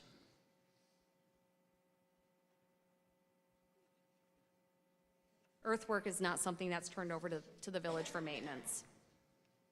Okay. Requested variance changes required improvements along the entire frontage to improvements as needed for safe access to the subdivision. Why? We have offered to make improvements that are required by the traffic study as opposed to arbitrarily making improvements along the entire property frontage. So that'd be a cost saving more than anything? It does reduce costs, but it also reduces impacts. So we will make the improvements that are needed to provide adequate access to our property. Requested variance changes the major street curb opening on Route 47 from 1,200 feet to 500 feet, which is a significant difference. Why? And will this impact safety at all?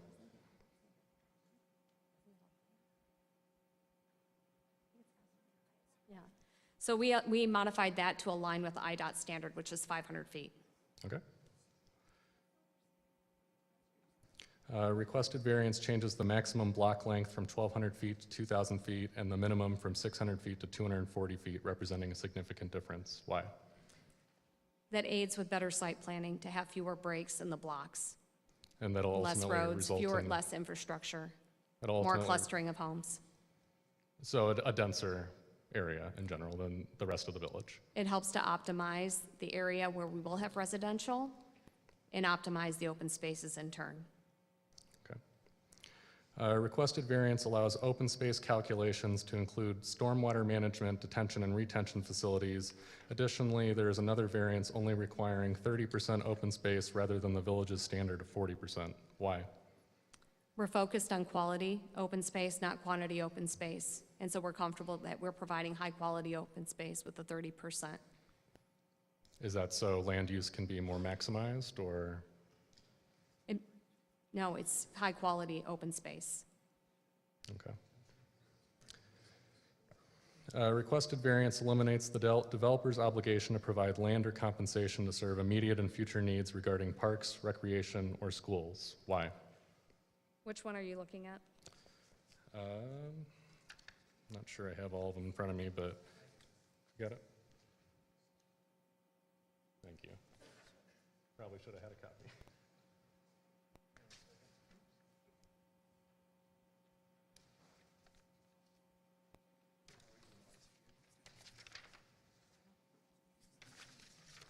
Sorry, guys.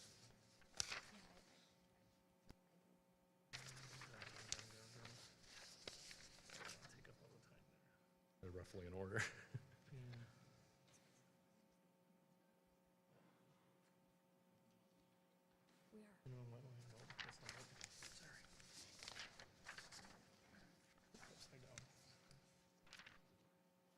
Grading, that's the grading one. It's in here someplace. You can keep going off. Give me a second, I'll try to pull them up on my phone here. 1271.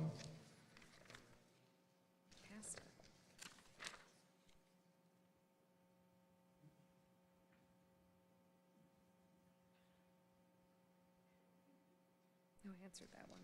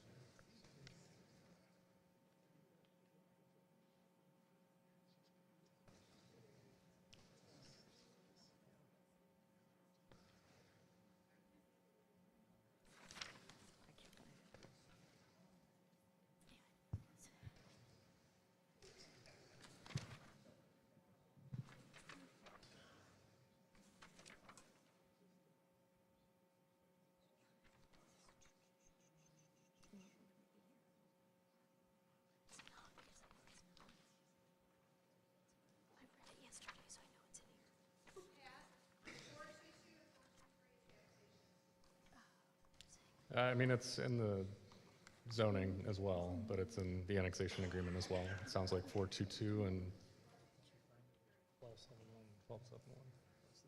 Yeah. Can I grab this for now? Sorry. So do you know where it is in the variances then? Yeah, it's 1271. 1271, so that was the question I just answered in regard to the open space. Okay, I got it. It's here. Yep. So your question is, why is that language removed? Yeah. The dedicating land or for park or recreation purposes and land for school sites, or cash contributions in lieu of actual land dedication, or a combination of both at the option of the village in accordance with the following formula. There has not been a request by the village or the school district to allocate land for a school site on this property. But there could be in the future because it's for short and long term. My understanding is enrollment is down currently, so I can't predict if enrollment will improve significantly, even with our project, enough to warrant the need to build a new elementary school. But you'll concede that this would remove the village's ability to obtain that land or cash contribution, correct? Correct. We will not be dedicating a school site. And why is the reasoning behind that? It has not been requested of us to dedicate a school site. Well, it's not just requesting of the school site, it could be cash compensation in the long-term case, right? I've answered the question. Not to really any standard. Where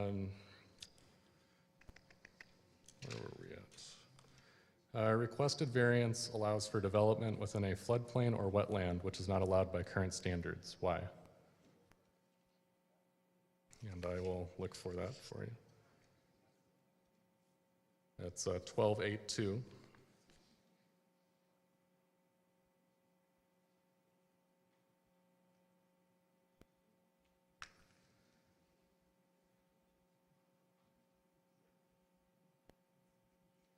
So what is a specific question on the variance? I've just read both sections, so what is your specific question? It allows for development within a floodplain or wetland, which is the net result of the zoning variance change. So I'm wondering what the rationale behind that is. So let me read what our variance says. It says, any property, parcels, tracts, lots, or lands contained within a floodplain or Army Corps of Engineers jurisdictional wetland shall not be developed except as otherwise provided for herein. Floodplain shall include floodway and flood fringe. So currently, we have not anticipated any impacts on the floodplain or floodway. Our plans design around those. We may have crossings, creek crossings that would be in the floodplain, so we can't 100% say that we would not do any work within the floodplain, but there would not be floodplain filling and regrading of floodplain areas as part of our plan. Okay. In terms of the wetlands, we've corrected it to say jurisdictional wetlands. There is a low-quality county wetland on the southern portion of the property that would be, that we would be filling in. Requested variance changes requirements for wetland buffer strips from the villages to the Army Corps or Kane counties. What are the practical implications of such a change? I don't have an answer to that. Below. And why was the variance requested if we don't have an answer? Because they have sound requirements in place as it relates to buffering. Are In these some cases, the lower or higher buffering than could the be more. villages? In some cases, it could be less. In some areas, we may do buffer averaging. Okay, so But is there a and concern with Kane County stormwater ordinance buffering? the Or concern following is that they the could Army be Corps lower. of Engineers regulations? Yeah, they could be lower than the village's requirements. They could be more restrictive as well. Yeah. But you have no information on the practical implications of such a change? I've answered the question. Requested variance allows development within the minimum 75-foot setback from the ordinary high water mark of streams, lakes, ponds, the edge of wetlands, or within designated depressional areas. Why?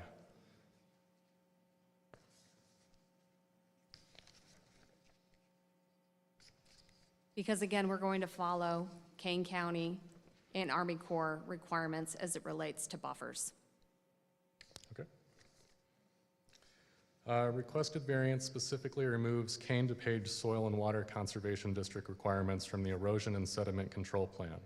Given KDSWCD is perhaps the best local authority on these types of regulations, why are the requirements of this organization specifically removed? And did the KDSWCD reports that indicate the parcels aren't well suited to the type of the development proposed factor in the removal? Got to slow down. Still going too fast? That was slow for me. So the answer to your second question, Court reporter, she can't keep up with you. the answer to your second question is no, that absolutely was not a factor or consideration. Okay. The reason that was removed is because we must follow the Kane County Stormwater Ordinance requirements for erosion and sedimentation control. Which are already in the original one, correct? And you've just specifically removed Kane DuPage soil and water? I answered the question, that's why it was removed. I guess that doesn't make sense because that requirement, the one you're mentioning, the Kane County Stormwater Ordinance, is already in the village's ordinance. Right. We're going to adhere to the Kane County Stormwater Ordinance instead of having two different jurisdictions with potentially conflicting requirements. So we will adhere to the Kane County Stormwater Ordinance requirements. What are the practical differences between the two? I don't have an answer to that. Are they more or less restrictive? You're not sure? I'm comfortable with Kane County Stormwater Ordinance requirements as it relates to erosion and sedimentation control and that it follows the NPDES permit requirements from the EPA. Okay. Requested variance removes language that says all risers shall be indicated and all stub elevations shall be provided, demonstrating that the sewer service can enter the residence at least 2 feet below the basement floor. Why? Because we're going to have to follow Fox Metro Water Reclamation District requirements.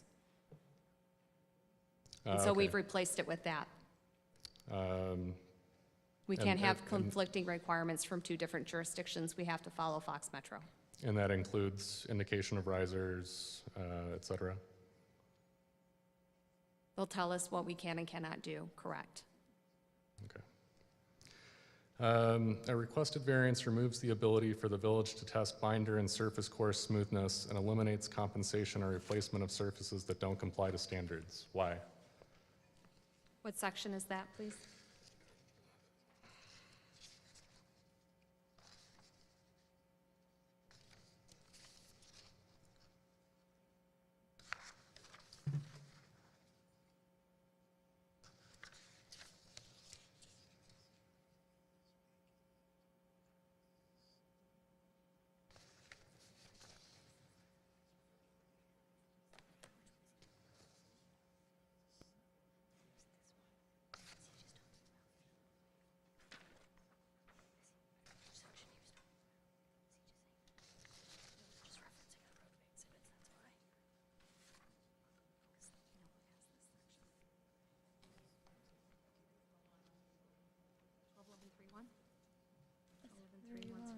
You got it?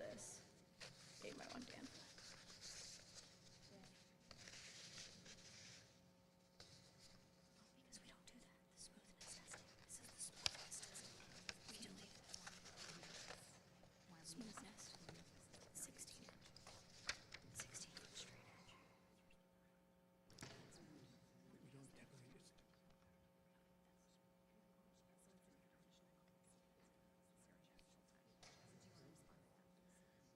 Yeah, so that's typically not done in any, excuse me, in any municipality that we've ever been involved with.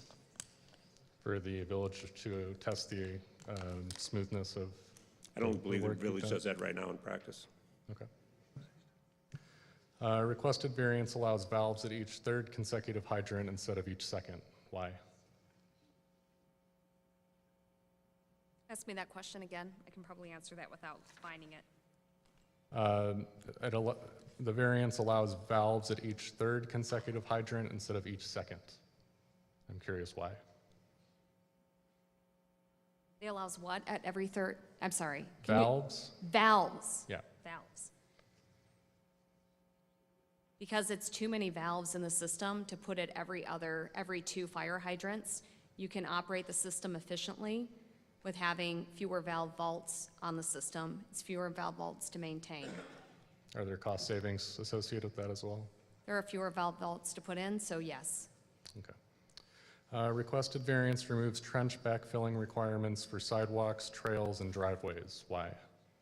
Because it's not necessary. You can get appropriate bearing strength without putting trench backfill in over utilities, under sidewalks, driveways, and paths.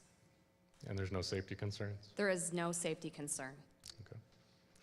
Requested variance changes wet basin depth requirements from 25% of normal water level area to 10%. Why? We're going for wetland bottom basins, which are more naturalized basins. And so we want to make sure that we can support the plant life that would be in a wetland bottom basin. To my knowledge, having a shallower basin doesn't really contribute to any wildlife. In fact, the opposite is It's quite not true. wildlife, it's the wetland plantings. Excuse me, Yeah. flora or fauna. My understanding is that the opposite is true, that a deeper basin allows for more diversity of species in that regard. No, typically, and this is based, and I might ask my wetlands consultant to come up and speak to that.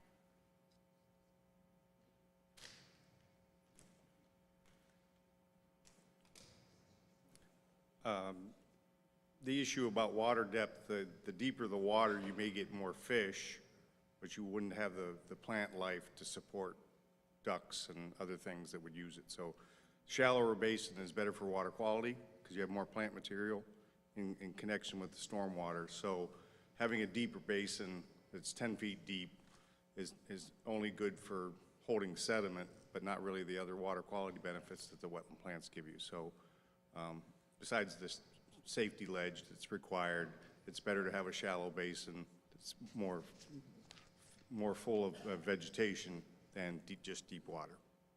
Okay. Requested variance removes requirement for stormwater basins to be located a minimum distance from the right-of-way line. Why? Which one is that? It'll be right underneath the one I just mentioned.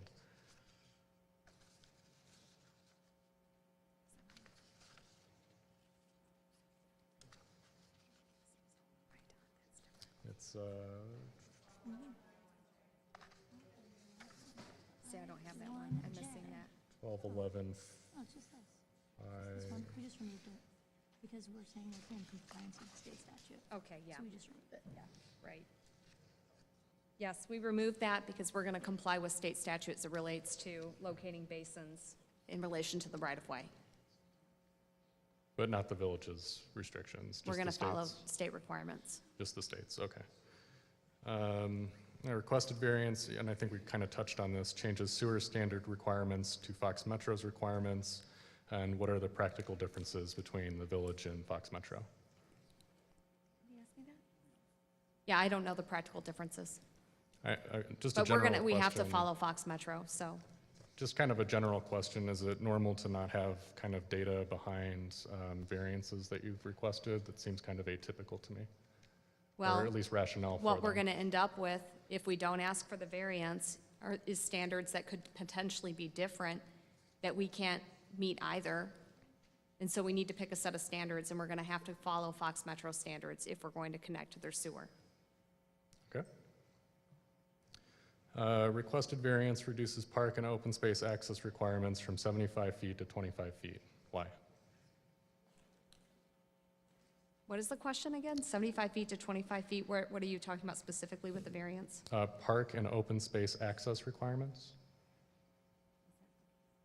Just the access easement to the park and park. He's not doing an order. It's just the member road. It needs to be public access to the parks, and we just reduced it from having to be 75 feet of easements to just 25 feet of public access. Okay, yeah. Because we feel comfortable that 25 feet of access, of easement access, is sufficient to be able to provide access to the parks. It's sufficient, you said? Sorry. Yes, Okay. it is more than adequate to provide access to the parks. It's 25 feet. So we can fit trails in there and provide access. In the interest of time, I'm wondering if it'd be reasonable to request tabling this. I've still got several pages to go through. I don't know if the board would be willing to entertain it. No? All right, we'll just keep going. The fiscal and economic impact analysis in one place suggests Sugar Grove will have to expend $48,873,000, and in another section, $39,712,000. The lower figure is used in the executive summary. Why are there two figures? I'm pulling it up. And which one is accurate? Where are you seeing the differences between the two? They're both listed as the estimated village expenditures for this project in regards to the net positive impact that you're predicting. So my question is, if one is off by $10 million, I'm curious which one is the correct one, and is it possible that your figures are off by $10 million? Okay, so point to roughly? me where in the report you're seeing the discrepancy, and then I can respond to the question. Do you have? I have the report open in front of me. Towards the top, the figure 39,712,000 is used. Which page? I don't have it in front of me, so a few pages down, I think, is the 48,873,000.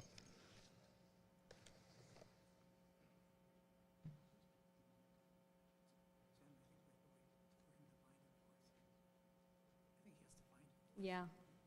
Yeah, can you direct me to the page numbers? Yep, you're gonna have to bear with me.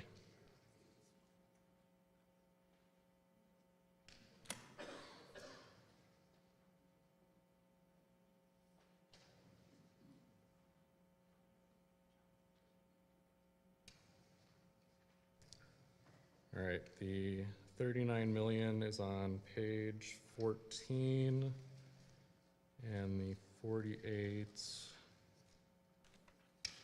million is on page 8. I don't see the 39 million on page 14. I don't see any numbers on page 14. 39. So if we look at page 13, the total expenses there is 49 million, which matches what's on page 7, which is also 49 million. Those numbers match. This is on page 14. I see the 39,712,000 figure. And then Is it the page 14 in the report? What number is, what's the page it's on number? the bottom right of the, I might differ from the PDF number.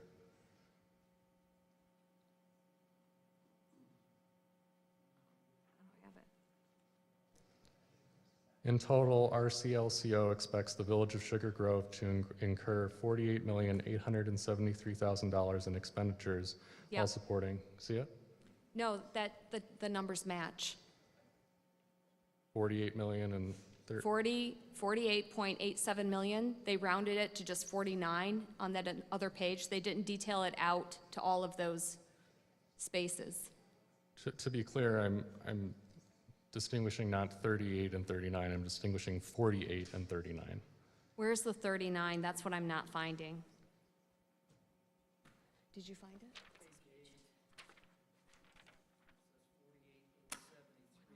That one. Page 14. Why does mine?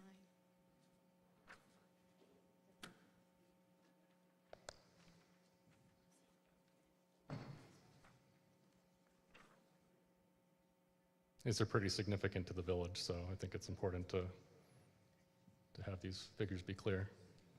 Yeah, they matched in the previous iteration of the report, which is apparently what I have.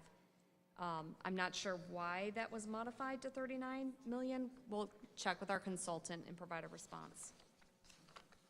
Okay. Need to follow up? Given the massive expenditures and significant risk associated with investments in the tens of millions of dollars, do you believe the residents of Sugar Grove should have the ability to vote on whether to approve this spending?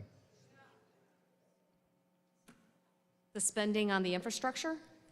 The total expenditures for the project, that 39 or 48 million figure. The residents that reside in our community will be paying taxes towards that as well. So the additional burden would be supported by the taxpayers within the Grove. That's not exactly what I asked, though. I mean, do the residents of Sugar Grove have the ability to vote on that Okay, expenditure? my apologies. Now I understand the question. And we believe the board should make that determination. And not the residents, correct? The residents elect the members of the board. Sure. But not like via a referendum or anything like that. As would normally be expected, I'd say, in expenditures of that magnitude via things like bonds that typically go to referendum? They do not. The vast majority of jobs that are estimated to be created by this development are warehousing jobs. These jobs typically offer a low quality of life, low pay, are typically part-time or subject to seasonality, and have high turnover rates. There is serious risk of these jobs not existing at all in the upcoming decades due to automation. Data center jobs, while high-paying, are not expected to be numerous. Accordingly, how does the development plan ensure long-term economic benefits and job security for our community, and does the forecasting account for automation trends? As I mentioned earlier, the analysis is completed using IMPLAN, which is an widely used industry economic analysis tool that's been around for 45 years, and it's run by researchers and updated with actual data. So my response is that I'm comfortable and confident that we will generate 4,000 plus jobs within the growth. Does IMPLAN account for automation trends? I don't know what all the inputs are that go into that, but I do stand behind the report that was prepared by RCLCO. Okay.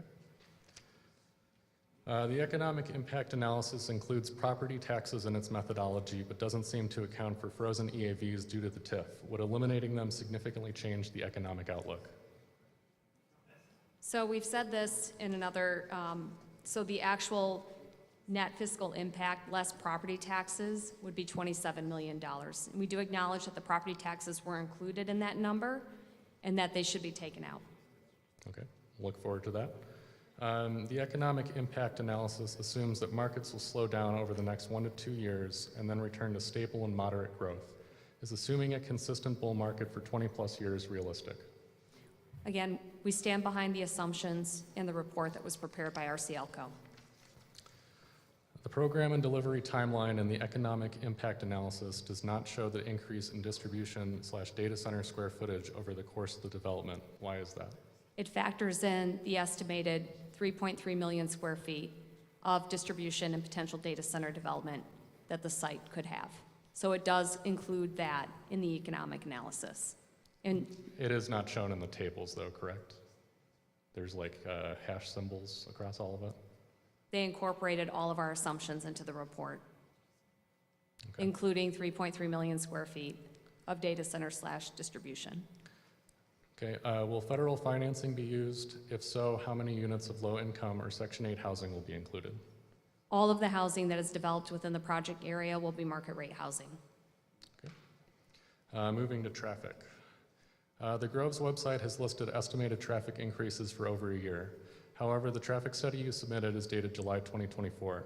Was there a previous study conducted, and if so, why wasn't that study made available to the public in the interim period? As we continue to develop our plan, we go and we hone in and finalize and update our traffic assumptions as well. So the current study is based on what we're presenting to the Plan Commission here today. Crown's traffic report estimates there will be an increase of 780 daily truck trips and 35,440 other vehicle trips for a total of 36,220 additional vehicles. In contrast, Blackberry Township's report... Gotta slow down. Sorry. In contrast, Blackberry Township's report, which was submitted to the Planning Commission, which was limited to analyzing impact on 4 local roads, Green, Scott, Finley, and Seavey, estimates an increase of 41,270 on those roads, which is a 14% deviation from Crown's estimates. Is this deviation within a margin of error, and if not, how do you explain such a deviation? I'm not familiar with the details of the Blackberry Township traffic study. I don't know the assumptions made for the difference. Blackberry Township's report indicates Green Road's traffic will increase 69% from 1,730 trips to 2,920. Scott Road, an 86% increase from 1,180 to 2,200. Finley Road, a 342% increase from 240 to 1,060. The east side of Seavey Road, a 14,131% increase from 130 to 18,500. The west side of Seavey Road, a 15,285% increase from 130 to 20,000. And the Township Road District estimates that over $2 million will be required to maintain a safe road network based on these estimates. My question is, will you be compensating the road district to cover these costs? First off, we stand behind the report, the traffic study that was prepared by Kimley Horn. And secondly, in terms of the roadway costs, any road that is adjacent to our property will be brought into the Village of Sugar Grove. So we will not be funding off-site roads that are not part of Sugar Grove and fall under Sugar Grove jurisdiction. So the answer to your question is no. If not, won't the road district likely be forced to raise its taxes to cover these costs, particularly if EAV is frozen with a TIF, increasing local residents' tax bills?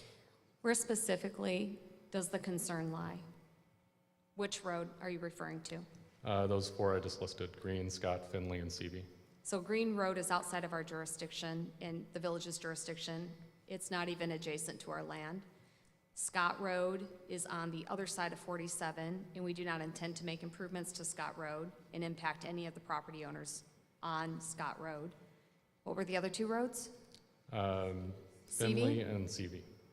So Seavey Road, so Finley, we would not make improvements to Finley Road either. Those improvements were recently made when IDOT and the tollway completed the interchange. CV Road, we will improve CV Road along our property frontage, but we will not be giving money to Blackberry Township for the maintenance of their roads beyond, that are outside of the jurisdiction of Sugar Grove. And additionally, the TIF in this case would freeze the EAV, preventing any additional revenues from flowing to cover that cost. TIFs do freeze EAVs, yes. Sugar Grove has relatively low walk and bike scores. This development is located at what would be the far extreme of the village. Accordingly, even with the addition of proposed trails, there appears to be no safe way for residents to walk or bike to the area without traversing streets that will have exponentially higher traffic as a result of the development. Your presentation mentions the area will be walkable. Oh, we've kind of covered this. So you've said that residents will have to likely drive to the development to be able to safely walk around it, right? Some residents may opt to drive, yes. Okay. IDOT has indicated that widening of Route 47 will not occur until well into the future, somewhere in the vicinity of 5 to 10 years, if I'm remembering correctly.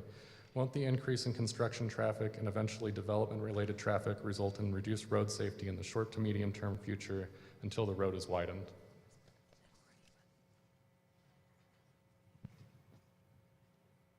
Again, the traffic study identifies improvements to mitigate project impacts. Many of those improvements are countermeasures for existing safety conditions. I'm specifically talking about the widening of Route 47, though, which won't occur for several years down the future. My response does not change. How do you plan to mitigate potential noise pollution caused by exponentially increasing traffic? We have no mitigation plan for noise pollution. Okay. But we will follow village ordinances in regard to that. Next question is regarding local landowners. FOIA documents from 2022 to 2024, which have been submitted to the Planning Commission, indicate the village has been meeting with local landowners with land near the interchange and their real estate brokers.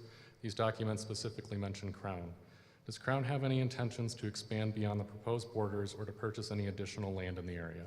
We are not discussing additional land purchases with any adjacent property owners in regard to purchasing their properties from them. Okay, if not, will you commit to not expanding beyond the currently proposed borders? I will not. Okay. Interesting. Next to the environment. I know you've mentioned about tree replacement, but how many trees or acres of forest are you planning on removing? We don't know the answer to that. We're going to try to save as many trees as we can, but there will be some trees that we will have to remove as part of the development, specifically in the town center area. Hundreds, thousands, tens of thousands? How many? It wouldn't be. A ballpark? No, I do not have a ballpark for you. We'll try to preserve as many trees as we can. The Illinois Department of Natural Resources has indicated the site is located in close proximity to 4 natural areas or preserves. Additionally, at least 5 threatened or endangered species are known to inhabit the area. Have any environmental impact studies regarding these areas or species been conducted? We have submitted the appropriate documentation to the IEPA in regard to such, and they have not identified any endangered species on our property. This is regarding IDNR, not IEPA. I'm sorry, IDNR, yeah. Yeah, IDNR, yes, that's where the eco-cap. Follow up on that. IDNR states future development of the site could result in adverse impact and cannot be adequately assessed until plans are available for review. I'll start over. IDNR states future development of the site could result in an adverse impact and cannot be adequately assessed until plans are available for review. Evidently, these plans have not been submitted yet. So I'm curious, do you have any plans to submit these at some point? We will submit plans, development plans in phases, starting at the southern portion of the property over a number of months and years. Okay. And so then those impacts would be assessed at that time. The property contains waters of the United States under regulation of the Clean Waters Act. Wetlands are vital components of local ecosystems. What studies support the benefits of modifications to the wetlands outweigh the ecological costs, specifically in the changes you're proposing? What wetlands are you talking about specifically that you're concerned that our changes will impact? The ones that fall under the jurisdiction. All of the Army Clean Corps? Water. Yeah. So the Army Corps wetlands that are adjacent to CV Road tributary, we're not impacting any of those wetlands. We'll have water quality treatment within our wetland bottom basins to be able to remove pollutants through biouptake. In terms of the county wetland, I know you're asking about jurisdictional, we do have a low quality wetland that we will be impacting. And then there's one more core wetland that'll have a very minor impact adjacent to Route 47. What is it, a fourth? It's 0.2 of an acre. Okay. And there's no studies that have been conducted regarding the ecological costs associated? What ecological costs are you referring to? You're referring to, I don't want to, I'm trying to understand the question so I can answer it appropriately. We have completed jurisdictional determinations and wetland studies. What is your specific question in regard to those? Just in regards to, you know, if there are any ecological costs associated with modifying the wetlands as you've just discussed. What are those ecological costs? That's what I'm asking. I'm trying to ask you. Are there any studies that have been conducted determining if any No, exist? there aren't. Okay. That's on there, don't worry. Have you applied for or plan to apply for a Department of the Army permit for wetland changes? No, because we are not zoned and entitled at this point. But you do plan in the future too? Yeah, we will have to apply for Corps permits. We have a jurisdictional determination from the Corps at this point. We'll apply for permits as we develop the property, but we only anticipate needing one. Do you plan to do any wetland mitigation, such as purchasing mitigation credits? We will not need to do any mitigation or purchase credits because of we're falling under the, how many? Hold on, just 1 second.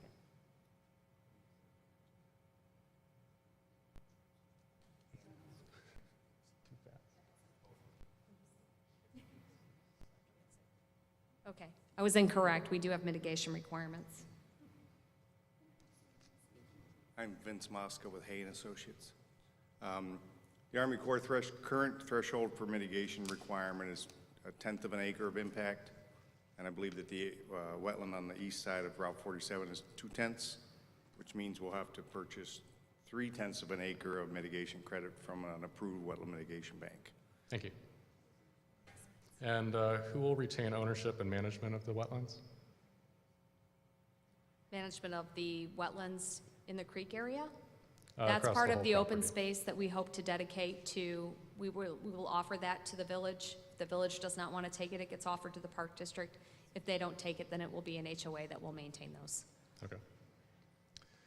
Your concept plan features a lot of turf grass dominated areas. Modern best practices tend to focus more on sustainable, eco-friendly approaches rather than turf. Do you plan on incorporating any of these practices, and will you commit to a reduction of turf? That hasn't been determined at this point, so I can't answer that question. Will the development be built to LEED standards and incorporate sustainable practices in demolition and construction? We don't do the vertical structures, so that is not a question that I can answer, and I don't know the answer to that at this point. And overall, what is the expected carbon footprint of the proposed development? I do not have the answer to that. Health effects. Does the emission study account for idling trucks, which are common at warehouses and truck stops, or solely traffic moving around the area? Yes, it does. Okay. In one place, the emission study refers to the development as the crossing, which is a name for a previous proposed development at the location, and it also uses data from 2017. Was another study actually performed, or is previous data recycled from Crown's last attempt in 2019 to build in the area? The study was updated. That's an oversight on the part of, our review that it still refers to the crossing. But the inputs into the current report do reflect the land uses we're proposing today. Okay. The emission study does not appear to show the expected increase in emissions if no development were to occur, which is necessary to determine the actual impact of the development. In other words, there is no control data. Is there any information on the actual substantive impact of the development itself?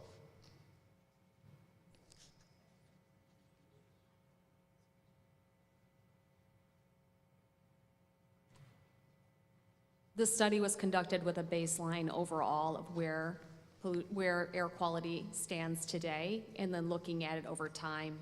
As I'd mentioned earlier, in response to other questioning, with enhanced EPA standards, as well as retirement of aging fleets, that would have an impact on air quality. But there isn't a measure of the direct impact of our project on air quality as it relates to that. So Other than to say that with our project, air quality 20 years from now, 15 years from now, will still be better than it is today because of the standards I referenced. I understand Yeah. the point you're trying to make there. Basically what I'm saying is, like, if we take the expected with the development increase and compare that to a baseline that assumes no development, we can subtract the two and determine the actual impact. And that, you're saying that data is not available?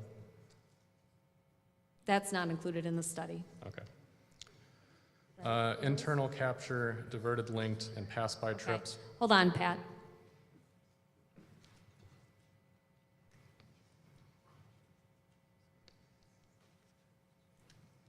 The study compares with the project and without the project. So that's the comparison and that's the conclusions that were reached in the report.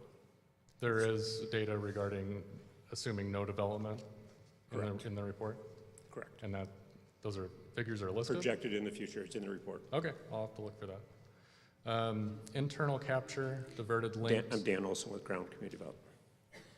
Diverted linked and pass-by trips were all excluded from the emissions study, and this comprises roughly 40% of the subtotal of all trips. Wouldn't these trips still contribute to emissions, potentially increasing the total emissions by a significant fraction of that 40%? It's in the report. Well, they were subtracted in the report. Can you repeat the question, please? Internal capture, diverted linked, and pass-by trips were all excluded from the emissions study, which comprises roughly 40% of the subtotals of all trips. Wouldn't these trips still contribute to emissions, potentially increasing the total emissions by a significant fraction of that 40%?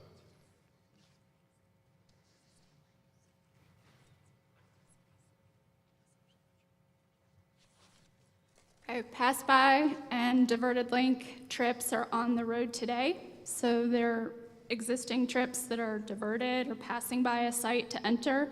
So that is included in the existing traffic volume that was used for the air quality analysis.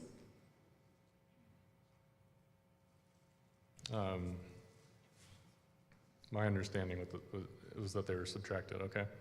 The emission study suggests that by 2039, 7 out of the 9 modeled residential areas will show a net increase in 24-hour high concentrations of emissions. However, it also suggests the wind mostly comes from the west, so residential neighborhoods in the west will be less affected. Aren't there significant neighborhoods such as Hannaford Farms and Lakes of Bliss Woods to the east of the development? And won't they be impacted by these emissions if the wind is coming from that direction? The report indicates the prevailing winds come from the southwest and go to the northeast. So Hannaford Farms is southeast of our project. Seems to, I'm taking this language from the report, so there's some indication that it comes from the west, and it specifically mentioned residential neighborhoods in the west will be less affected, but deeming that they come from the west, it seems they would be directed towards the east. The report indicates that it comes from the southwest. Okay. Many residents have concern about runoff contaminating their shallow wells and excessive water consumption drying their wells up. How does the development plan to mitigate these concerns? I guess we touched on a little bit of that. So that'll be all from the village, correct? I've responded to that Yep. question already. Okay. My apologies. Parking spaces and truck docks. Across all proposed development, how many parking spaces are planned? I don't know ultimately how many parking spaces we will have, because it depends on, that's why we're asking for a PDD, it depends on what's developed and where. If it's a data center, you'll have fewer parking spaces because they have fewer employees. If it's a distribution center, you're gonna have more parking spaces. So I can't answer that question, but what I can tell you is we will follow the ordinance. You don't have a For parking. ballpark for both I do not have a ballpark warehouses that I can or- share. Okay. Likewise for truck docks? It's the same answer. I can't give a ballpark because I don't know what types of industrial uses would locate or if we would have any of those. Okay. What will be done if there is an overflow of semis on village roads or interstate and highway ramps? I don't anticipate that that will happen because we have to design our improvements to accommodate whatever truck traffic would be generated by the specific use. And in our ordinance, it states that you cannot queue outside of the property. You have to queue on the property. So you cannot queue on CV Road, you cannot queue on Route 47. I And then a understand that that's specific- in the ordinance. There's already a lot of semis that park on the ramp all the Yeah, time. so then that would be an enforcement issue. Okay, so will that be I something you'll be can't reaching speak out for to? the Village of Sugar Grove in regard to that piece. That's, the Village of Sugar Grove would have to enforce that. Okay. Regarding subdivision, have any of the parcels been subdivided yet? No, Have any studies relevant to village approval been conducted on parcels that have not yet been subdivided? I don't understand the question. Have you conducted any studies relevant to village approval on parcels that have not yet been subdivided? Yeah, I don't know what you're asking. Can you be more Well, you've specific conducted, and direct with your question? Several emission studies, flooding, drainage studies, but these have been conducted on parcels that have not been subdivided yet, correct? We've conducted the studies over the entire 760-acre property. Which has not been subdivided. I answered that Yeah. question already. Okay, well, that was the question. The annexation agreement says the intent of subdivision is to divide the property into discrete parcels to assist with planning due to the size of the property. Is that the only reason, or is it also being done to qualify it for eligibility under the TIF Act? We're subdividing the property to create the 5 different distinct zones that the various PDD requirements would fall to. So there's no other rationale for the subdivision? I answered your question. Okay. The town center, have you had a chance to review plans created by the village's town center committee, and if so, did they factor into your plans for the town center? We've seen the plans, and as they are they were created by a committee, we have incorporated some of the committee's findings into our programming as well. Okay. Is the town center guaranteed to be developed? We will be developing the town center. You'll be donating the land for the town center to the village, correct? We will be donating land for a new village hall to the village if the village would like to take it. It is not an obligation. Okay. And who will pay for the development of the town center? That would be the village. Okay. And, Oh, the town center, I'm sorry. I thought you meant the village hall. Thank you. It's getting late. Sure. The town center would be developed by Crown. And the village hall would The be village hall would be developed by the village. Gotcha. Just to be clear on that. Agriculture and flooding. What percentage of the property is currently farmed? All of it. Does Crown properly maintain the creeks, wetlands, et cetera, on its property? We do not do any additional maintenance work on the property unless it's warranted. Okay. Is the property subject to flooding, and if so, is any of that flooding considered chronic?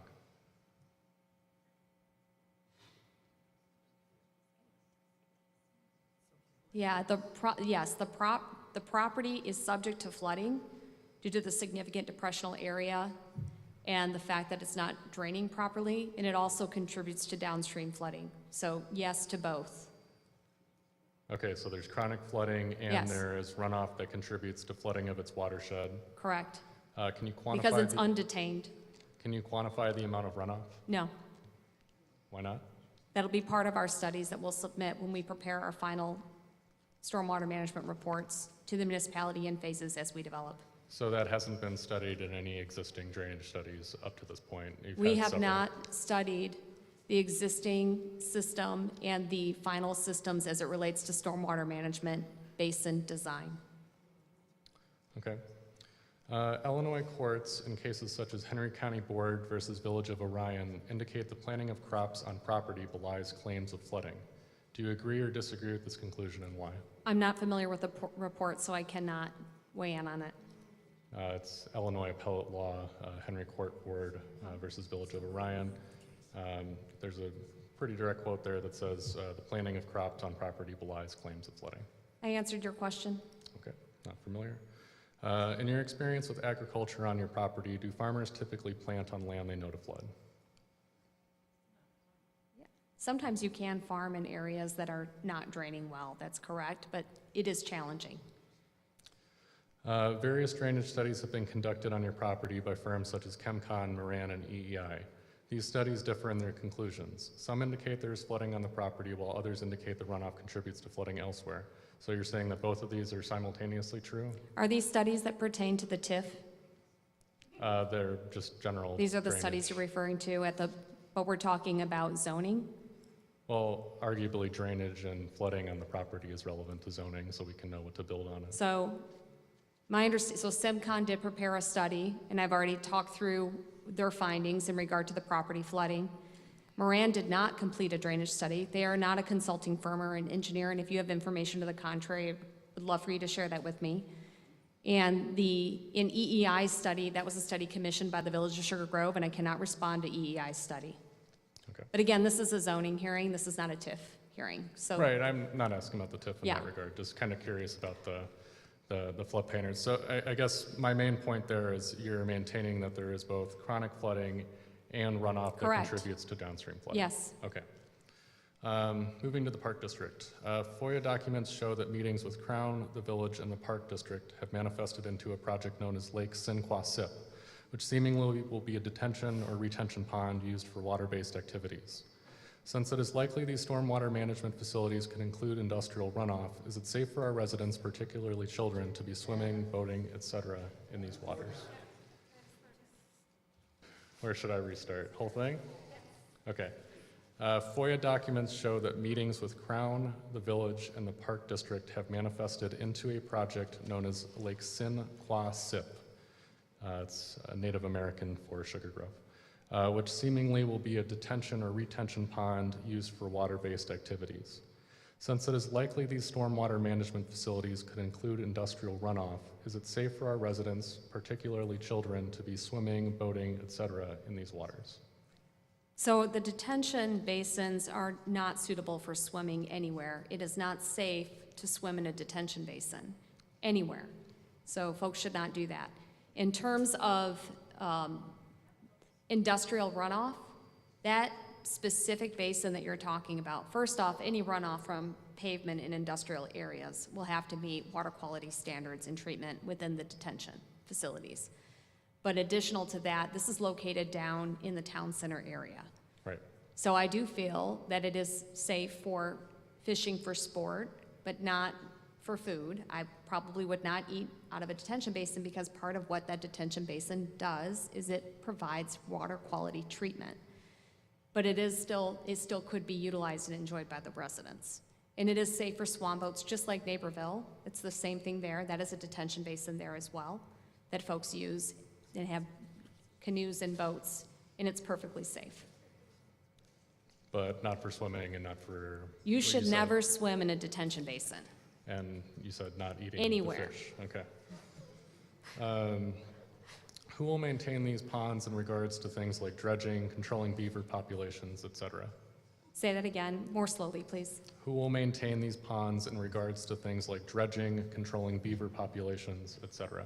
That will be maintained, all of the detention ponds will be maintained by an HOA. Okay. With the expected transfer of a sizable portion of land to the Park District, which will substantially increase its borders, how will the maintenance responsibility for these expanded areas be managed? Will there be specific compensations or support provided to the Park District for these maintenance duties, or will these responsibilities need to be absorbed by the district's existing resources? If the Park District takes on the land, other than the impact fees that they would collect at time of building permits, they would fund any maintenance that would be needed, which we anticipate would be minimal because all of the facilities will be new and the maintenance would have already been undertaken in terms of removing invasive species and dead trees from the property. But in regards to long-term maintenance, that would be on there? Yes. Okay. And who will maintain the proposed amenities such as the pickleball courts, playscape, splash pad, beer garden, and farmer's market? So that could be the village, it could be the Park District, or it could be an HOA. That is yet to be determined, but our annexation agreement does specify the order in which we must offer those. Okay. Regarding aesthetics, you have proposed light poles up to 40 feet above grade in industrial lots, while the village standard is 25 feet. Please explain how these taller structures will comply with community dark sky initiatives and any mitigating measures you plan to implement. I can't answer the question about how it will comply with dark skies other than to say we will follow the village ordinance in terms of the amount of light that it emits. The pole height was determined based on conversations with data center users and industrial users who need higher light pole height in order to provide secure lighting for their facilities. You're requesting a maximum building height of 60 or 65 feet, depending on use. How will this fit into the existing area's aesthetics, and are there any buildings of similar height nearby? Well, the area is currently farmland, so I think the answer to that is no. In terms of the heights, we will have additional architectural standards that will aid with the architectural appearance of the buildings. Next one refers to a chicken and egg scenario. The annexation agreement is premised upon specific zoning, subdivision, and TIF requirements being met, including hearings like this one. But these actions can only be applied to annexed property. Doesn't this create a chicken and egg scenario and bind the village? Pat, the annexation agreement is not an issue here. Well, what we're talking about is the zoning and the PDD.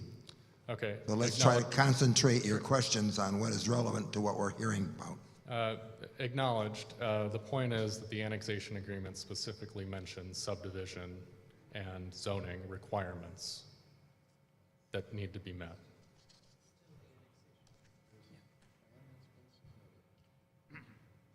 There's a plan that has been submitted, which is an issue tonight. The annexation agreement and the terms of that agreement are the basis of another proceeding. Okay, so so if you could confine your questions to what is specific to the PDD, is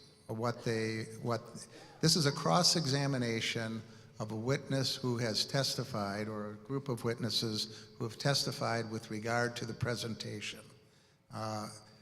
The scope of your cross-examination should be limited to that presentation. I think the Commission has given you very, very broad scope, which frankly is very, very much beyond that scope.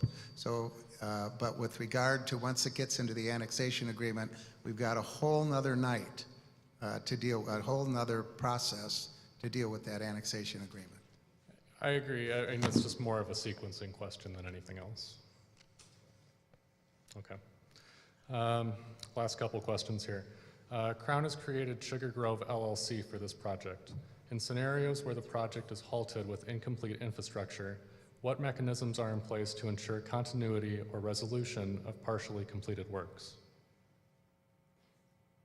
So I think I heard a two-part question. The first part is Crown created, is your question, what guarantee do you have that we will finish the project? Is that your question? I'm trying to understand your question. Not necessarily. I guess assuming that, you know, the project begins and is halted for whatever reason might be, what mechanisms are in place to ensure that it continues to be developed or those developments are mitigated. Okay, so there are a couple of mechanisms, but it depends on the timing. The first will be the annexation agreement, which will be subject to a hearing next week. The second is if we have a recorded plat of subdivision in place, we have a letter of credit posted. If we do not follow through with our obligations, that letter of credit can be drawn on by the village. It is cash in the bank. Okay. What contingency plans are in place if the developed industrial lots remain vacant for an extended period? We won't develop that area unless we have someone who's willing to build. So And if we're not those going to plans fall invest, we're not going to invest millions of dollars in infrastructure. It's a significant amount of risk for us to take on unless we know we have a buyer. And that'll be contractually determined with the buyer? What do you mean that'll be There contractual? will be an agreement between you and the buyer that they will occupy that. We will have a build- contract with the building. buyer to sell the land to that developer. Please explain the decision to build warehouses when residential is more profitable per square foot and there's a tremendous increase in demand for housing and significant decrease in demand for warehousing space. So our project is diversified overall in terms of the land uses. We have residential on the south side that's about 1,300 units. That is enough residential to be able to support a build-out of somewhere between 7 to 10 years. On the north side, given proximity to the interchange, that area is more of commercial and data center and industrial use type area. Okay. What are Crown's contingency plans should the zoning, annexation or TIF applications, we can restrict it to zoning if you'd like, be denied? If our zoning is denied, if we don't have zoning, then we don't have a project. Do you plan on refiling if that determination is made? I can't answer that question standing here today. I have no idea. There are no contingency plans in place? Farming? Well, farm it, yeah. Okay. Last one, Crown has requested numerous variances from standard villages requirements, many of which we've already discussed. What are the benefits to the village in agreeing to these variances?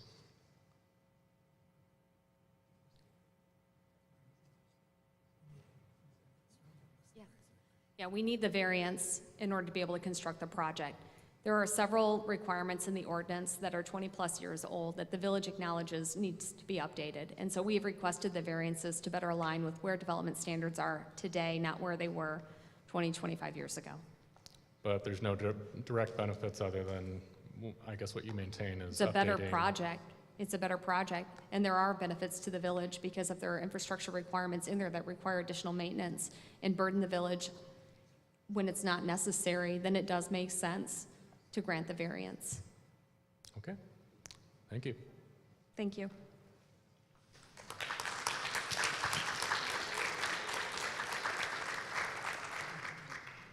Moving right along. Ross Powell. No Ross Powell?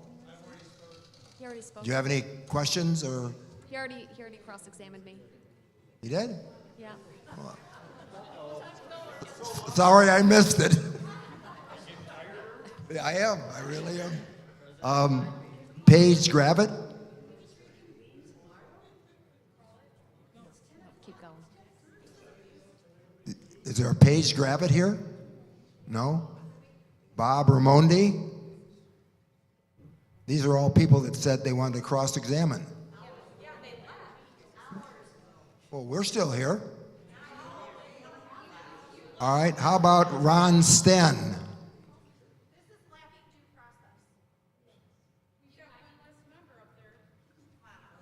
Stacy Miller?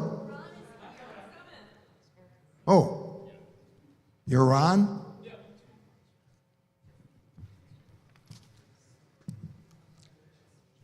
All right, so I've got a couple of questions regarding the TRC air quality study. So during the past questioning, I know it's a while back at this point, but you mentioned that idling trucks were covered in the study. Could you show where that is? I didn't produce the study, so I can't show exactly where it's at. But you just said confidently testifying that it was included in the study. I believe it is, but I didn't produce the report. Well, if you believe it is, where is it? You'd have to read the report. I did read the report, it's not in there. Okay? So were you lying before? I was not. So were you incorrect then? I stand by the report. Well, you said something was in it that's not in the report. I didn't produce a report, but I do stand by the conclusions. of the Okay, I'll report. continue. With the potential warehouses that would be built, which roads would be driven on to access those?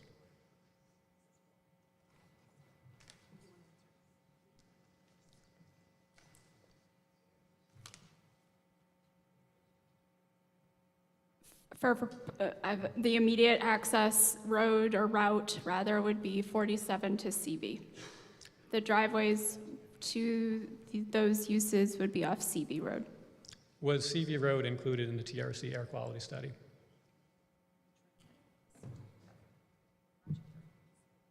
The project area, the entire project area was included in the air quality study. The air quality study only considers Route 47 and 88. The air quality analysis is based on traffic volumes that are presented in the traffic impact study. On Route 47 and 88 are specifically highlighted in the TRC air quality study.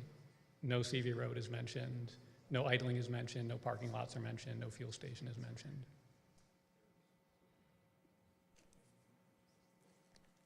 We stand by the air quality report.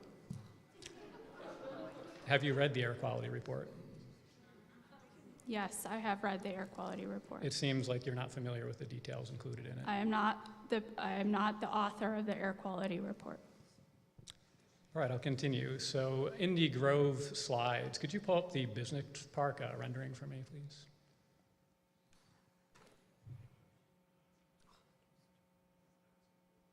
Which slide are you looking for? It was the one that had like the proposed what the business park area would look like. It's like 5 hours ago, so I'm not sure which number it was. This is a CV Road slide, so there were two renderings. Yep. Yeah, that's the one, thank you. So do you have from past developments actual pictures to show what something similar would look like? We replicated Sullivan Road in Orchard Park, only our landscaping is significantly more enhanced over what was done in Orchard Road Park. So that is something that can be driven today. Was that one of your developments? No, Do you have a development that was similar to this? not on this scale. So you've never before done a development of this scale for warehousing, No, but you would like the Planning Commission here to give you pretty much unreined access for the zoning. no, there are. Okay. So what's the question? So you don't have any experience with a development of this scale, yet you want the zoning to do this. We have significant development experience, and we've demonstrated that. You just said that you do not for this particular application. Not on this scale, but we do have development experience. So I've answered your question. I don't believe you have with I respect have. to warehousing and data centers. I've answered your question. Can you point to warehousing development that you've been associated with?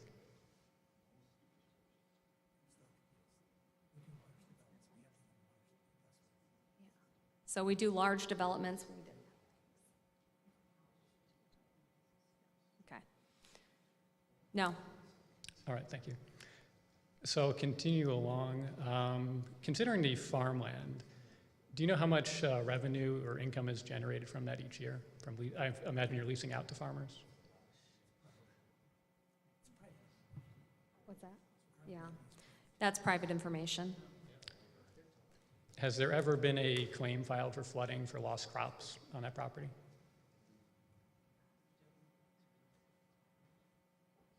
I don't know the answer to that. We don't farm it. But you've never filed a claim on that property? We lease it. We have tenant farmers.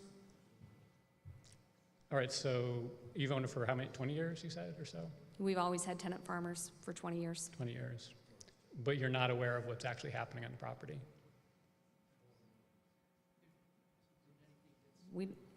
We're not aware of anything that's been filed. Okay. So if it wasn't brought to your attention, how do you know there's flooding on the property?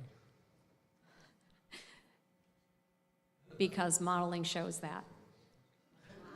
And the topographic nature of the property also demonstrates that. The property does flood. But you don't There know. are undrained areas on that property that flood. Which direction does the water flow into property? For runoff, I'm talking about. Yeah, it does.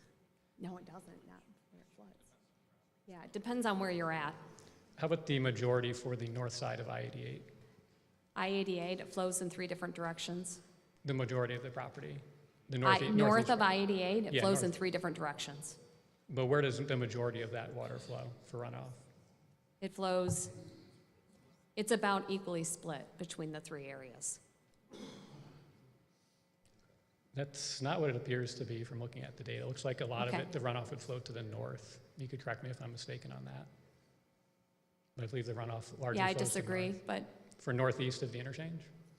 northeast of the interchange, the property flows to the east, and then the property on the north of CV flows to the north, but there are portions of the properties on the east side of 47 that flow west.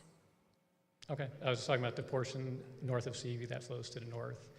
After the proposed development, which direction would runoff flow from that property? It'll flow generally in the same directions. Okay, that seems inconsistent, which has been mentioned before. Okay. So right now, there's no retention facilities at all on that property, correct? That's correct.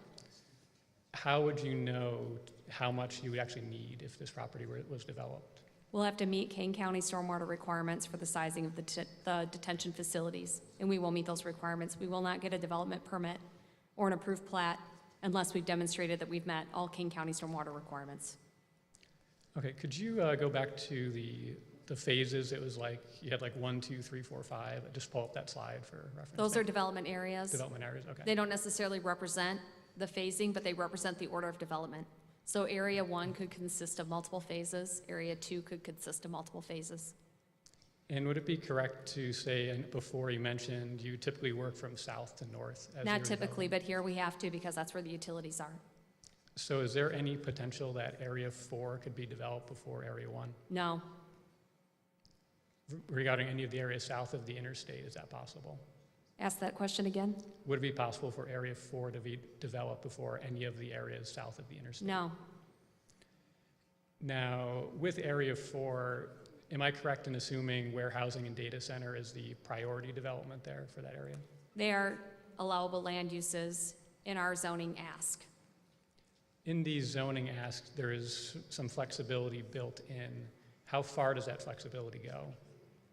The document is publicly available online. You can review it to see what uses are permitted, what uses are special, and which uses are restricted. So regarding the flexibility here, Area 4s could go for any area, but you're not 100% sure whether it could be something like a warehouse, a data center, a big commercial area. Is that correct to say? We're asking for PDD zoning because we don't know specifically where the uses will be within Area 4 and what those uses will be within Area 4. So it could be commercial, it could be medical office, it could be data centers, it could be distribution. I would say based on our knowledge today, it's most likely going to be data centers primarily and then potentially some distribution. But we have to maintain the market flexibility in regard to if there's too many acres to be able to support that, some of that may be converted. We may go commercial, as long as it's a permitted use in the zoning ordinance. Would it be fair to say that's a fairly significant amount of uncertainty for the ultimate use of that property? It enhances the likelihood significantly of success versus locking in a land use today that may not be viable in 2 years' time. So the flexibility is key to ensuring the success of this project. And there are significant restrictions within that flexibility. So while there are permitted uses that we're asking the zoning, the Plan Commission to approve, and eventually the village board, there are restricted uses embedded in that as well. So with that amount of flexibility and uncertainty for that job creation estimate, how confident are you in that number? What would a plus or minus be to go along with it? I did not create that report, and I do not have the answer to that question in regard to plus or minuses. Is there any ballpark on what the uncertainty could be for that projection? No. Do you know how many jobs Sugar Grove currently has within the town? I do not know the answer to that. I don't think that's in the report. The number seems Hold on quite- just a second, we have it.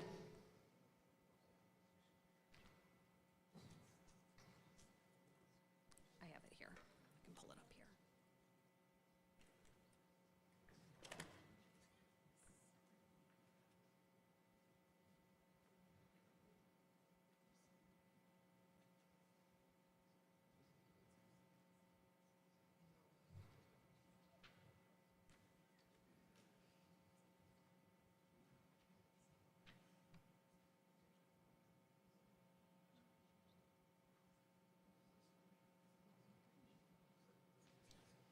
If you want to ask the next question, we'll come back to that once we pull that up. Okay.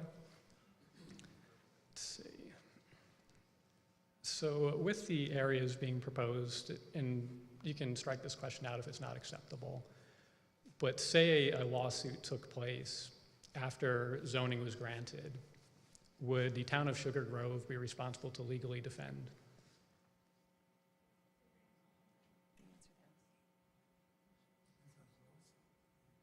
What's that? Yeah, I think it would depend on the nature of the lawsuit. Let's say the lawsuit has to do with the eligibility of the property for a TIF.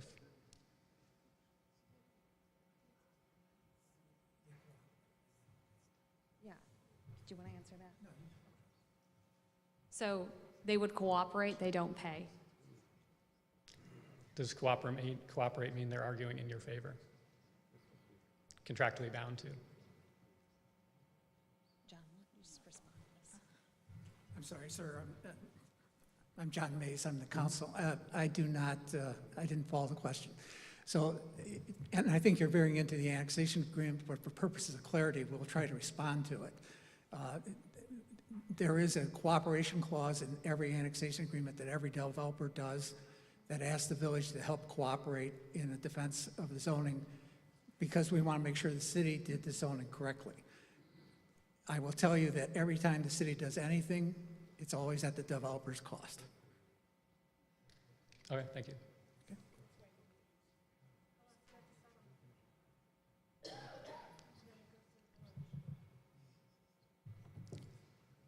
Were you able to pull up the figure for the previous question? No, we're still looking. Okay.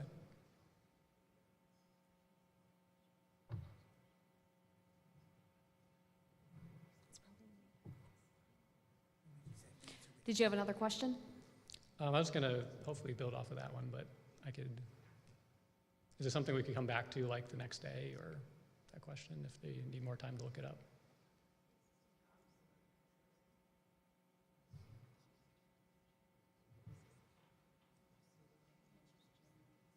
Yeah. No, we do not have those numbers. They're not included. They are not broken out in the RCLCO study. We did not prepare the study. All right, so another question, specifically with area, I believe it's 5 up there, the northwest side, the northwest side of the interchange up there. I've traveled through 44 states, traveled extensively. I've never actually seen a large fueling station, truck stop, whatever we're going to call it with the semantics, put in across the street from a well-established neighborhood with spacious properties. It seems to be a very irregular zoning. Have you ever zoned something similar to that or seen zoning similar to that before? Have I ever seen zoning similar to that before? Yep. Yes, Where? in other states. Could you give an example of one? No, but I have seen it. Okay, so could you provide an example? No. Perhaps tomorrow? No? So you've seen it, but there's no example of it. Correct. So how are we supposed to believe that? I know I have seen them. I cannot recall exactly where I have seen them, but I have. Okay, that would be helpful to have that information. I don't have it. Okay. Now, regarding the private studies you mentioned before, it seems you want the Planning Commission to take it at your word without seeing the studies that the land is suitable for this type of development. Would they be allowed to see that information? This is a zoning ask. We're not asking for a land development permit. Well, the zoning is basically based on the fact that you can develop this land. The Kane DuPage survey was showing a lot of the land is unfavorable for this type of development and therefore zoning. You mentioned you have a study that you cannot share with the Plan Commission, be able to see that study. If the Plan Commission requested a specific report, to the extent that we didn't feel that it was something that was proprietary in nature, we would consider sharing that report. So is that a yes or a no, that you would share this report that you mentioned before? That's my answer. Okay, that doesn't sound like an answer. I think that would be important information for the Plan Commission to have. So regarding the job number, are you still looking up that information or no? No, we don't have the existing job numbers. That's what we said I'm just saying earlier. that seems like the projection you have is quite a bit higher than it would actually be for the entire town. So I was wondering, I'm not the one petitioning for zoning here, but that number seems to be quite high for what, a population under 10,000. You're talking about well over 4,000 jobs in that small area. Given the uncertainty, it'd be nice to have some further explanation of what the potential uncertainties are with that. What is the question? Well, the question was about the number, which you haven't provided, but it seems the projection's not realistic, which is my question, is how are you getting to a number that high? Yeah. Yes, and I've answered this question a couple of times this evening. There's a program called InPlan that is utilized to determine that it is industry standard, widely accepted, run by researchers who use actual data in the input of that model, in the construction of that model. And I stand behind the report, and I stand behind the jobs numbers that are reported in that report. So there were inputs. What did you provide as far as the zoning inputs and the proposed uses to put into that model? The report is publicly available online, and you can access it and review those inputs. Okay. Now, regarding, again, going back to the air quality study, there was something mentioned before over there, again, testifying that was incorrect. If you look at the prevailing wind directions, south-southeasterly is one of the most common wind directions for the area. You could look at your map right there. You see the neighborhood is to the north-northwest of proposed fueling station, of proposed warehousing. Are we just going to pretend that's not the reality of the situation? That's what the report actually shows. The report, prevailing winds from the southwest, that's based on data from the airport, and it's in the report. I'm talking about the figure in report of the windrows, where you could look at the most frequent wind directions. The windrows shows that the prevailing winds are coming from the southwest. You're saying there's one prevailing wind? Predominantly, it's coming from the southwest. That is incorrect report. based on the report. That's not what the report actually says. It is what it says. You could pull up the report if you want to actually go into this. I'm not sure what the question is here. I just like it for the record that multiple times they've been incorrect on the contents of this CRC air quality report while testifying. Sir, you disagree with his answer, but he's given his answer. Okay, I'll continue. Now, regarding a data center as one of the proposed uses, or even warehousing, that's going to require quite a bit of power consumption. How would the infrastructure for that be handled to generate that type of electricity or bring that type of electricity into this region? The way that's handled is that the data center developer would need to work directly with ComEd on getting the power to the site. Do you have a data center developer that you've been working with?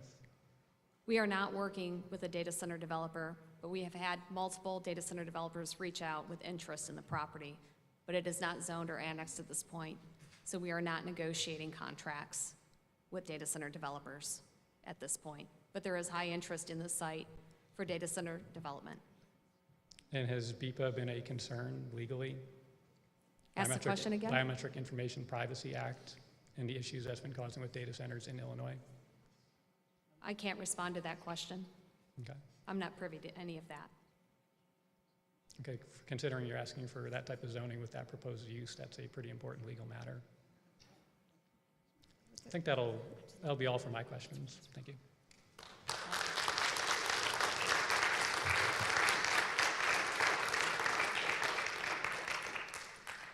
Stacy Miller. Mark Miller. Oh.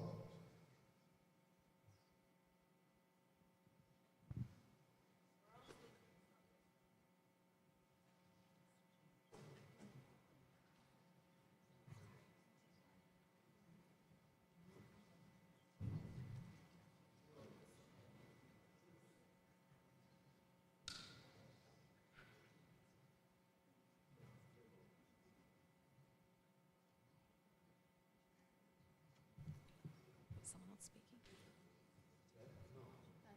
No. So you're not Stacy Miller? All right. Sheila Albano. Carolyn Anderson. Oh, okay.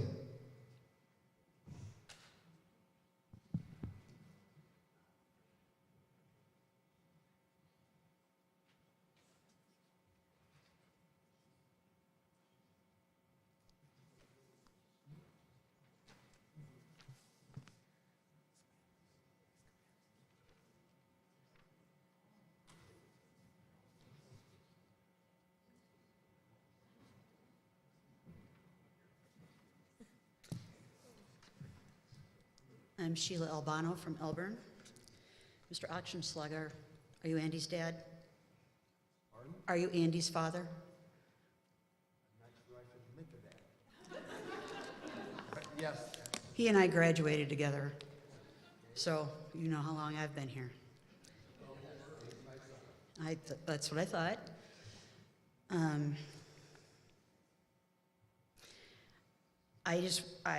I'm sorry, but I'm going to say that I cannot believe you're continuing this meeting until midnight. It's supposed to be a public hearing, and people have to leave because they have children. They're too old to be here any longer. You can't even keep all your board members here. This should have been, you are in charge of the meeting, and you should have said, we will reconvene this tomorrow, because you've already set aside 4 days for this.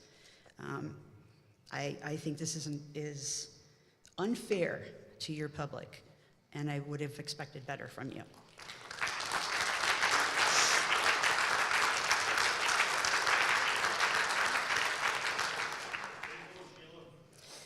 I am a longtime four-generation resident of this area from Elburn. I have no vote in Sugar Grove. But this project is going to have immense impact on my taxes and on my life and on things that are going on in Elburn. So, as somebody who's been working with a school board, or trying to work with a school board for some time. Sheila, let me interrupt you. This is cross-examination of the petitioner. Yeah. So if you direct your questions to the petitioner. I will, yes. Keelan High School is in need of significant repairs and upgrades. And they already are subject to 2 TIFs from Sugar Grove. Your documents, and now I'm not sure if you'll allow me to say this because it's a part of the annexation agreement, but earlier you were talking about the schools getting direct money and the libraries getting direct money up front. My understanding is that the libraries do not get money up front, that they get it after the buildings have already been built, and that, sorry, let me pull that up. Impact fees, when the homes are completed and there's no upfront on a TIF, and nothing for warehouse until the taxes are collected. So it seems to me that you're not being quite upfront with that. Can you explain how money is going to come to the school district and to the library, as you mentioned earlier? So yeah, let me clarify. The way that it works is you need to generate the incremental AV. So it is the taxes that are associated with that incremental AV, so that's the enhanced value of the land, whether there's structures on it or it's just finished land. I don't know who that was, it must be. And so as those taxes come in over time, and no, they don't come in day one, we first have to put the infrastructure in and bring the development before those taxes start flowing in. And it is a portion of that new AV that then flows to the school district and the library district first. And that is before it flows anywhere else. So they will get reimbursed for every student that we add to the district first. But if the structures haven't been completed at that point, there are no students generated. So if you have your residential grove put in place and homes are built and students are in those homes, I have documents that say your impact fees for that, for the school district for a single-family home would be $625 a year. And your land cash would be $1,125 a year. And that's the extent of what the school would get as an impact fee. That's for single-family home.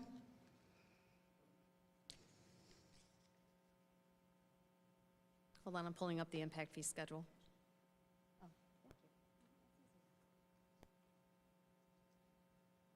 Okay, so we have a combination of fees that would be paid to the school district. There would be a land cash payment for each building permit, residential building permit that's issued, $1,125, and then an additional $625 payment as an impact fee for a total of $1,750 in impact fees that are paid at time that the building permit is pulled. So it's not an occupied structure at that point. So it won't make any difference how many kids actually go into that building. It's just the amount on the house. What is the question? I'm trying to understand where you're going with it. I wanted to sorry. clarify that your amount that you're going to pay for, whether it's multifamily residential or single-family residential. Yeah, it is specific to what type of residential it is. For multifamily and single-family, it is $1,750. Commercial pays as well. And it is on a per-house basis because it's based on the permit. But then that would be houses that don't generate school-age children that would be making that payment as well. Your agreement says that there's no impact fee for commercial. Oh, right. I might have misspoke. Yes, I did. You are correct. The impact fee is only on the residential, which is appropriate because that's where the school children could be generated. So $1,700 is enough to cover. And once so those children come into play, taxes won't come to the school district in any form for another 2 years. Because we've been down this road before many, many, many times in all of our communities. So I'm not satisfied myself with $1,700 for a home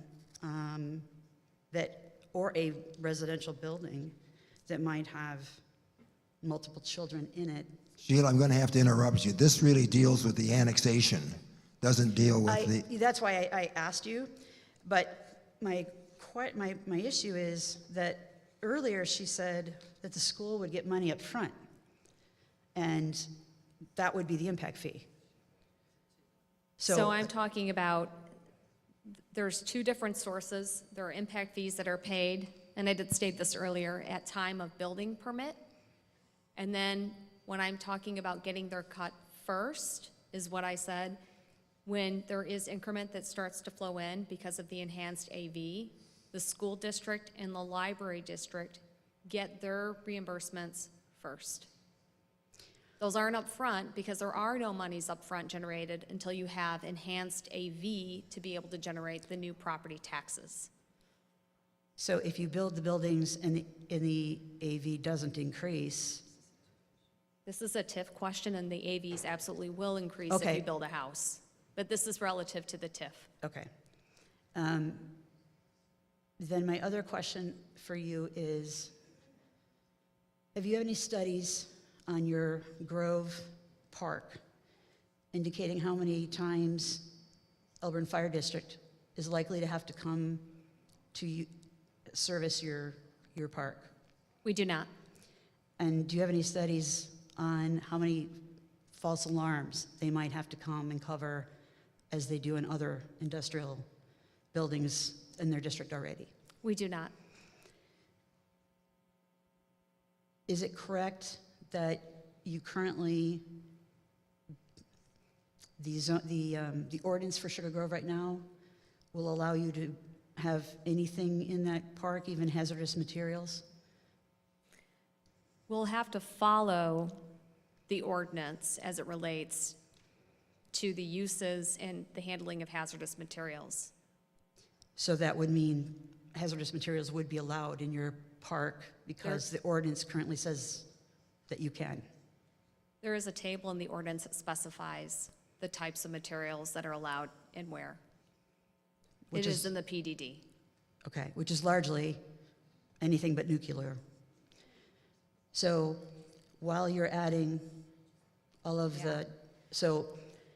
To be clear, the hazardous materials section that is in this PDD ordinance was copied verbatim out of the Village of Sugar Grove's ordinance. which was recently We changed. did not write that language. Correct, but it was recently changed at your behest. No, it was not. That isn't what the FOIA documents show. We did not write or influence the hazardous material language. If you have documentation that shows otherwise, I would be happy to look at it. Okay. It will be Elburn Fire Department that has to cover your entire Grove Park, but the district will have no extra tax coming to them to make all of those extra calls. Do you have any kind of, have you had discussions with Elburn Fire Department Countryside District, on how you might mitigate for them the extra expenses that will come to them because of your park?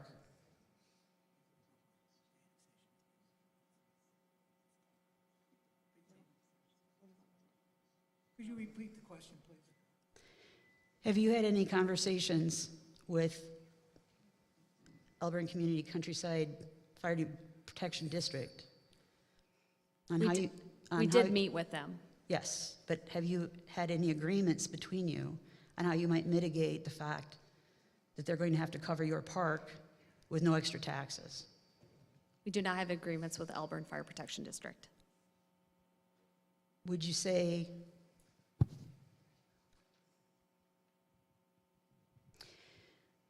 in terms of approval for if you do have hazard materials on your site in your buildings and you're following the ordinance, how you store that, take care of it, protect everyone around from it can only be adjudicated through the fire department, is that right?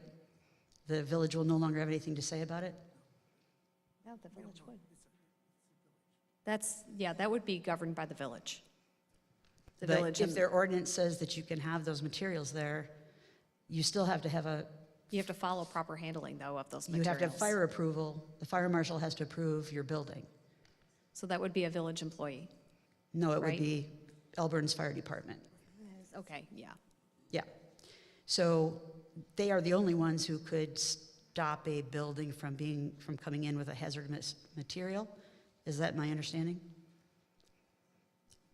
Following We the still ordinance. have to adhere to what we've proposed in terms of the table of uses. Mhm. We have to adhere to where those materials are allowed. But we honestly don't know the powers that the Fire Protection District has. You may be more familiar with it. We're going to obey all laws. Yep. Okay. And we didn't change any of the ordinance, so we copied in the village's requirements verbatim because it's a PDD ordinance, so it has to be a standalone document. Earlier, you were discussing in the traffic study, I think it was the traffic study, it was said you don't have any concerns about IDOT allowing you to make adjustments on 47 as you feel you need to make? I feel that we can secure the permits from IDOT that are necessary in order to be able to construct the access improvements on Route 47. That is correct. And would that include stoplights? Traffic signals? When traffic signals are warranted, we will put those in. So who makes the decision on whether they're warranted? IDOT. And IDOT, uniformly in our area, has refused to put in traffic signals, including one, for instance, in Elburn at Anderson Road and 38. And it doesn't matter what anyone around says, it's all about, frankly, how many deaths are there in a certain small period of time. Traffic characteristics have an impact on warrants as well, and our traffic study shows that we will meet warrants for traffic signals at the 4 intersections that Rory discussed earlier. That has not been the case or the experience of the people living here for years. So I'd be very surprised if that was something that you could manage to have happen when you don't have control over IDOT. Regardless of what, if their traffic study says it doesn't warrant it, they don't care about your traffic study. So this is, I have concerns about the school buses and the young people who will be driving up and down 47 with the addition of all the traffic that even minimally your traffic study says will be there. And if I understand right, so I'm asking the question, if IDOT says they are not going to do what you want them to do, you have no further say in it, correct? What is the specific question when you're saying IDOT's not going to If do they what we won't, say? if they won't allow for the, say, You're talking a about traffic signals? A traffic signal. Specifically? We'll meet warrants for traffic signals based on our experience in securing permits from IDOT. Those 4 intersections will meet warrants. They don't meet them on day one, but eventually they will meet warrants. It is all driven by traffic. And that's the key, eventually. Because there isn't the traffic. Because Shodin has not been able to get a traffic light, and he's been a developer in King County for decades. But he can't get a traffic light on his development. Sheila, you got to direct questions. You're rambling here, dear. I'm sorry.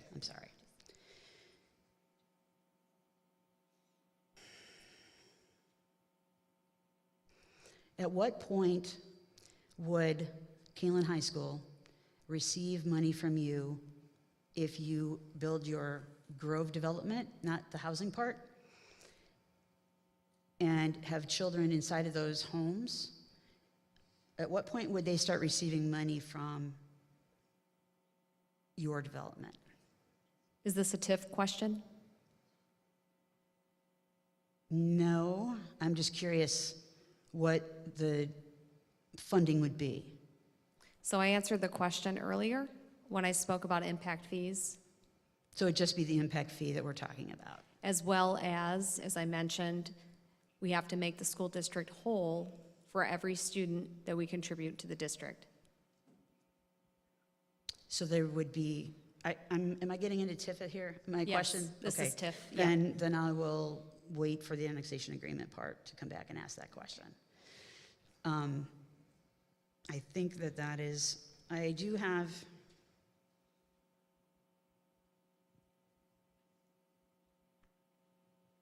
yeah, I think I have to wait for the TIF or annexation agreement for the other questions. Thank you very much. Thank you, appreciate it.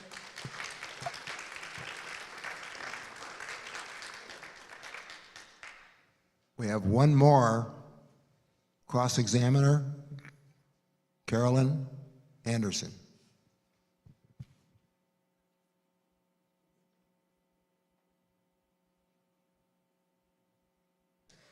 All right, good evening. I want to point something out that came up slightly earlier that wasn't fully clarified. August 7th, 2017, there was a series of emails that went back and forth between Crown, the Village of Sugar Grove, Brent Eichelberg, and with IDOT. Jen Cowan wrote, To Brent Eichelberg, August 7th, 2017, at 2:57 p.m. Hello, Brent. Thanks so much for reaching out to us in regards to the access. We absolutely do feel that it is necessary to protect access rights to our property in both the northeast and northwest quadrants of the interchange to provide for expected economic development at those locations. As you know, economic development is part of the Phase 1 purpose and needs statement. As a key stakeholder and lead agency, we requested that the Village of Sugar Grove present a formal request to the tollway with a copy to IDOT to preserve the access locations Carolyn, you've got to identified. slow down. Oh, sorry. To preserve the access locations identified in the feasibility study. To aid the village in this, we drafted a letter detailing the request and sent that over with a cover letter to Sean Michaels on July 20th. I've attached those documents for your use. We do not believe that this request could be made by us directly as private landowners, even though we are stakeholders too.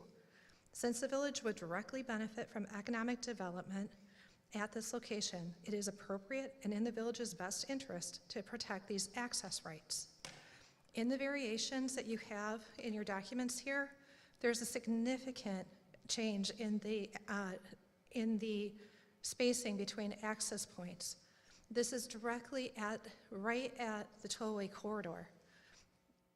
Do you recall sending this email and a template for the village to complete and send to IDOT? I didn't recall sending that, but that was 7 years ago. There's several of these emails. So we have a road configuration that has an expansion of Route 47. And I see that, I'm sorry, this is so late at night and so unfair to do to people. My brain is foggy at this point, and I can't properly even do this at this point. But, so there was CAG meetings, and there were engagements with IDOT for the expansion of Route 47, correct? What is your specific questions as it relates to zoning? Because we're here to talk about zoning today. Okay, You're so- referring to meetings that were relative to an interchange back in 2015, 16, I don't Actually, even know. that's not yet what has happened. It's in regards to the expansion of Route 47. Okay, what is the question as it relates to zoning? So will Crown be participating in fast-pacing the approval for the expansion of Route 47? We will build the improvements that are needed to provide access to our project, securing all needed permits from IDOT. And what is the time frame that you anticipate that happening? We'll do them by phase, so they won't all be constructed day one. They'll be constructed when we're building the adjacent phase. So when that happens, will there be a need for eminent domain or condemnation of property for the expansion of Route 47 that you've created? No. Why is it in your documents on 12.21? This is an annexation question. Okay, so the eminent domain and the condemnation has nothing to do with the zoning or expansion of any roads for your development? I'm sorry, what was the question? So this provision, 1221, is saying that the village determines that such actions is necessary to implement this agreement or the intent of this agreement, the village shall institute condemnation or eminent domain proceedings for land other than the property for such purpose, including but not limited to the acquisition of right-of-ways and easements. So it's saying There that will it's- be no right-of-way acquisition for Route 47, to be clear. Okay. And in terms of the eminent domain section, that pertains to annexation and would be covered at the hearing next week. Okay, so this is not in here for anything to do with expansion of roads? For Eminent domain, I will speak to at the annexation hearing next week. Got But if it. you have a zoning question, I'm happy to answer Okay, any sure. zoning question that you have. So then I have a question because in here, in regards to zoning and specifically mentioned, in 12.6, it refers to litigation. It says the village agrees to cooperate with owner in the defense of any lawsuits or claims brought by any person or persons in regards to the following matters. This agreement and the exhibits thereto, the annexation of the property or any part thereof, the zoning of the property, which is what we're doing now, the final plans for the property, any challenges to the TIF district, or any provisions of the redevelopment agreement. Any alleged procedures, defects related to any of the foregoing, and any suit for condemnation for all or any portion of the property brought by any other government body, to the extent that the village's cooperation results in any third-party expenses, costs to the village, the owner shall reimburse the village for such cost. So let me ask you this. If there's legal action in regards to the zoning, are you obligating the village to defend you legally against the public? Yes, I do. I'm sorry, we tried to address that earlier, but this is an annexation agreement question. and No, we- it's not. It says right here, in You- regards to the zoning of the property. What section? For are- litigation, what 12.6. document are you reading, ma'am? This is in, I believe, the annexation agreement, but Right. it does specifically mention that if there's a case brought forth because of the zoning of the No, property. but we understand, and you Mhm. are reading it correctly. We're going to answer it next week. Okay, so basically the public is in jeopardy of having you in a partnership with I the don't village. accept that characterization. But I do. Well, Because of course you do. it's a threatening assault against the public. We don't accept that characterization. Okay, well, how else would you describe it? We'll describe it next week. Okay, very good. Is that the 12th, the August 12th hearing, or are we doing a new hearing now too? So the hearing that we're referring to is the hearing on annexation, which is, the village has posted on that. That'll be held at the Professional Center at Wabansie Community College on August 20th. Do you feel that the terms in these documents outlay you as being a good neighbor to the village of Sugar Grove and the surrounding communities? What is your specific question as it pertains to zoning? Does your zoning present you as a good neighbor to the Yes. surrounding communities? Mhm. How are you going to assure that 80% of the trucks will be going directly to the tollway? Who will be monitoring that activity? And what happens if it's not completed? What happens? Yeah, as typically as tenants are identified and approach the village for review and permitting, the village has the right to request, and I believe it's suggested in the staff report, for additional traffic review. If there were a tenant that has unique operational characteristics that are not in line with the assumptions in the traffic study, then supplemental analysis would be completed and a plan would be put in place at that point in time. So would that be for the Sugar Grove Police Department or Kane County Police Department to enforce? No. How is Yeah, it it would be enforced? part of the permitting process, not an enforcement issue, but a part of the permitting process. There would be a supplemental review of the unique characteristics of the tenant. Could it lead to the end of a leasing agreement with a specific tenant? It could lead to a denial of a permit application. Will your tenants be leasing the buildings that are warehouses, or will they be purchasing them? We do This- not. Go ahead. This doesn't have anything to do with zoning, some of your questions. I'm sorry, Let's I'm stick not a to what professional. the issues are here, please. Has Crown Community Development ever completed a development like this in the past that requires warehousing along with the town center? We answered this question already this I'm evening. sorry, I didn't hear that one. Okay, so you do not have experience in this matter? We don't have experience on this scale. Okay. Let's see. Okay, so back last year in June of 2023, during the community engagement hearing, engagement meetings, you spoke with a group of us and described that Crown has in all their contracts a 5-year provision that gives you the right that if the parcels don't sell, you can change the land uses to what is most marketable. And that is the catalyst for the need of a PDD zoning. Is that accurate? No. What is the accurate description?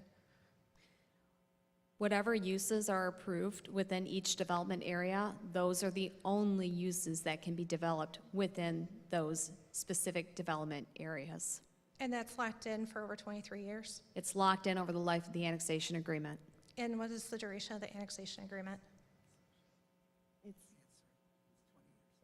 It's 20 years. 20 years? And it says here,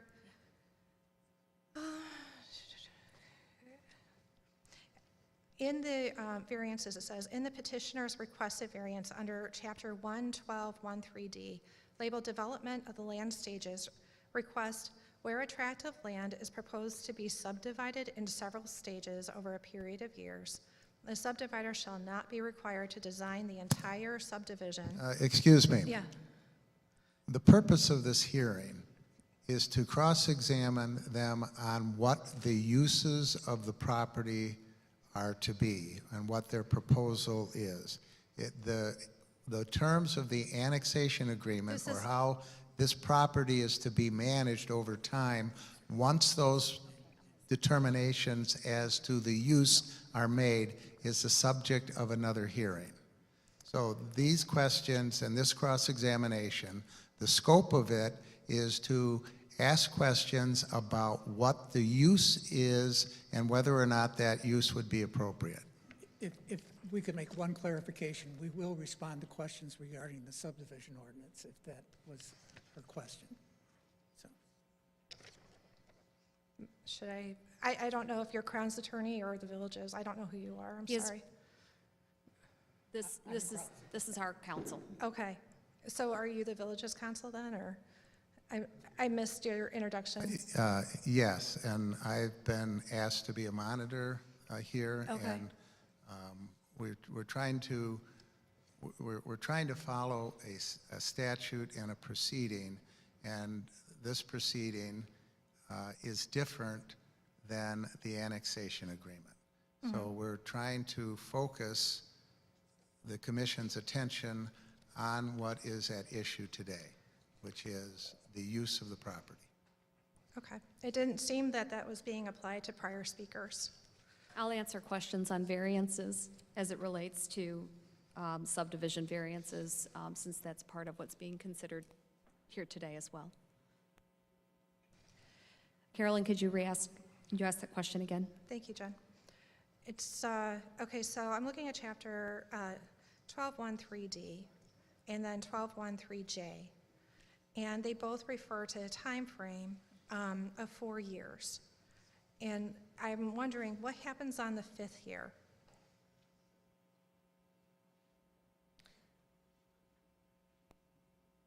We have to resubmit. So it says in here, if approval may be subject to revisions, such revisions will be submitted. Yeah, I think it's only, we have to resubmit our plan if we don't develop it within that time frame. Okay, so when you resubmit your plan, are you able to redesign it with a new concept? What is the specific question when you're saying new concept? So are you able to change the final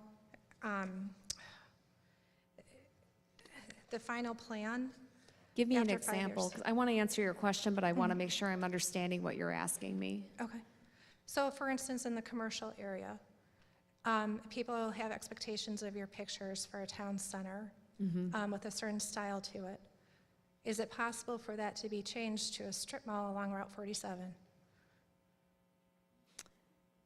We have language in our ordinance that requires us to build the town center in keeping with the character that we've shown at this point in the various illustrations. So we have to be in keeping with that character. So the answer to your question is, no, we do not intend to build strip malls in the town center area. Okay. Are you planning to build strip malls at all in any of the areas?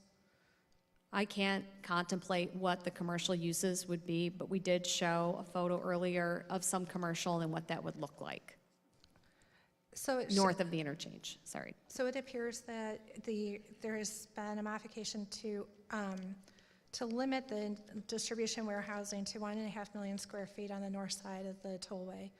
To clarify, the total industrial square footage that's allowed is 3.5 million feet in Area 4. What we've done is we've added an additional cap under that on specific fulfillment and sorting facilities of 1.5 million square feet. And how is that cap going to be protected if you have an end user that might be larger?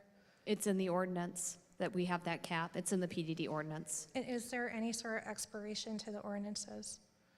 What is that with the annexation? No, Okay. they run with the land. And I think that's enough. Everybody's too tired to do this. Can't even think. Thank you. Thank you. Well, I think that's the last of the cross-examinations for the petitioner. So at 11:18, that section of the business is concluded as far as the cross-examination of the petitioner. I was hoping to make it till midnight, first since New Year's, but I think probably it's appropriate that we continue the remainder of the hearing. We have the non-impacting parties' comments, the petitioner's response, and then our commission discussion. Those will be the three things that we'll take up, I guess, tomorrow, if that's when we want to continue it to. Thank you.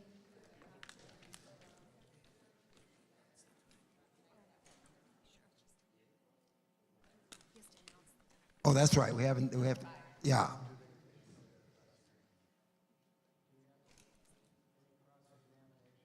We do not have any cross-examination. All right. So you don't want to cross-examine? Okay, well then, that portion of the hearing, the cross-examination of impacted parties as of 11:20 has been concluded.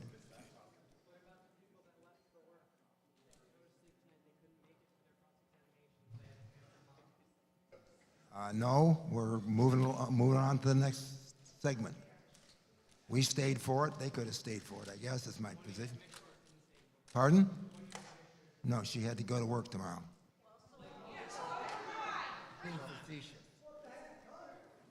All right. Mr. Chairman, could I just ask for a clarification of the motion?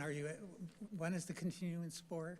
I think we'll continue it, if my board wants to do it, we'll continue to tomorrow at 5 o'clock. Thank you, sir. We've got these 4 days. Here.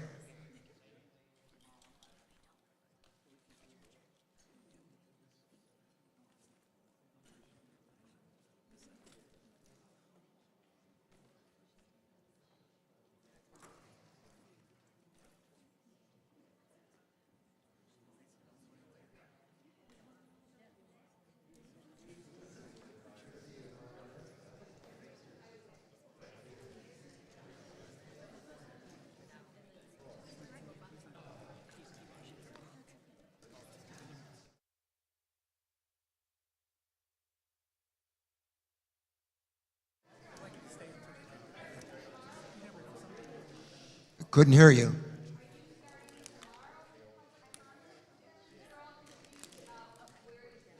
We're going to start with non-impacted party comments. Number 6 on the...